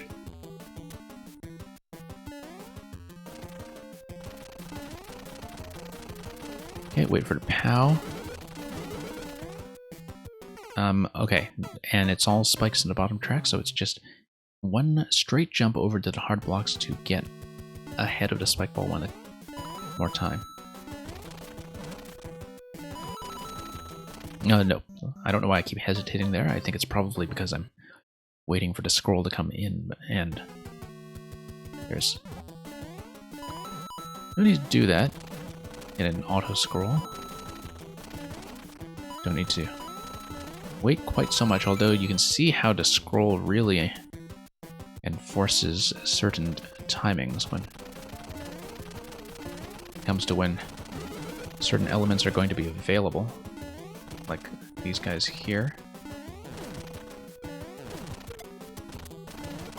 Oh, nice scroll break at the very end there. Ooh, okay, no, misread that. Really do need to get ahead of that. I was thinking, is there something that's going to give me access to that pipe? And the answer is no. Just going to be a spike ball spawn like all the rest. Nice quick jumps here. And we'll be pushing onward. Whoops.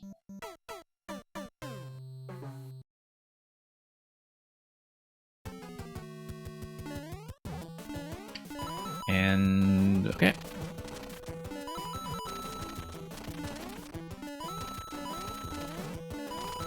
Tap that.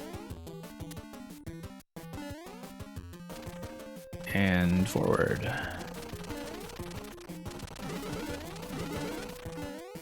Okay, really have to dip ahead of that. Very carefully timed. Whoa, okay.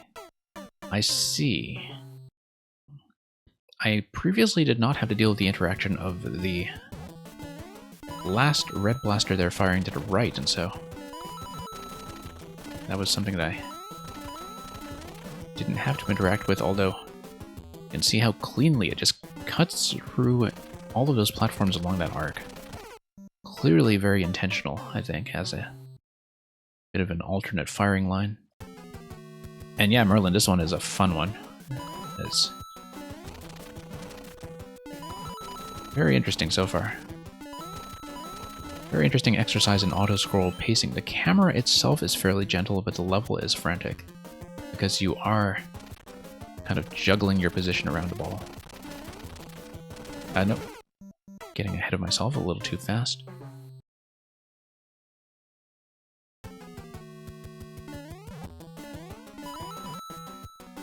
But yeah,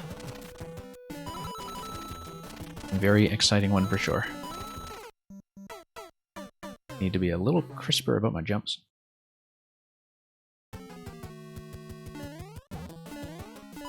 And okay.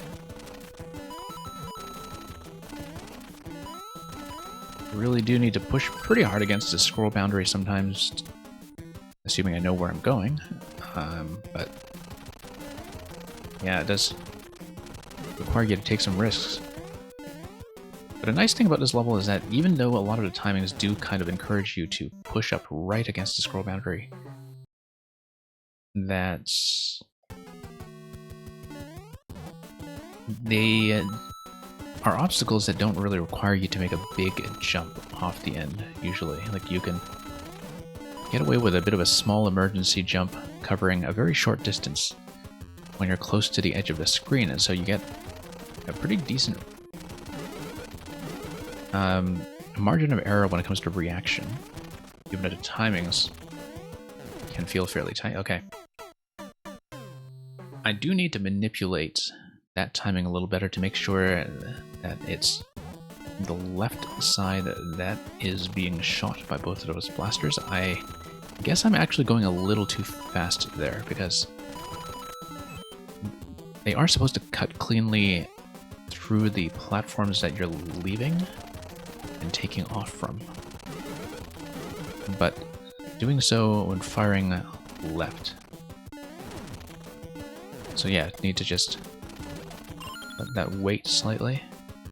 Oh. Oh, this is new territory for me. Just have to outpace that guy. And trust the arrow. There we go. Pretty simple.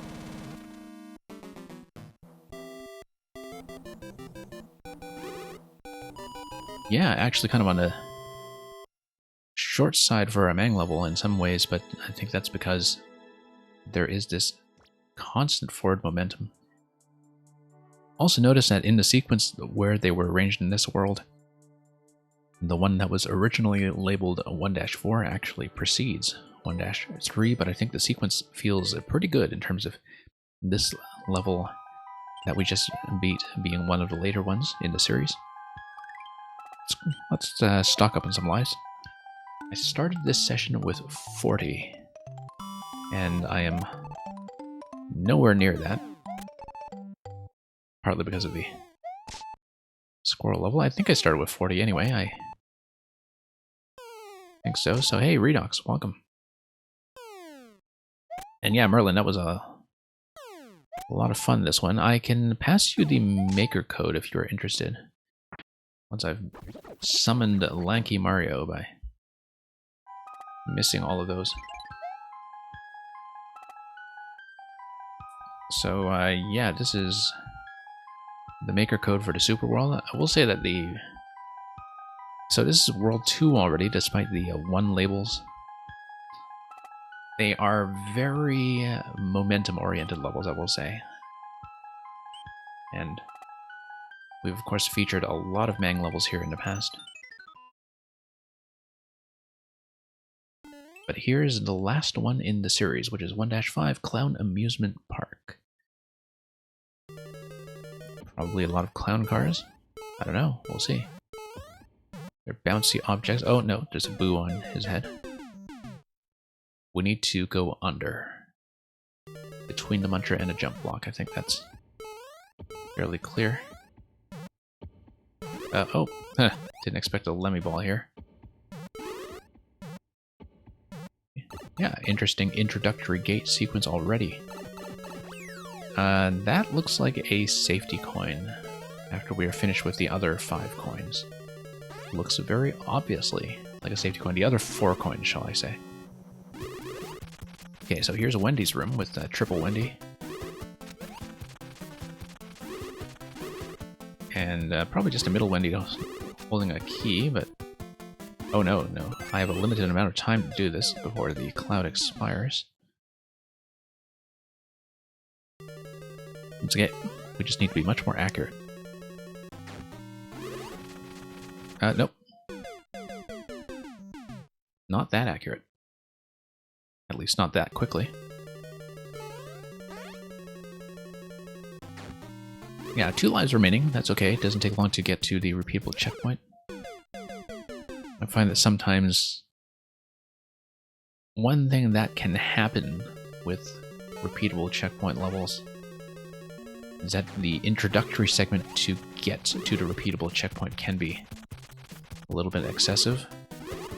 I mean, I generally like massive multi-part levels, but sometimes that's one element of repetition that doesn't sit quite well. Okay, no, I needed to drop into that gently and then get into the door right away. I just missed that when I bumped it with the cloud. And that's fine, we'll just redo it. Yeah, resetting to a bank of 50 lives.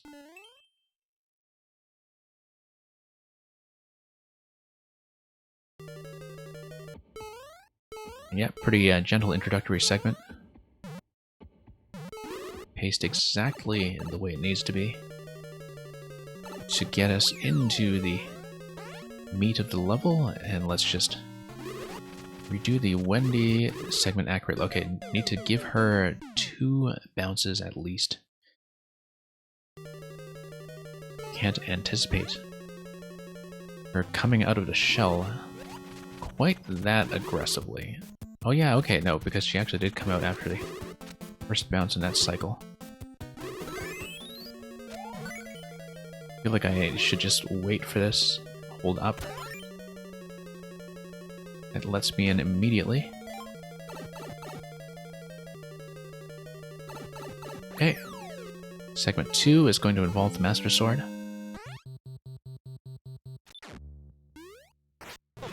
No, I don't want to do that. I want to bounce. And eventually something is going to give me a safety point under the key door that allows me to get out of there. Possibly something delivered by conveyor belt if I manage to hit the on-off switch. Firing into the on-off switch will block it off and give me access to firing at Ludwig himself. And hey, Grim Tombobulus, not formally running the queue right now, but this is the last level of a super world that I'm doing. If you're still here afterwards, I might be able to fit one in. I just can't promise anything because we don't really run the queue bot on the weekend stream specifically so I can get through some of the longer stuff that doesn't fit in fewer levels, but thank you for dropping by regardless. We'll just take the depth there and try to redo this bit.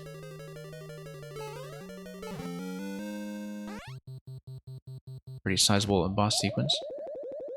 You know, there is a spike ball that is immediately to the left of the on-off switches. Rather than firing arrows, I should be using a bomb for the first activation. You see, much better. Now I can use arrows. Okay. Of course, I'm always terrible at any kind of diagonal firing. If I can do it with a horizontal shot, that's much better. Oh no, the on-off switch resets and there's a stack of munchers over Ludwig's head. And so... it looks like... oh, whoops. Yeah, it looks like I just need to drop the munchers on top of him. And Merlin, you're going to have breakfast now? Yeah. Well, have a good breakfast. I should watch the level instead of being complacent about reading chat, but thank you for dropping by, Merlin.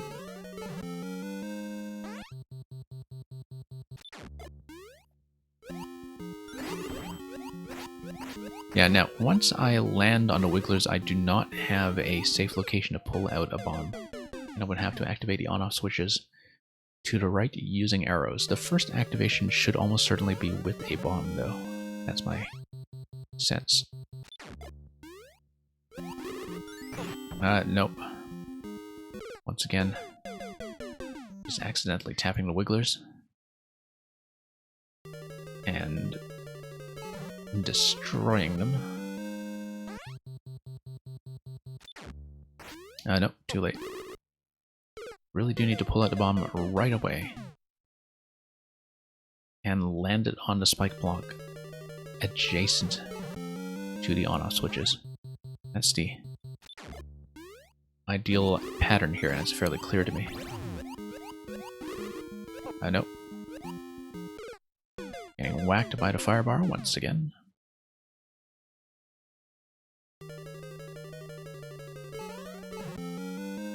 Looks like it might be a potential P-switch activation actually on the side of Ludwig there, that rather than pelting him with arrows... Well, I mean, you can pelt him with arrows, but it looks like there might be a P-switch on a timer.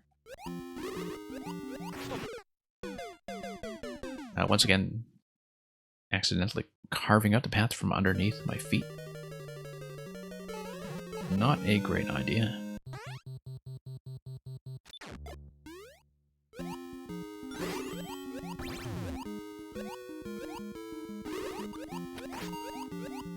Okay.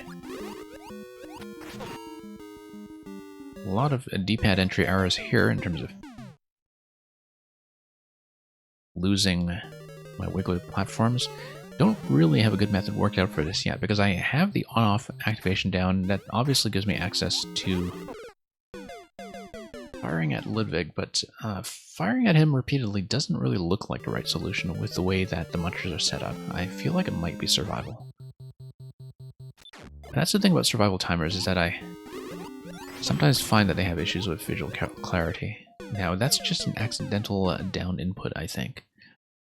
That was unnecessarily killing off the Wiggler. I don't want to accidentally slap it with a sword either. Okay. Forgot to pull out the bomb.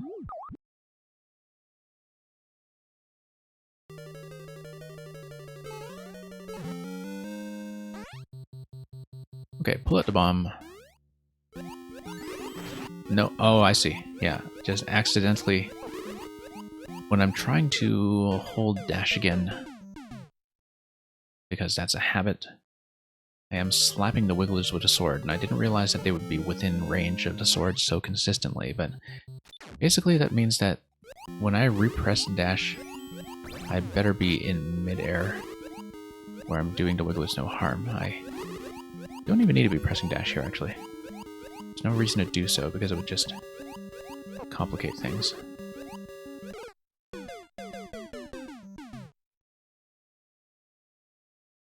Now, it looks like the key door itself is on top of spikes, such that once I grab the key, the idea is that I lose the Master Sword with a damage boost. I initially didn't really see the way those spikes were poking out, but the bomb toss and the way it bounces along that level that's right along the lava edge has made that very clear. So, probably just have to pelt Ludwig. Pelt him with arrows till the day is done. I just have to watch out for the cycle here. Oh, interesting. That Ludwig, when you hit him,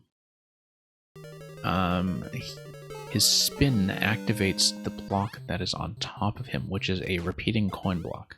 And that's going to do something with the muncher level over him. And that's something that I think actually simplifies the number of hits that he takes. So it's not just a matter of pelting with arrows over and over. There is a limit to what's going to happen with that.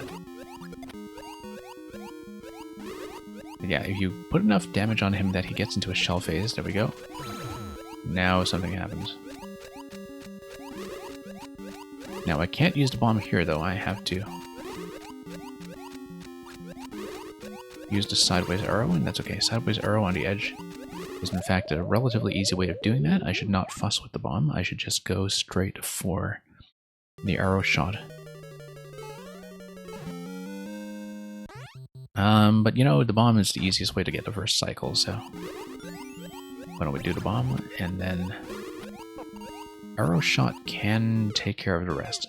Yeah, so it will be a bit of a repeating sequence where I get him into a shell phase and then have to reactivate access to him using the on-off switch. This time with an arrow shot, not using a bomb, because I would still at that point be doing the whole wiggler bounce sequence.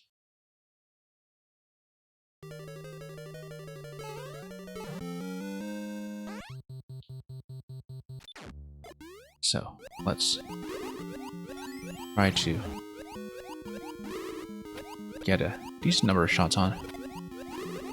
From a central position, that seems somewhat accurate if I can actually dodge for once.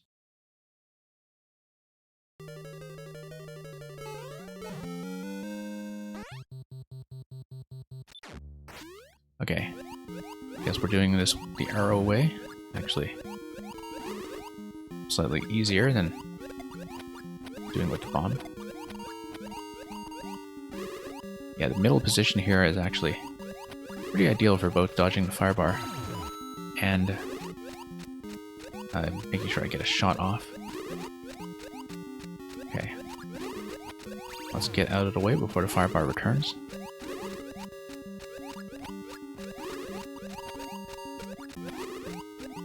Not really watching Ludwig at all, actually. I'm just watching my own position and hoping one of my shots will land from time to time. Okay.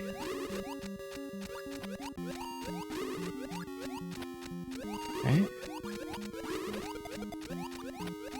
Yeah, if I'm just around the middle position, I should be able to get him. Oh, nope.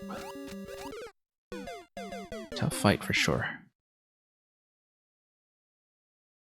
Well, 23 lives to go before we lose our checkpointing entirely.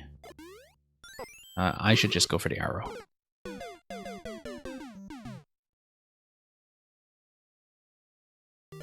Yeah, arrow method is just much less risky.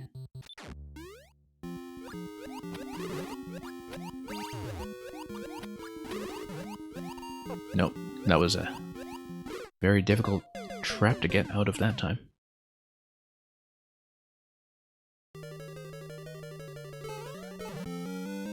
And okay, we'll just plug him some more. But yeah, laying off the dash button entirely is important here because I do not want any accidental sword slaps whatsoever. Very counterproductive to, whoops, be doing that. Of course, occasionally I do have to remember to cut some momentum, which is not as straightforward as it looks when you're doing this series of bounces. But yeah, you see, I was trying to pull back, but the thing is, when you pull out the bow and arrow, you just kind of keep going. I was already cranking the D-pad back quite a bit, but I have to cut momentum first and then line up the shot. Because while you're holding the shot, you can't actually manipulate your momentum. That seems like something that is also a potential puzzle element that probably I have seen it explored, but the fact that, like, arrows not only maintain your direction but also your momentum, and that you cannot manipulate your position while lining up the shot. Like, I feel like that's something that's ripe for further exploration. But the fact that we have to do the entire multi-boss sequence, well, within the bank of 50 lives, I guess, does add some pressure to doing each of them cleanly. Nope, too close.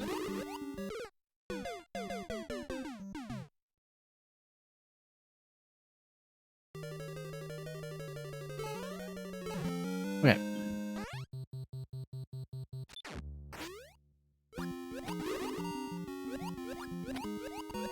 Okay. Really have to get right on the edge there.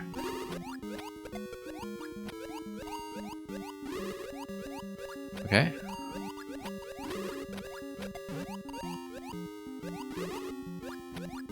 Central position seems to be a pretty good targeting area for Ludwig. firebar here is one of the bigger threats to deal with, for sure. Nope. Master Magicuba, I am not currently doing viewer levels. I do, by the way, really approve of your username. Because by an alarming coincidence, it is actually very close to the name of one of my levels.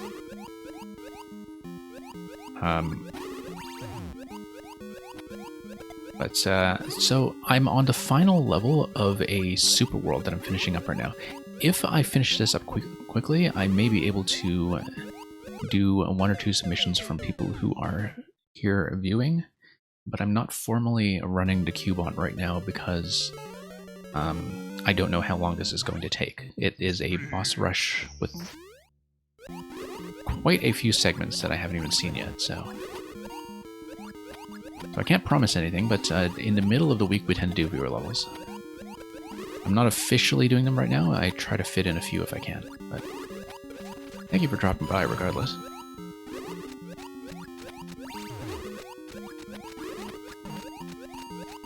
Okay.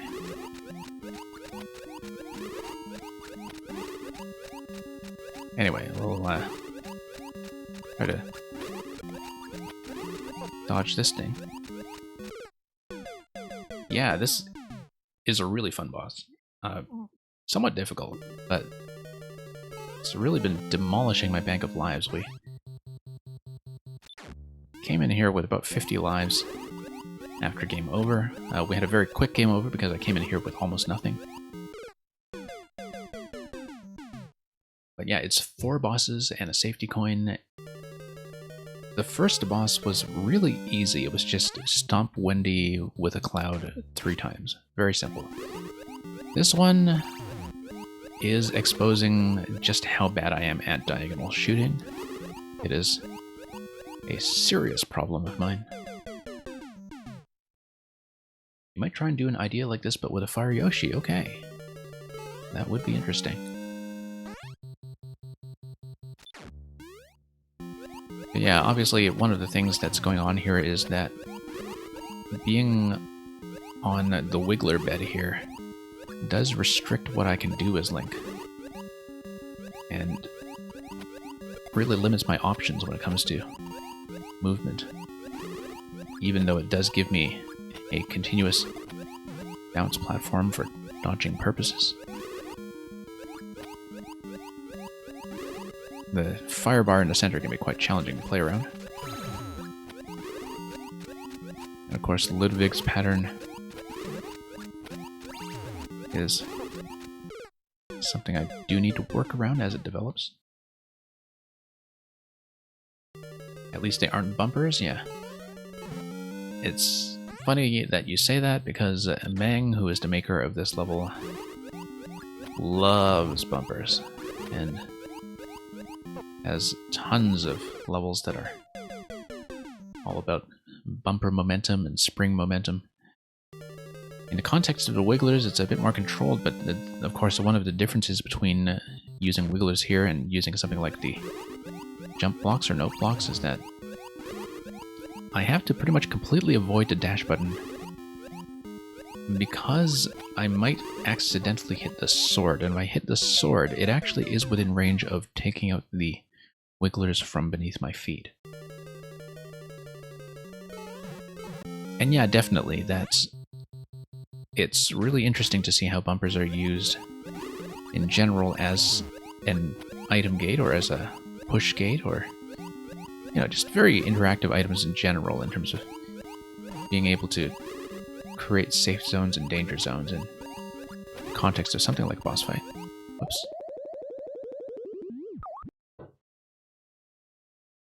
But yeah, like I said, this is literally last level of the super world I'm running. I was going to close the stream with it, but if you're still here afterwards, and if I don't take an hour on this, I may have time to fit in something else.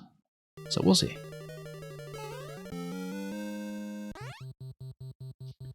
And yeah, thank you very much again for the follow. Whoops.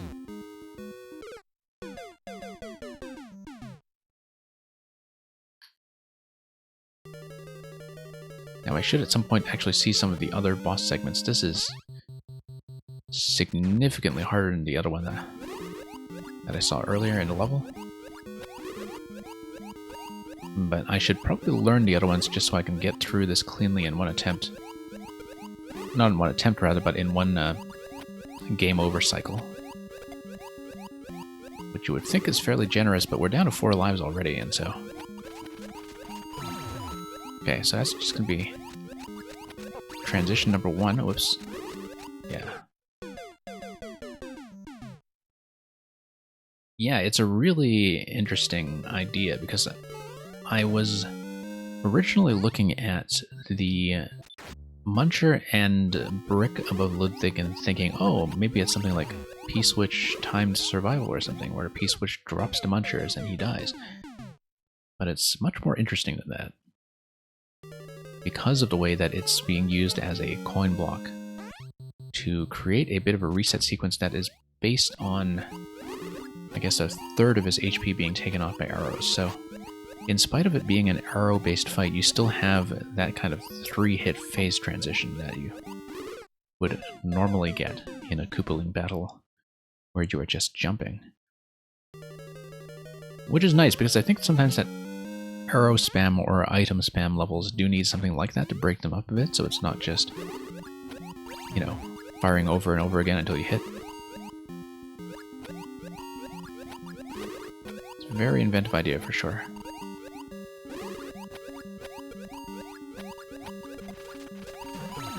Okay. Learning a lot about arrow momentum, that's for sure. Or Link's momentum, rather, while firing.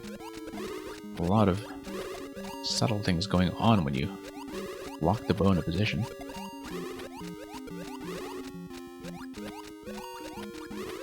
Okay. Okay, second cycle done. Ooh, close. Way too close. Okay, no.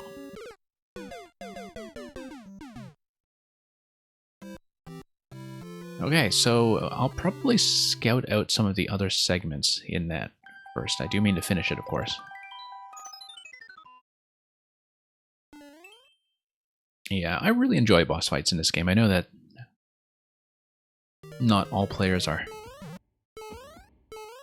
kind of keen on that playstyle, but I find that boss fights bring out a lot of the best of what Mario Maker has to offer. And that they are about using the selection of items in very interesting combinations. And we haven't checked this pipe previously. Yeah, using items in a lot of inventive combinations, and also doing so, nice little face there, in a way that can be very original in terms of showing you what the toolset is capable of. Okay, so obviously you have the one ceiling tile there specifically for Roy. Now I need to mind the fire in the middle and stop Roy whenever possible, but the ceiling tile above him is clearly meant to be a drop zone. Roy is, as you were saying, Master Magic Koopa, he's easy to use, but at the same time I think that he can be very challenging to find a good idea for. Now, the interesting thing is that, along with one other level that I saw earlier today by asking for it, this is the second Roy fight I've seen today that really brings out a lot of what is interesting about Roy, in that if you have a room set up with him that puts a lot of pressure on you to stay off the ground, then suddenly his pattern starts to matter quite a lot more in terms of the threat of the ceiling drop, etc. That, like, he's very dependent on thinking about the layout of how you do in the boss arena is something that is really going to force you to move around a bit and think about floors and ceilings in a very concretely defined way. And okay, so you made a simple boss fight with Roy where he digs while moving with auto-scroll. Yeah, that does sound Pretty interesting. I've seen some similar ideas, not with auto-scroll necessarily, but, you know, with kind of train-style levels, where you do have moving platforms all the time. Now, only need 3 bounces on Roy. It should not really be that difficult.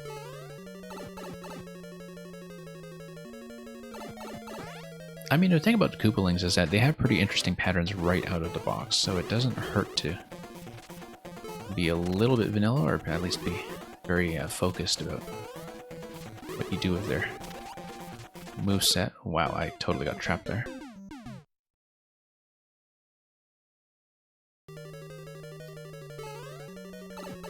But yeah, it's kind of like how, you know, Boom Boom is extremely vanilla in some ways, but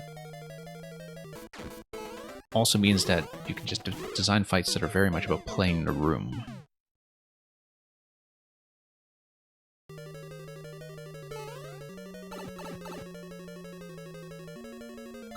And yeah, I've been trying to figure out something good to do with Roy myself. I haven't quite landed on the concept I want yet, but yeah. Oh, whoops. Gotta get ahead of the fire here. You were saying you had an idea of having safe areas to dig, and you would have to wait for him to dig. Yeah. Sometimes it's just a matter of, you know, finding a layout that will get him to have a very reliable pattern, so you're not just waiting on randomization for too long. Here I think my priority should actually be dodging. Hitting Roy is not going to be too hard. Dodging everything in the meantime can be tricky if I don't have a very specific pattern that I am going for, so.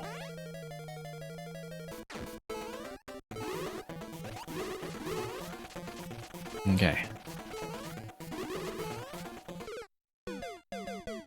Yeah, just some poor estimates of distance here, but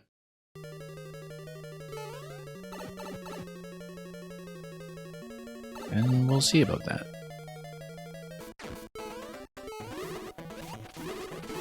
Okay.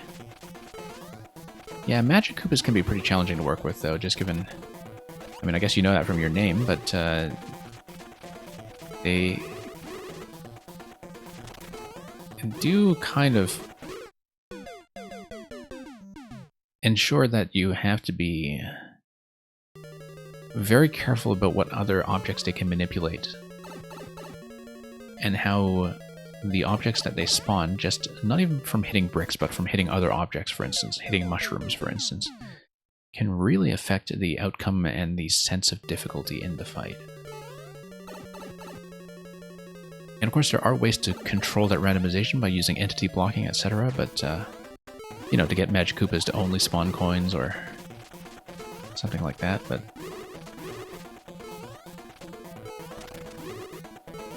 the best use of Magic Koopas I've seen recently was in one of the escape room puzzles I've been playing in recent weeks, where the Magic Koopa was being used as a way of giving you a clue using RNG manipulation that the random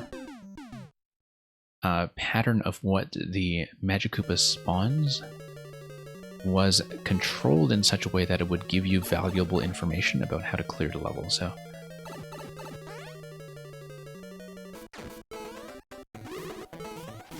But yeah, I'll definitely show you afterwards the code, at least for the level that your username reminded me of in terms of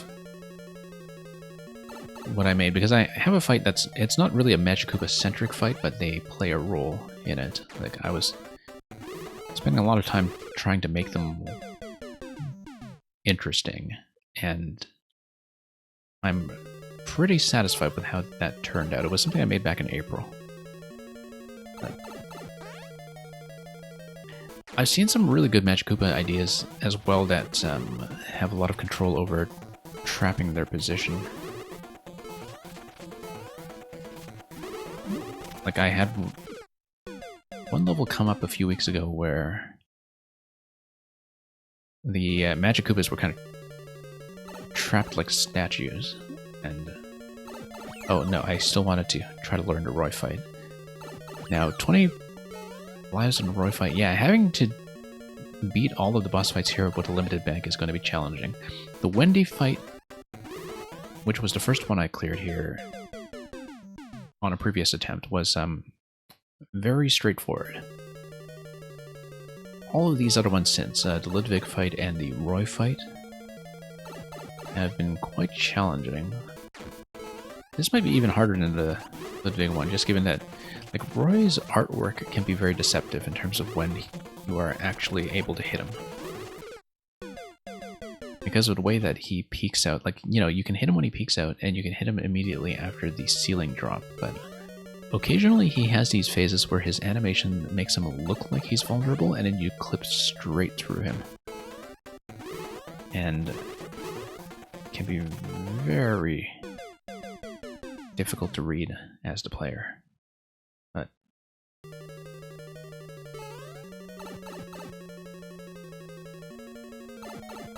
we'll see. I am hoping to beat this one tonight, so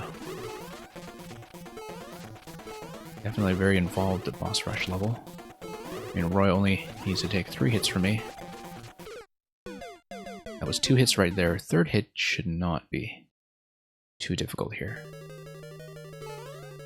Ludwig is currently the fight I'm still by far the most worried about, because I felt like I was not even close.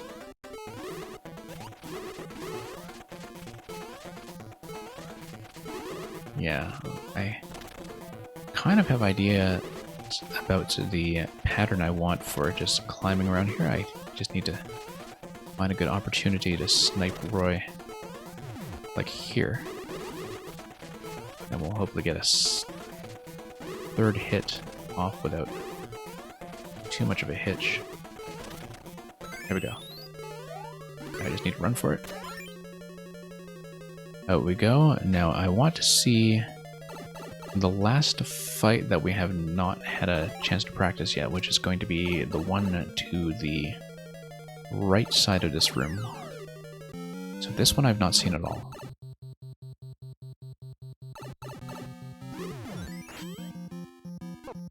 I think the decoration's okay in this level. I mean, it's very visually... like, it doesn't have a lot going on with the background, but I think it's the kind of level that probably shouldn't have too much going on in the background, because it's just has so much going on already with the bosses in terms of being able to see projectiles. But yeah, it's true that Mang, this creator, is usually more decorative than this, like not really aesthetic necessarily, but definitely. This is, I think, very deliberately trying to be visually clear. Also, I do need to keep the Master Sword until I get to a key door because of the damage boost off of the spike underneath the key door. It is required that I clear the fight with the Master Sword still in hand, or at least within a few seconds of getting to the door. Bit risky there.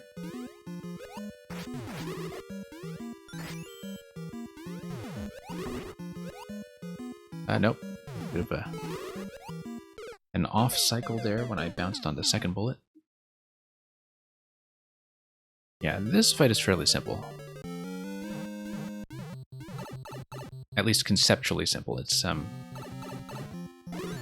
should not take me too long to do. I actually should get close in with the sword. The sword does so much damage that if I can tap Iggy with a sword, at least when he's not in his firing cycle, I might be in much better shape than with the bomb. The bomb does some work for me, but in some ways is a little too unreliable in terms of having to manage my height as well at the same time. But yeah, Ludwig worries me quite a bit because I think he's going to burn straight through my lives. If I get a game over again after having seen all these different fights, I'm pretty sure Ludwig has to go first, just so I know how many lives I have to work with. I should be using the shield. I'm currently not really using the shield on Link nearly as much as I should be to deal with things like projectiles, but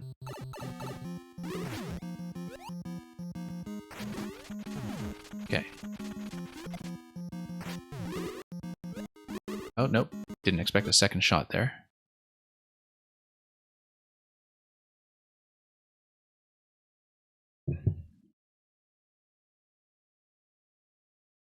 Okay, 20 lives. Still mostly worried about Ludwig. Maybe the bomb is a better method so I can mostly focus on jumping. It is hitting when it needs to hit, so... Oh, whoops. Wow, it really got crowded there.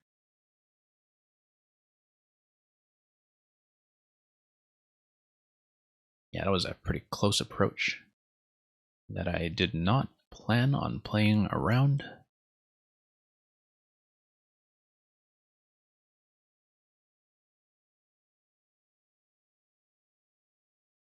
Okay.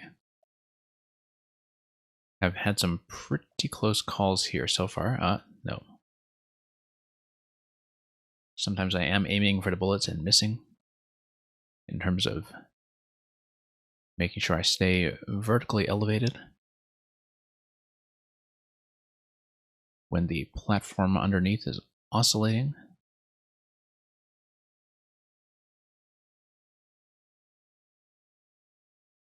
I know. Jumped directly into that projectile. That was less than ideal. Also, I noticed that game sounds have actually cut out for a while. They might have been gone for a while, actually, but sometimes there's a bit of an audio problem on this stream. Give me 1 second to fix that. I don't know when they cut out. It seemed like it might have been recent. I'll be right back with you. I'm usually pretty attentive to stuff like that, but I haven't had that problem recently, so that kind of caught me by surprise, but sound should be back.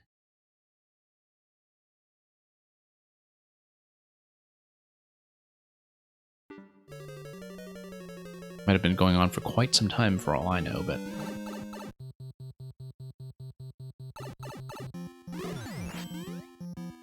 Here we go. Nope.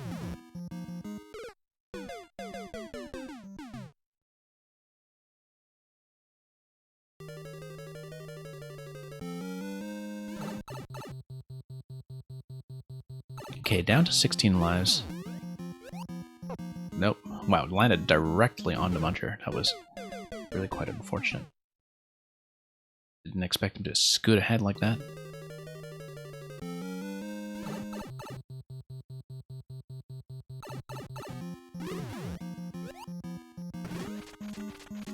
Okay, just totally off cycle there.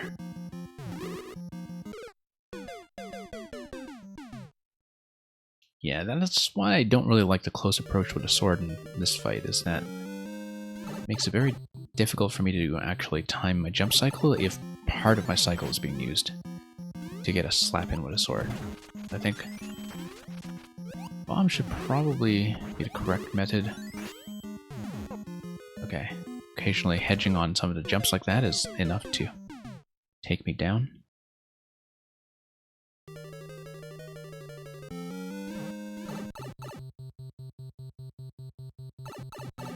And yeah, let's just get back in here.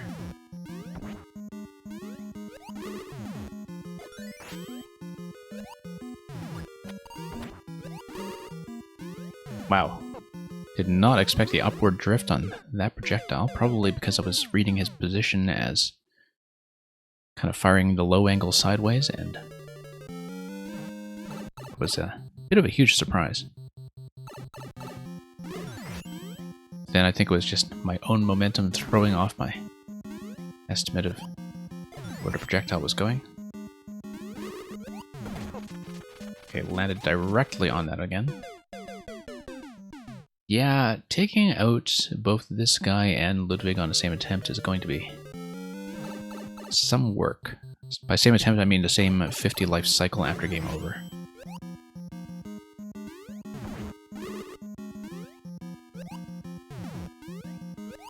Must have been a devil to clear check this one, but...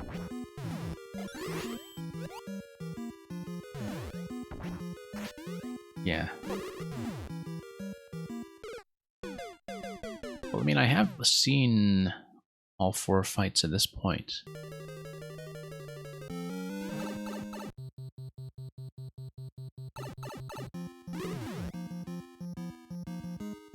Okay. Once again, just totally misreading that. And a projectile had been out for a while as well, so not really much of an excuse.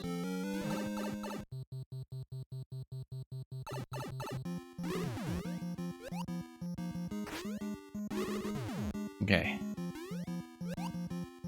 Don't know why I keep going for the close approach when already kind of established that might be a bad idea.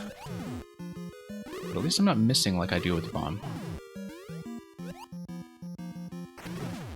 Nope, too short a jump. A lot of things to manage here separately.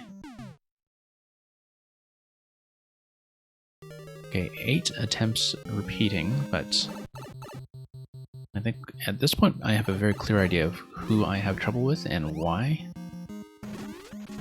I actually still think Ludwig is harder simply because of the amount of time you need to spend getting arrow shots down, but...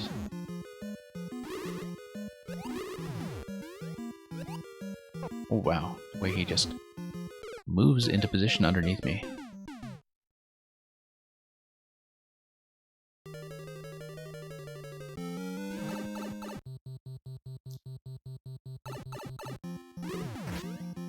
Well then, to discourage you from trying to kill him by jumping, of course, not that it's a very advisable idea given the way that a damage boost is required to get out the door with the key, and I mean, I did manage to get the key many attempts ago, it's just that by then I was already small.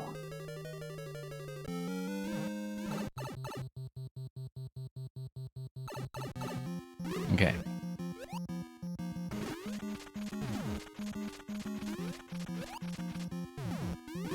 Let's just... Nope. Just keep forgetting about the second shot that he gets on that cycle.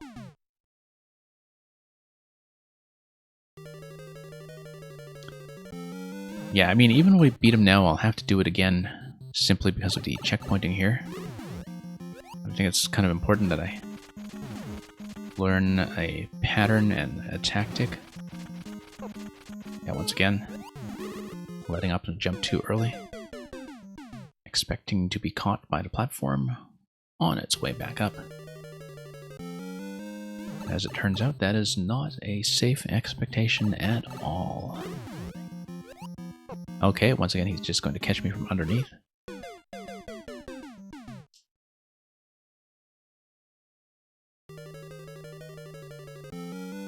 Okay, down to 2 lives. The level is blinking at me for being at 3 lives or less.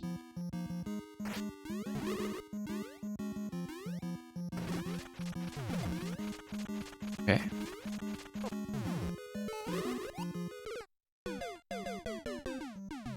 Not planning my momentum very well when the platform is going down, because sometimes I expect to have a jump available, and I don't because I'm above the platform while it is descending. Can't catch up to it in time like that. Exactly like that, in fact. Okay, game over, but we will start with him because I haven't beaten him yet, and we haven't beaten Ludwig yet either.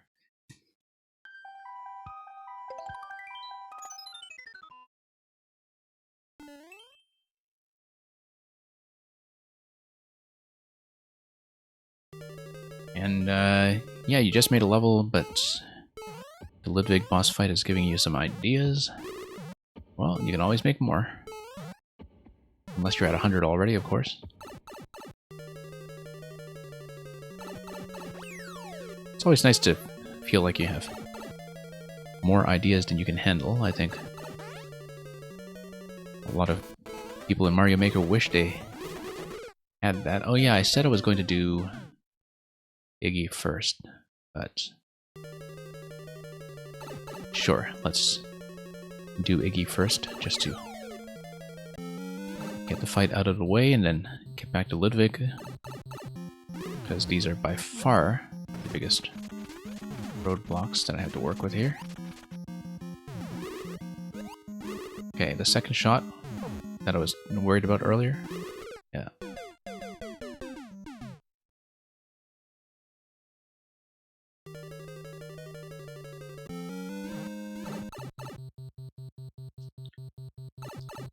Alright. Maybe I should go for the bomb from time to time. Especially when he's way out of position like that. Actually, the fact that he's trapped up in that position should have been to my advantage, in that he's going to stay there until I tap him on that one block. If Iggy winds up there, I have the ability to play a little more cautiously and get back up to him. And that's something I should take advantage of.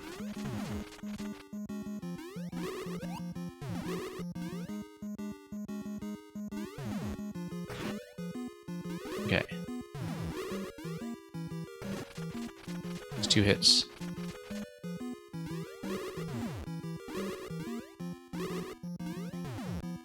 Nope, I was so close to getting the 3rd hit there.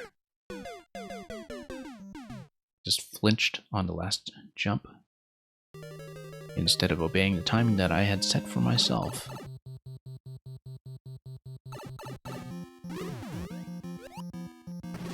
But yeah, first cycle he just fires the 1 shot. Second cycle he fires the 2nd shot. Third cycle he fires 3 shots. I don't think I knew his pattern with that level of detail previously. So, yeah. Can't really do quick reactive jumps like that because you just don't have a landing zone. Anyway, I was quite close to getting him. Quite close. Nope. Falling directly on top of the least convenient location once again.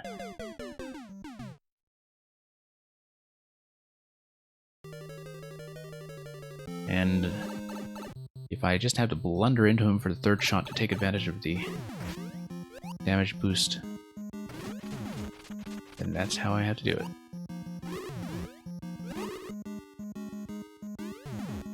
Nope, got sniped in the face.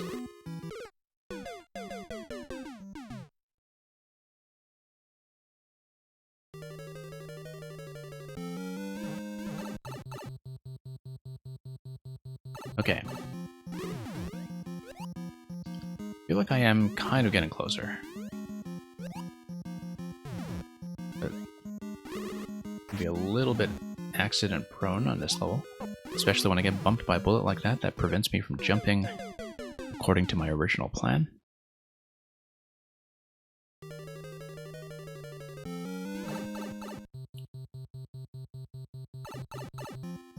Alright. Let's get... Oh, whoops. Once again, it just got clipped by that muncher. Really just there as jump protection to enforce that the player has to make an approach from the side somehow using the link powers. Power of the Master Sword. Yeah, sometimes if I'm dodging off the platform cycle that I'm going for. This is not the time to improvise, apparently. I mean, it's a very flexible fight, but one where the flexibility can really get the best of you as a player. Okay. Very close shave there.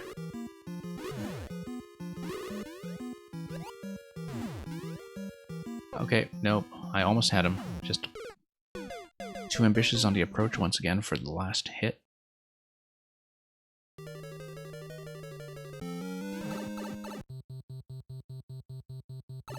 Alright.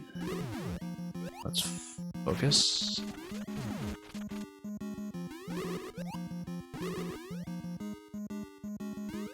Yeah, because sometimes I have a habit of just trying to let up on the jump early to avoid being sniped. But going a little bit low, and letting go of a jump that I intended gets me into a ton of trouble over this specific kind of platform setup. Once again, just landing straight onto Munger. Not a good idea.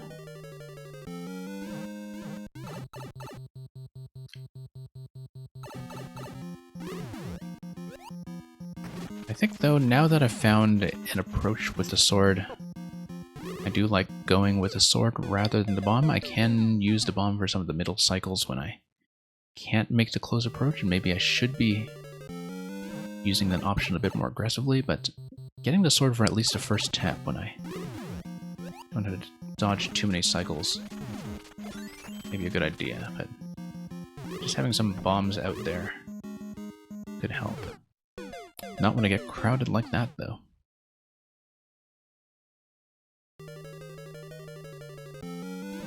Okay, down to 35 already. It's going to get me into some trouble when I have to deal with Ludwig. Wendy I'm just not worried about at all, but Roy can be troublesome. Very clear to me that Iggy and Ludwig are the main roadblocks here, though, at least with my playstyle.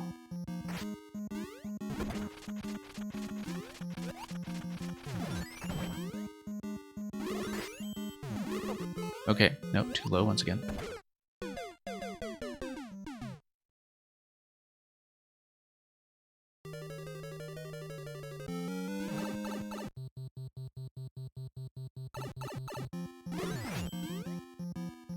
Okay, tap him.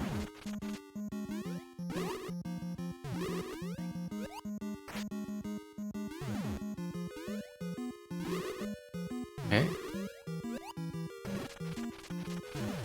I was totally getting trapped there. I was already a little bit worried about how close he was standing. Really do need to push him hard on the right side of the board just to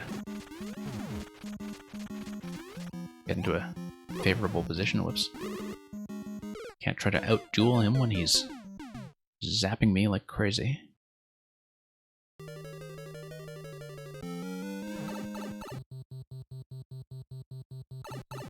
Okay. Nope, miss, miss, miss.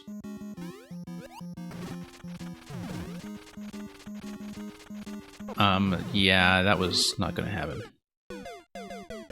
Was trying to sneak under him for safety, and I really had no way of going over, at least not with that pattern in that time. So the thing is, if he really pushes against my side of the room, I'm very frequently in big trouble. Now, at that time I actually did kind of out-duel his shot. Oh hey, we got it.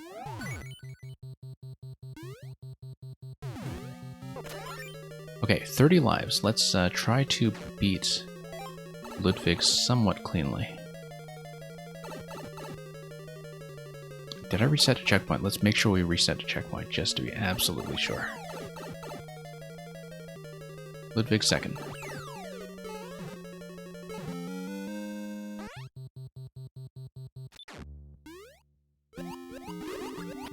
Nope, missed.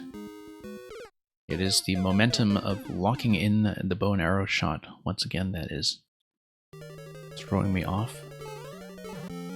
Yeah, you start bouncing with the bow and arrow locked in, and you just keep on bouncing. That was something that I don't think I really understood with this level of finesse until now,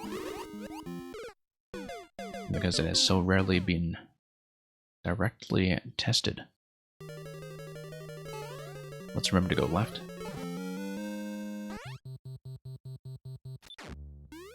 Okay. No. Once again, I cannot hit the dash button because the sword will wreck everything. Really have to have the discipline on this level, on this part of the level, to not hit dash. Which is really kind of outside one's comfort zone sometimes when it comes to Mario.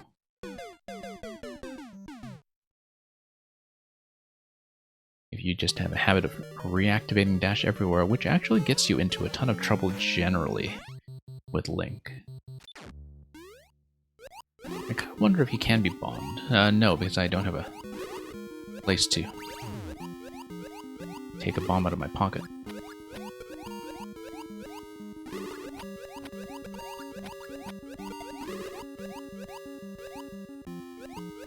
Okay.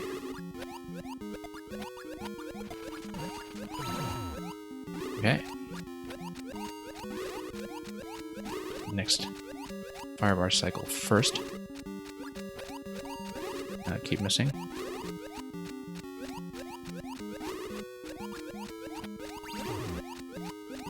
Cutting it really close there.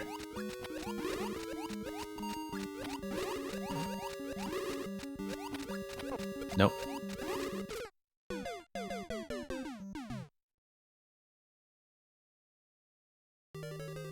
Yep, this is the wrong way, first of all.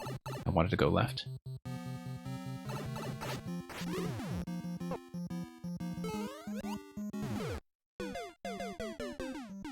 I was about to say that this is a bit of a toughie, but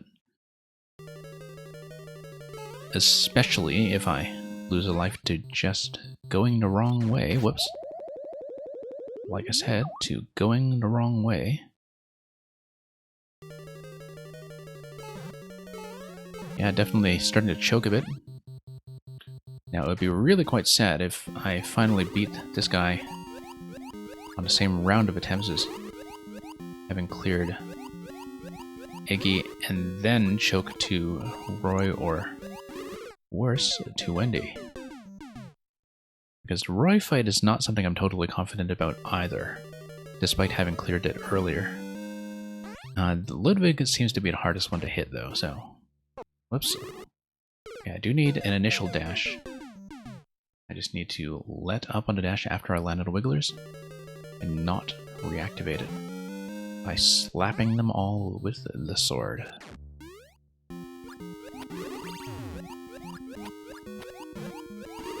Okay.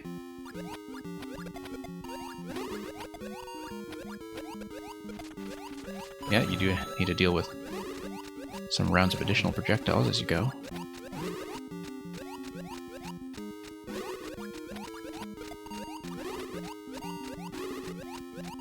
His pattern, as with Iggy's pattern earlier, naturally toughens up when it comes to the number of projectiles you have to deal with.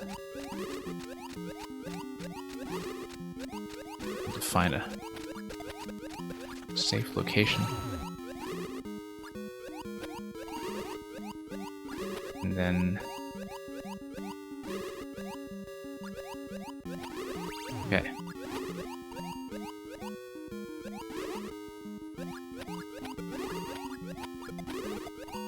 Okay. Getting there, getting there. Okay. Not in the lava. And I have to remember to activate the checkpoint. Interesting little exit room there. Spitting you out of the mouth. Okay. We have 21 lives to get Roy. Also, we'll see what happens after the safety coin. But it's kind of a standard old-style safety coin setup that likely indicates there's nothing afterwards. There's not going to be some kind of anti-key death. Because you were not doing the coin collection first in the cycle.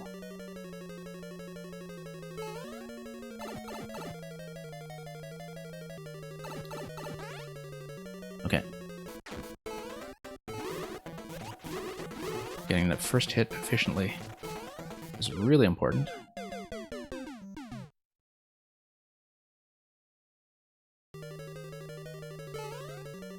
And I'll see what I can do with that.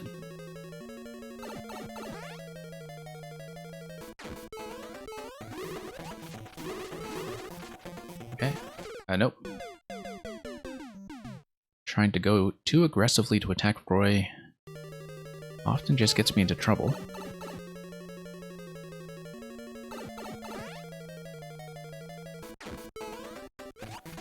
Okay, here we are.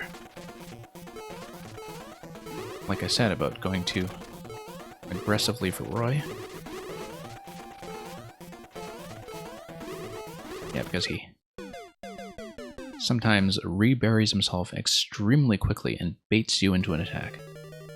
So, having a Roy fight over spikes is often very potentially misleading, but dropping into him right away on the first cycle definitely improves things a bit. Also knowing that he is consistently vulnerable after the ceiling drop. Just got into a bit of a disadvantageous position there where I couldn't quite get myself back out for the third hit, but the fact that getting 2 hits on him is not too bad is definitely encouraging, but I need to let him rebury himself. Okay, I had no room to move there. Needed to jump over and into the middle on that cycle. We got a window of opportunity for hitting Roy is extremely limited sometimes, and that's something I need to remember to play around.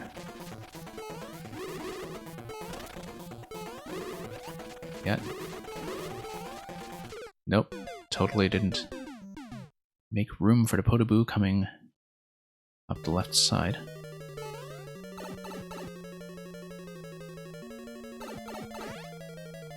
Getting a little bit tense with this 14 life bank remaining. Okay, let's pass him on this cycle. Yeah. Really difficult position there. I was just a little too slow to take advantage of that.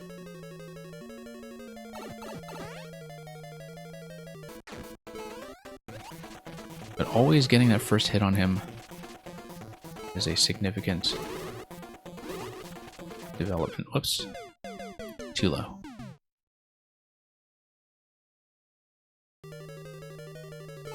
Yeah, the fact that I can get 2 hits on him fairly efficiently does bode well. But we shall see. Nope.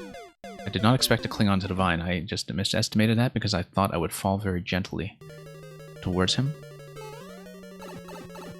That was a mistaken vine climb. Not part of the intended attack. Okay. Just poor timing on that one. Starting to get a little bit touchy here with 10 lives to go. This...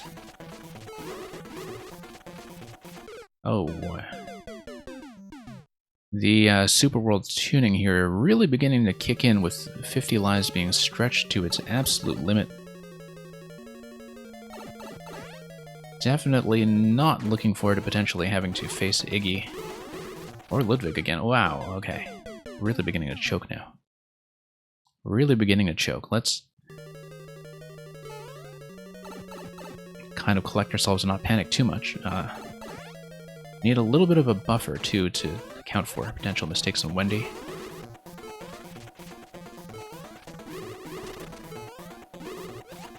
Okay, good, good, good. Good cycle.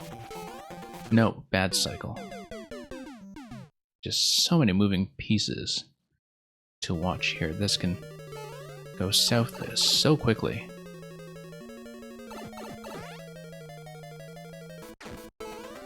Alright. Nope. Totally zoned out.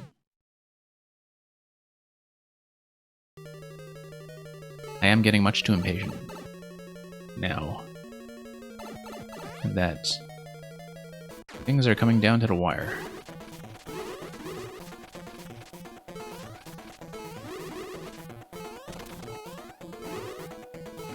Okay. Missing a few cycles of vulnerability here, but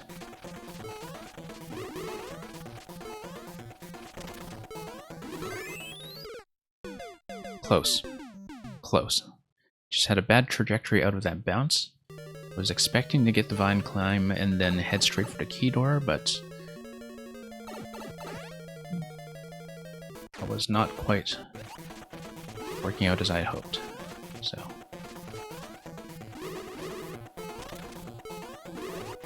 okay. Once again, not leaving myself quite enough room to get around the Podoboo cycle. 4 lives left. We had the key. We had the key.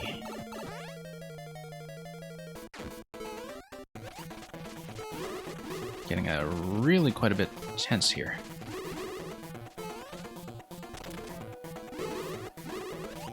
Okay. Oh, got sniped. Really have to clear out as soon as I bop him. Get way out of his way, because the shell bounce on Roy does come up pretty high.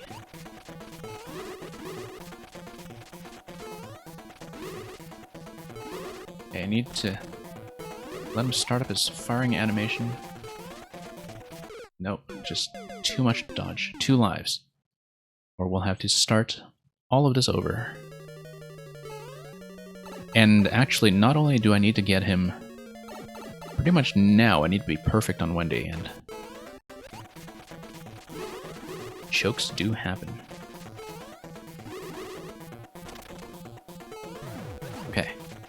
Tight spacing there, but managed to get out. I'm gonna have to catch him on the next cycle.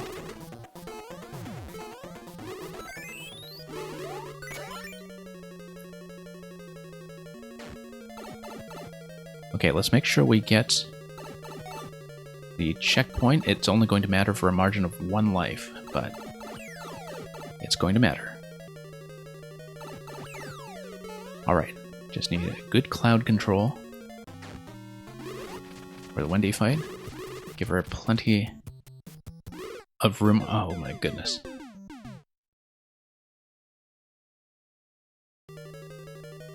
Okay, last chance. Last chance, or we start it all over. I have to say, I'm not terribly optimistic. Oh no, cloud's disappearing. Okay. We're doing it all. We're doing it all. Okay, hopefully we're well practiced enough that some of the earlier fights will go down fast.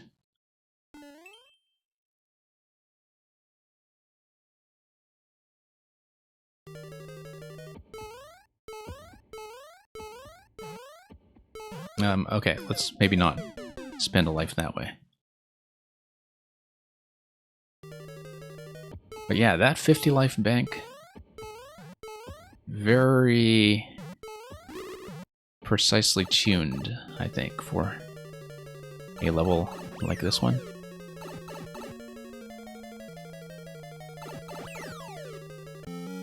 Okay. Definitely regretting some of those attempts where I entered the wrong room. No, I did have a method approximately worked out here. Nope.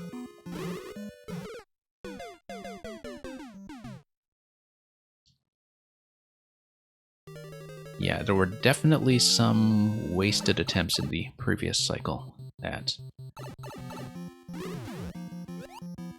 really did end up mattering at the end when it was down to 0 margin of error.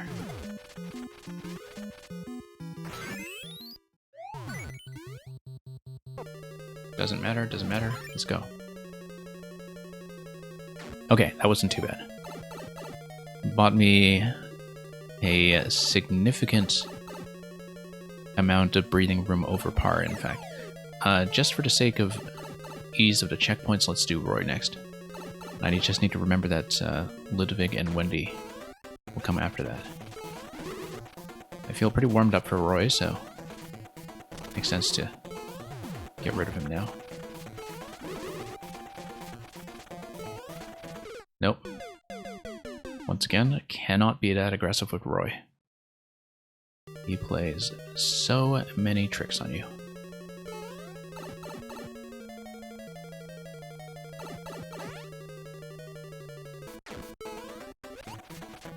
Okay. Nope. Too impatient. Yeah, Roy has to get into his firing animation or into the ceiling drop to be absolutely safe. Peeking up from the ground is also safe for Roy, but is a bit of a hard target.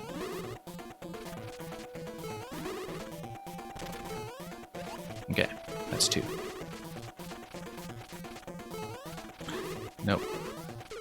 At least I managed to get onto Vine that time. I was chasing him too aggressively.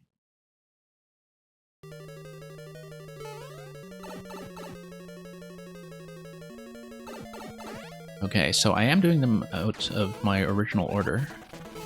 I need to buy as much room as I can to take care of Ludwig.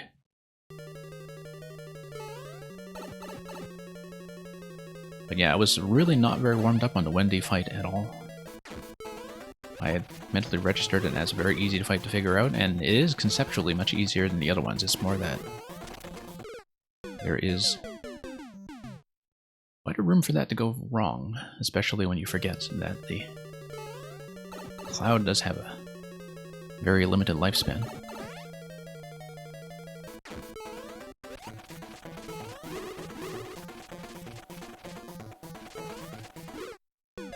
Yeah, amazing how the tuning of something like multi-checkpoint levels suddenly really transforms on you when you place it into a super world where there is a great risk of resetting. You have to make every attempt count.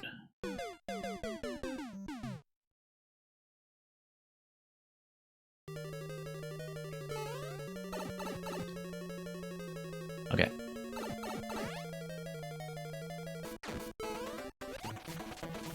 Roy at least has a very easy first hit.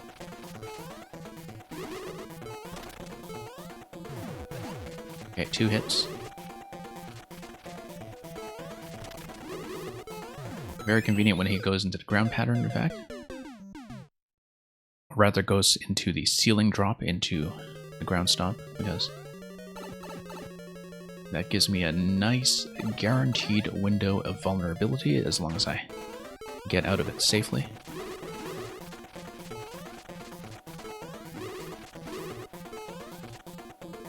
Legitimately good Roy fight, though. Very exciting in terms of giving him an extremely controlled ceiling spot to work with. And in terms of where he can go on either side, just motivating enough risky play.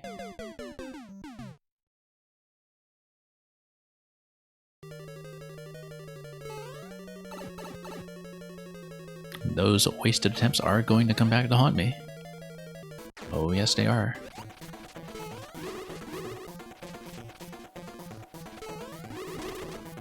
We definitely saw what happened in the previous set of attempts when we played quite incautiously. Yeah, I should have known that there wouldn't be a safe way coming out of that bounce. Kind of poor judgment on that one once again.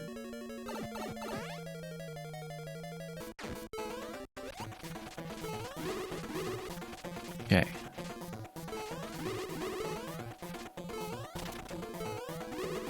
That's 2. Really have to let the Potaboo determine my spacing here. Wow.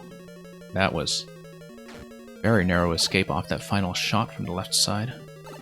Very, very narrow escape. Far too close for comfort. Ludwig next.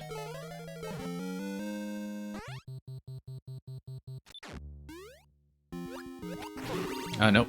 Once again, have to remember not to use the sword. Not to try to press into a dash.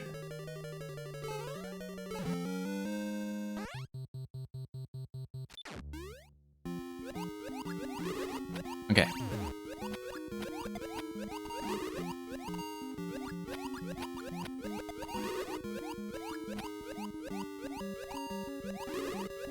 Okay.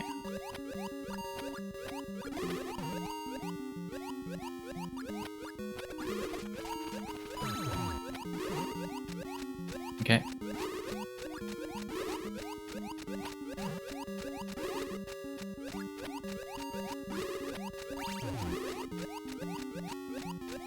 Doing fine for the most part, except I was definitely getting a little bit zoned out by all of the projectiles pushing me leftward. Now, having a bank of 35 lives going into this fight with Roy already down is comfortable, but definitely an improvement. Partly because Iggy went down so quickly that time. Nope.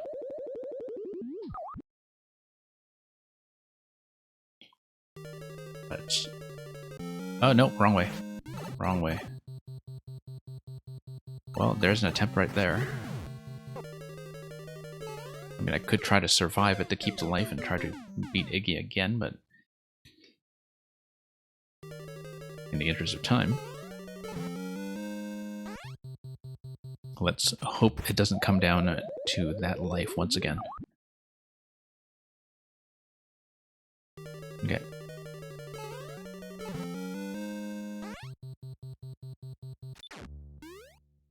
Yeah, you know, people who say that lives don't matter in the Super World system have not seen something tuned like this one, where a bank of 50 feels just about perfect, actually.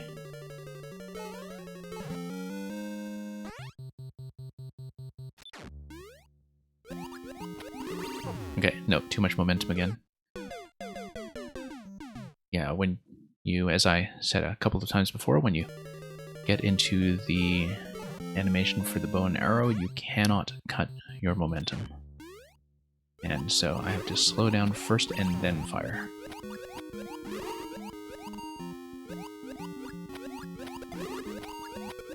Let's get out of the way of the fire bar.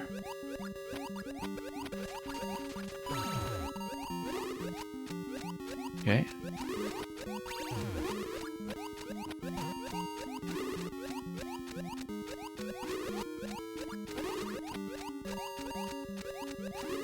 Nope. I kind of knew that I was being crowded out there that time. That was not gonna go. Let's not instinctively run to the right. That one-way panel really does things to you. Thank you for the follow.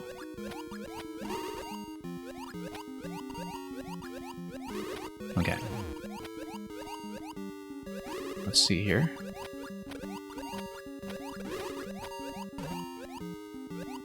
Nope. Just requires a lot of finesse.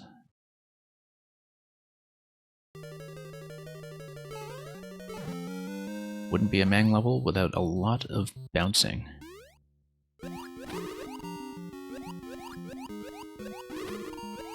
Okay, let's hit the switch. Start pelting him.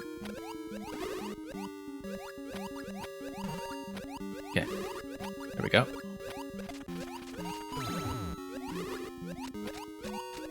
Nope.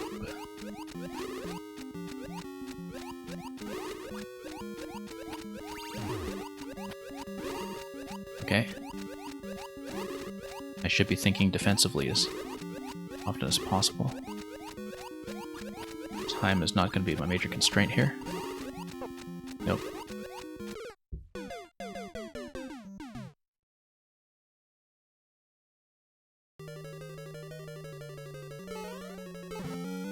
Okay, 27 lives. Let's not completely squander them. Given that I had a pretty significant advantage off my performance on Iggy.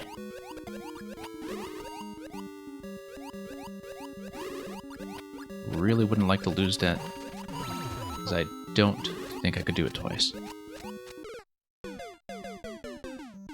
In terms of getting Iggy down in that few cycles.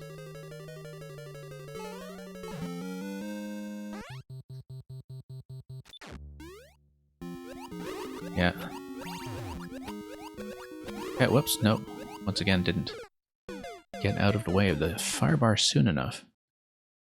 I mean, we have the method, it's just that this is pretty tricky to execute. Pretty tricky. I know. Once again, didn't manage momentum well. I have to cut momentum and then shoot. Not the other way around. Okay. Start pelting.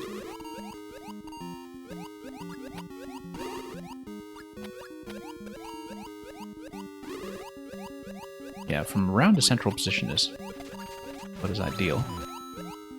Okay. Okay, just barely out of the way of the fire bar.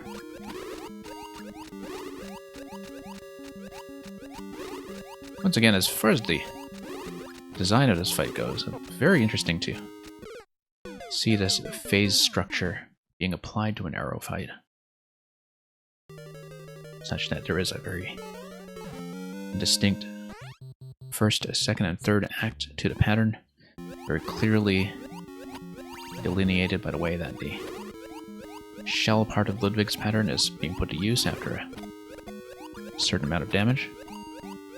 A good marker of how far along you are too, which is often the issue with some of the spammy fights where you constantly use fire flowers, arrows, etc. That can be very difficult to track your progress, but this one, very clear how far along I am. Very, very clear.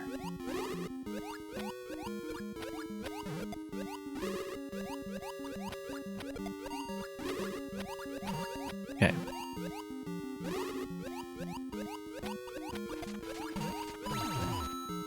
Okay.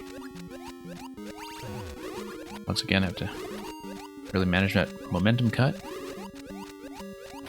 as I get into the shot on the right side. Oh no, there we go. 2/3 of the way through.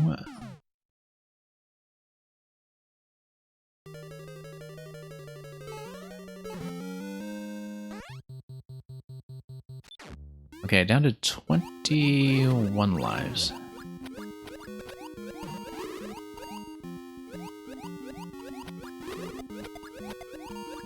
Okay.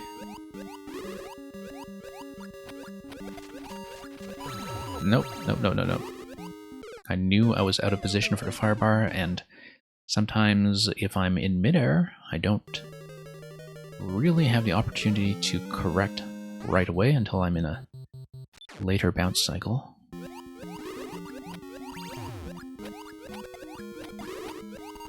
Okay, here we go. Okay. Let's get way out of the way of that fire bar, and whoops. Nope. Not much room to work with there. Down to 19 lives with this plus the Wendy fight to go. And as I discovered in the previous set of attempts, I was much too complacent about how easy the Wendy fight would be.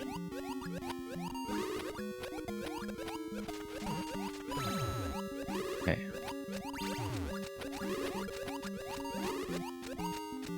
We'll have to pelt him from dead center.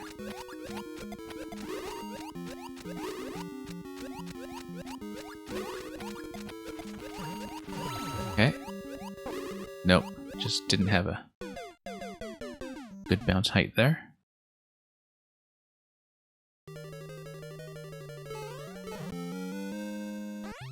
Got decently far along. Gotta cut momentum, get into the on-off switch, start pelting. Just really maximize my damage output here. Nope, oh wow, I accidentally slapped everything with a sword. Absolutely everything. Cannot be tempted into hitting the dash button there even once. Just utter disaster from that. Okay. Yeah, I need to face the right direction for the arrow shots.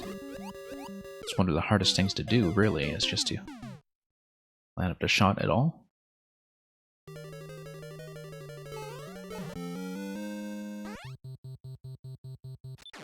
Okay. Nope. Nope, nope, nope.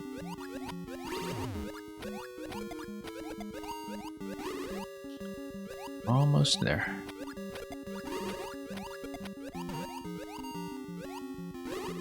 Still a decent number of lives at the buffer, but this is no time to get complacent. Fire bar is coming anytime. Nope, just missed a bounce.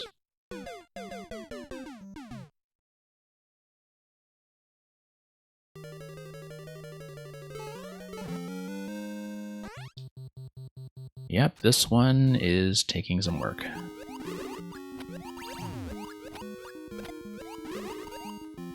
After getting so close in a previous set of attempts. Yeah, beating this as a level by itself, not too bad, but when you're under some checkpoint pressure here from the Super World system, then it becomes pretty interesting in terms of not taking careless deaths, in terms of budgeting your attempts. Very finely balanced when it comes to the number of lives you have to work with. And we're down to 13. This is, once again, getting pretty hairy.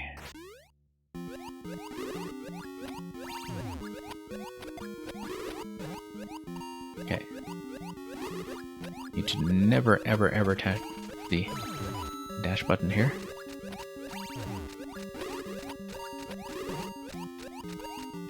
Okay. Didn't really get any shots off in that cycle.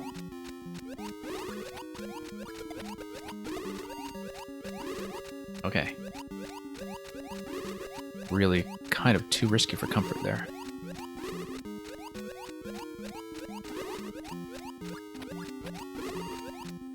Okay.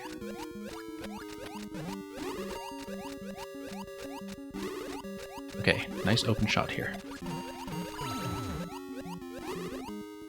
One more cycle.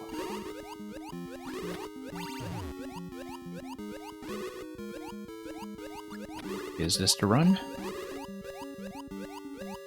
We'll shortly find out.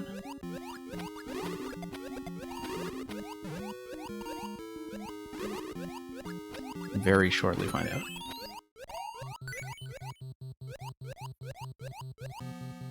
Gotta fall in accurately. That was kind of risky. Okay, we need to hit the checkpoint. Very easy thing to neglect. Lastly, 13 lives to Wendy. Okay. Let's remember how to drive the cloud. Have to be very accurate with Wendy. Can't really afford to miss a cycle because the cloud will expire. Very easy conceptually, just purely a matter of accuracy when it comes to driving in midair. Yeah, there we go.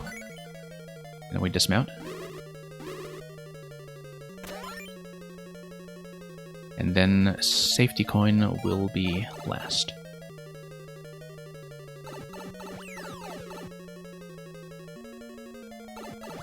And then victory is assured. We hope. Well, this looks mildly threatening. Something's going to happen. Oh, okay. Bonus at Boom Boom.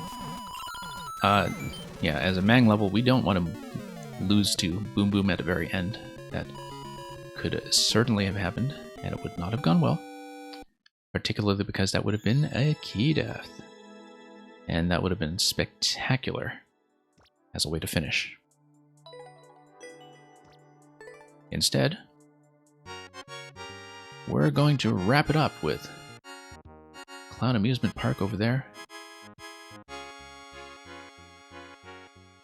And yeah, sending me way over my intended time for this stream, and that's going to be our big finish with Mang World complete at last after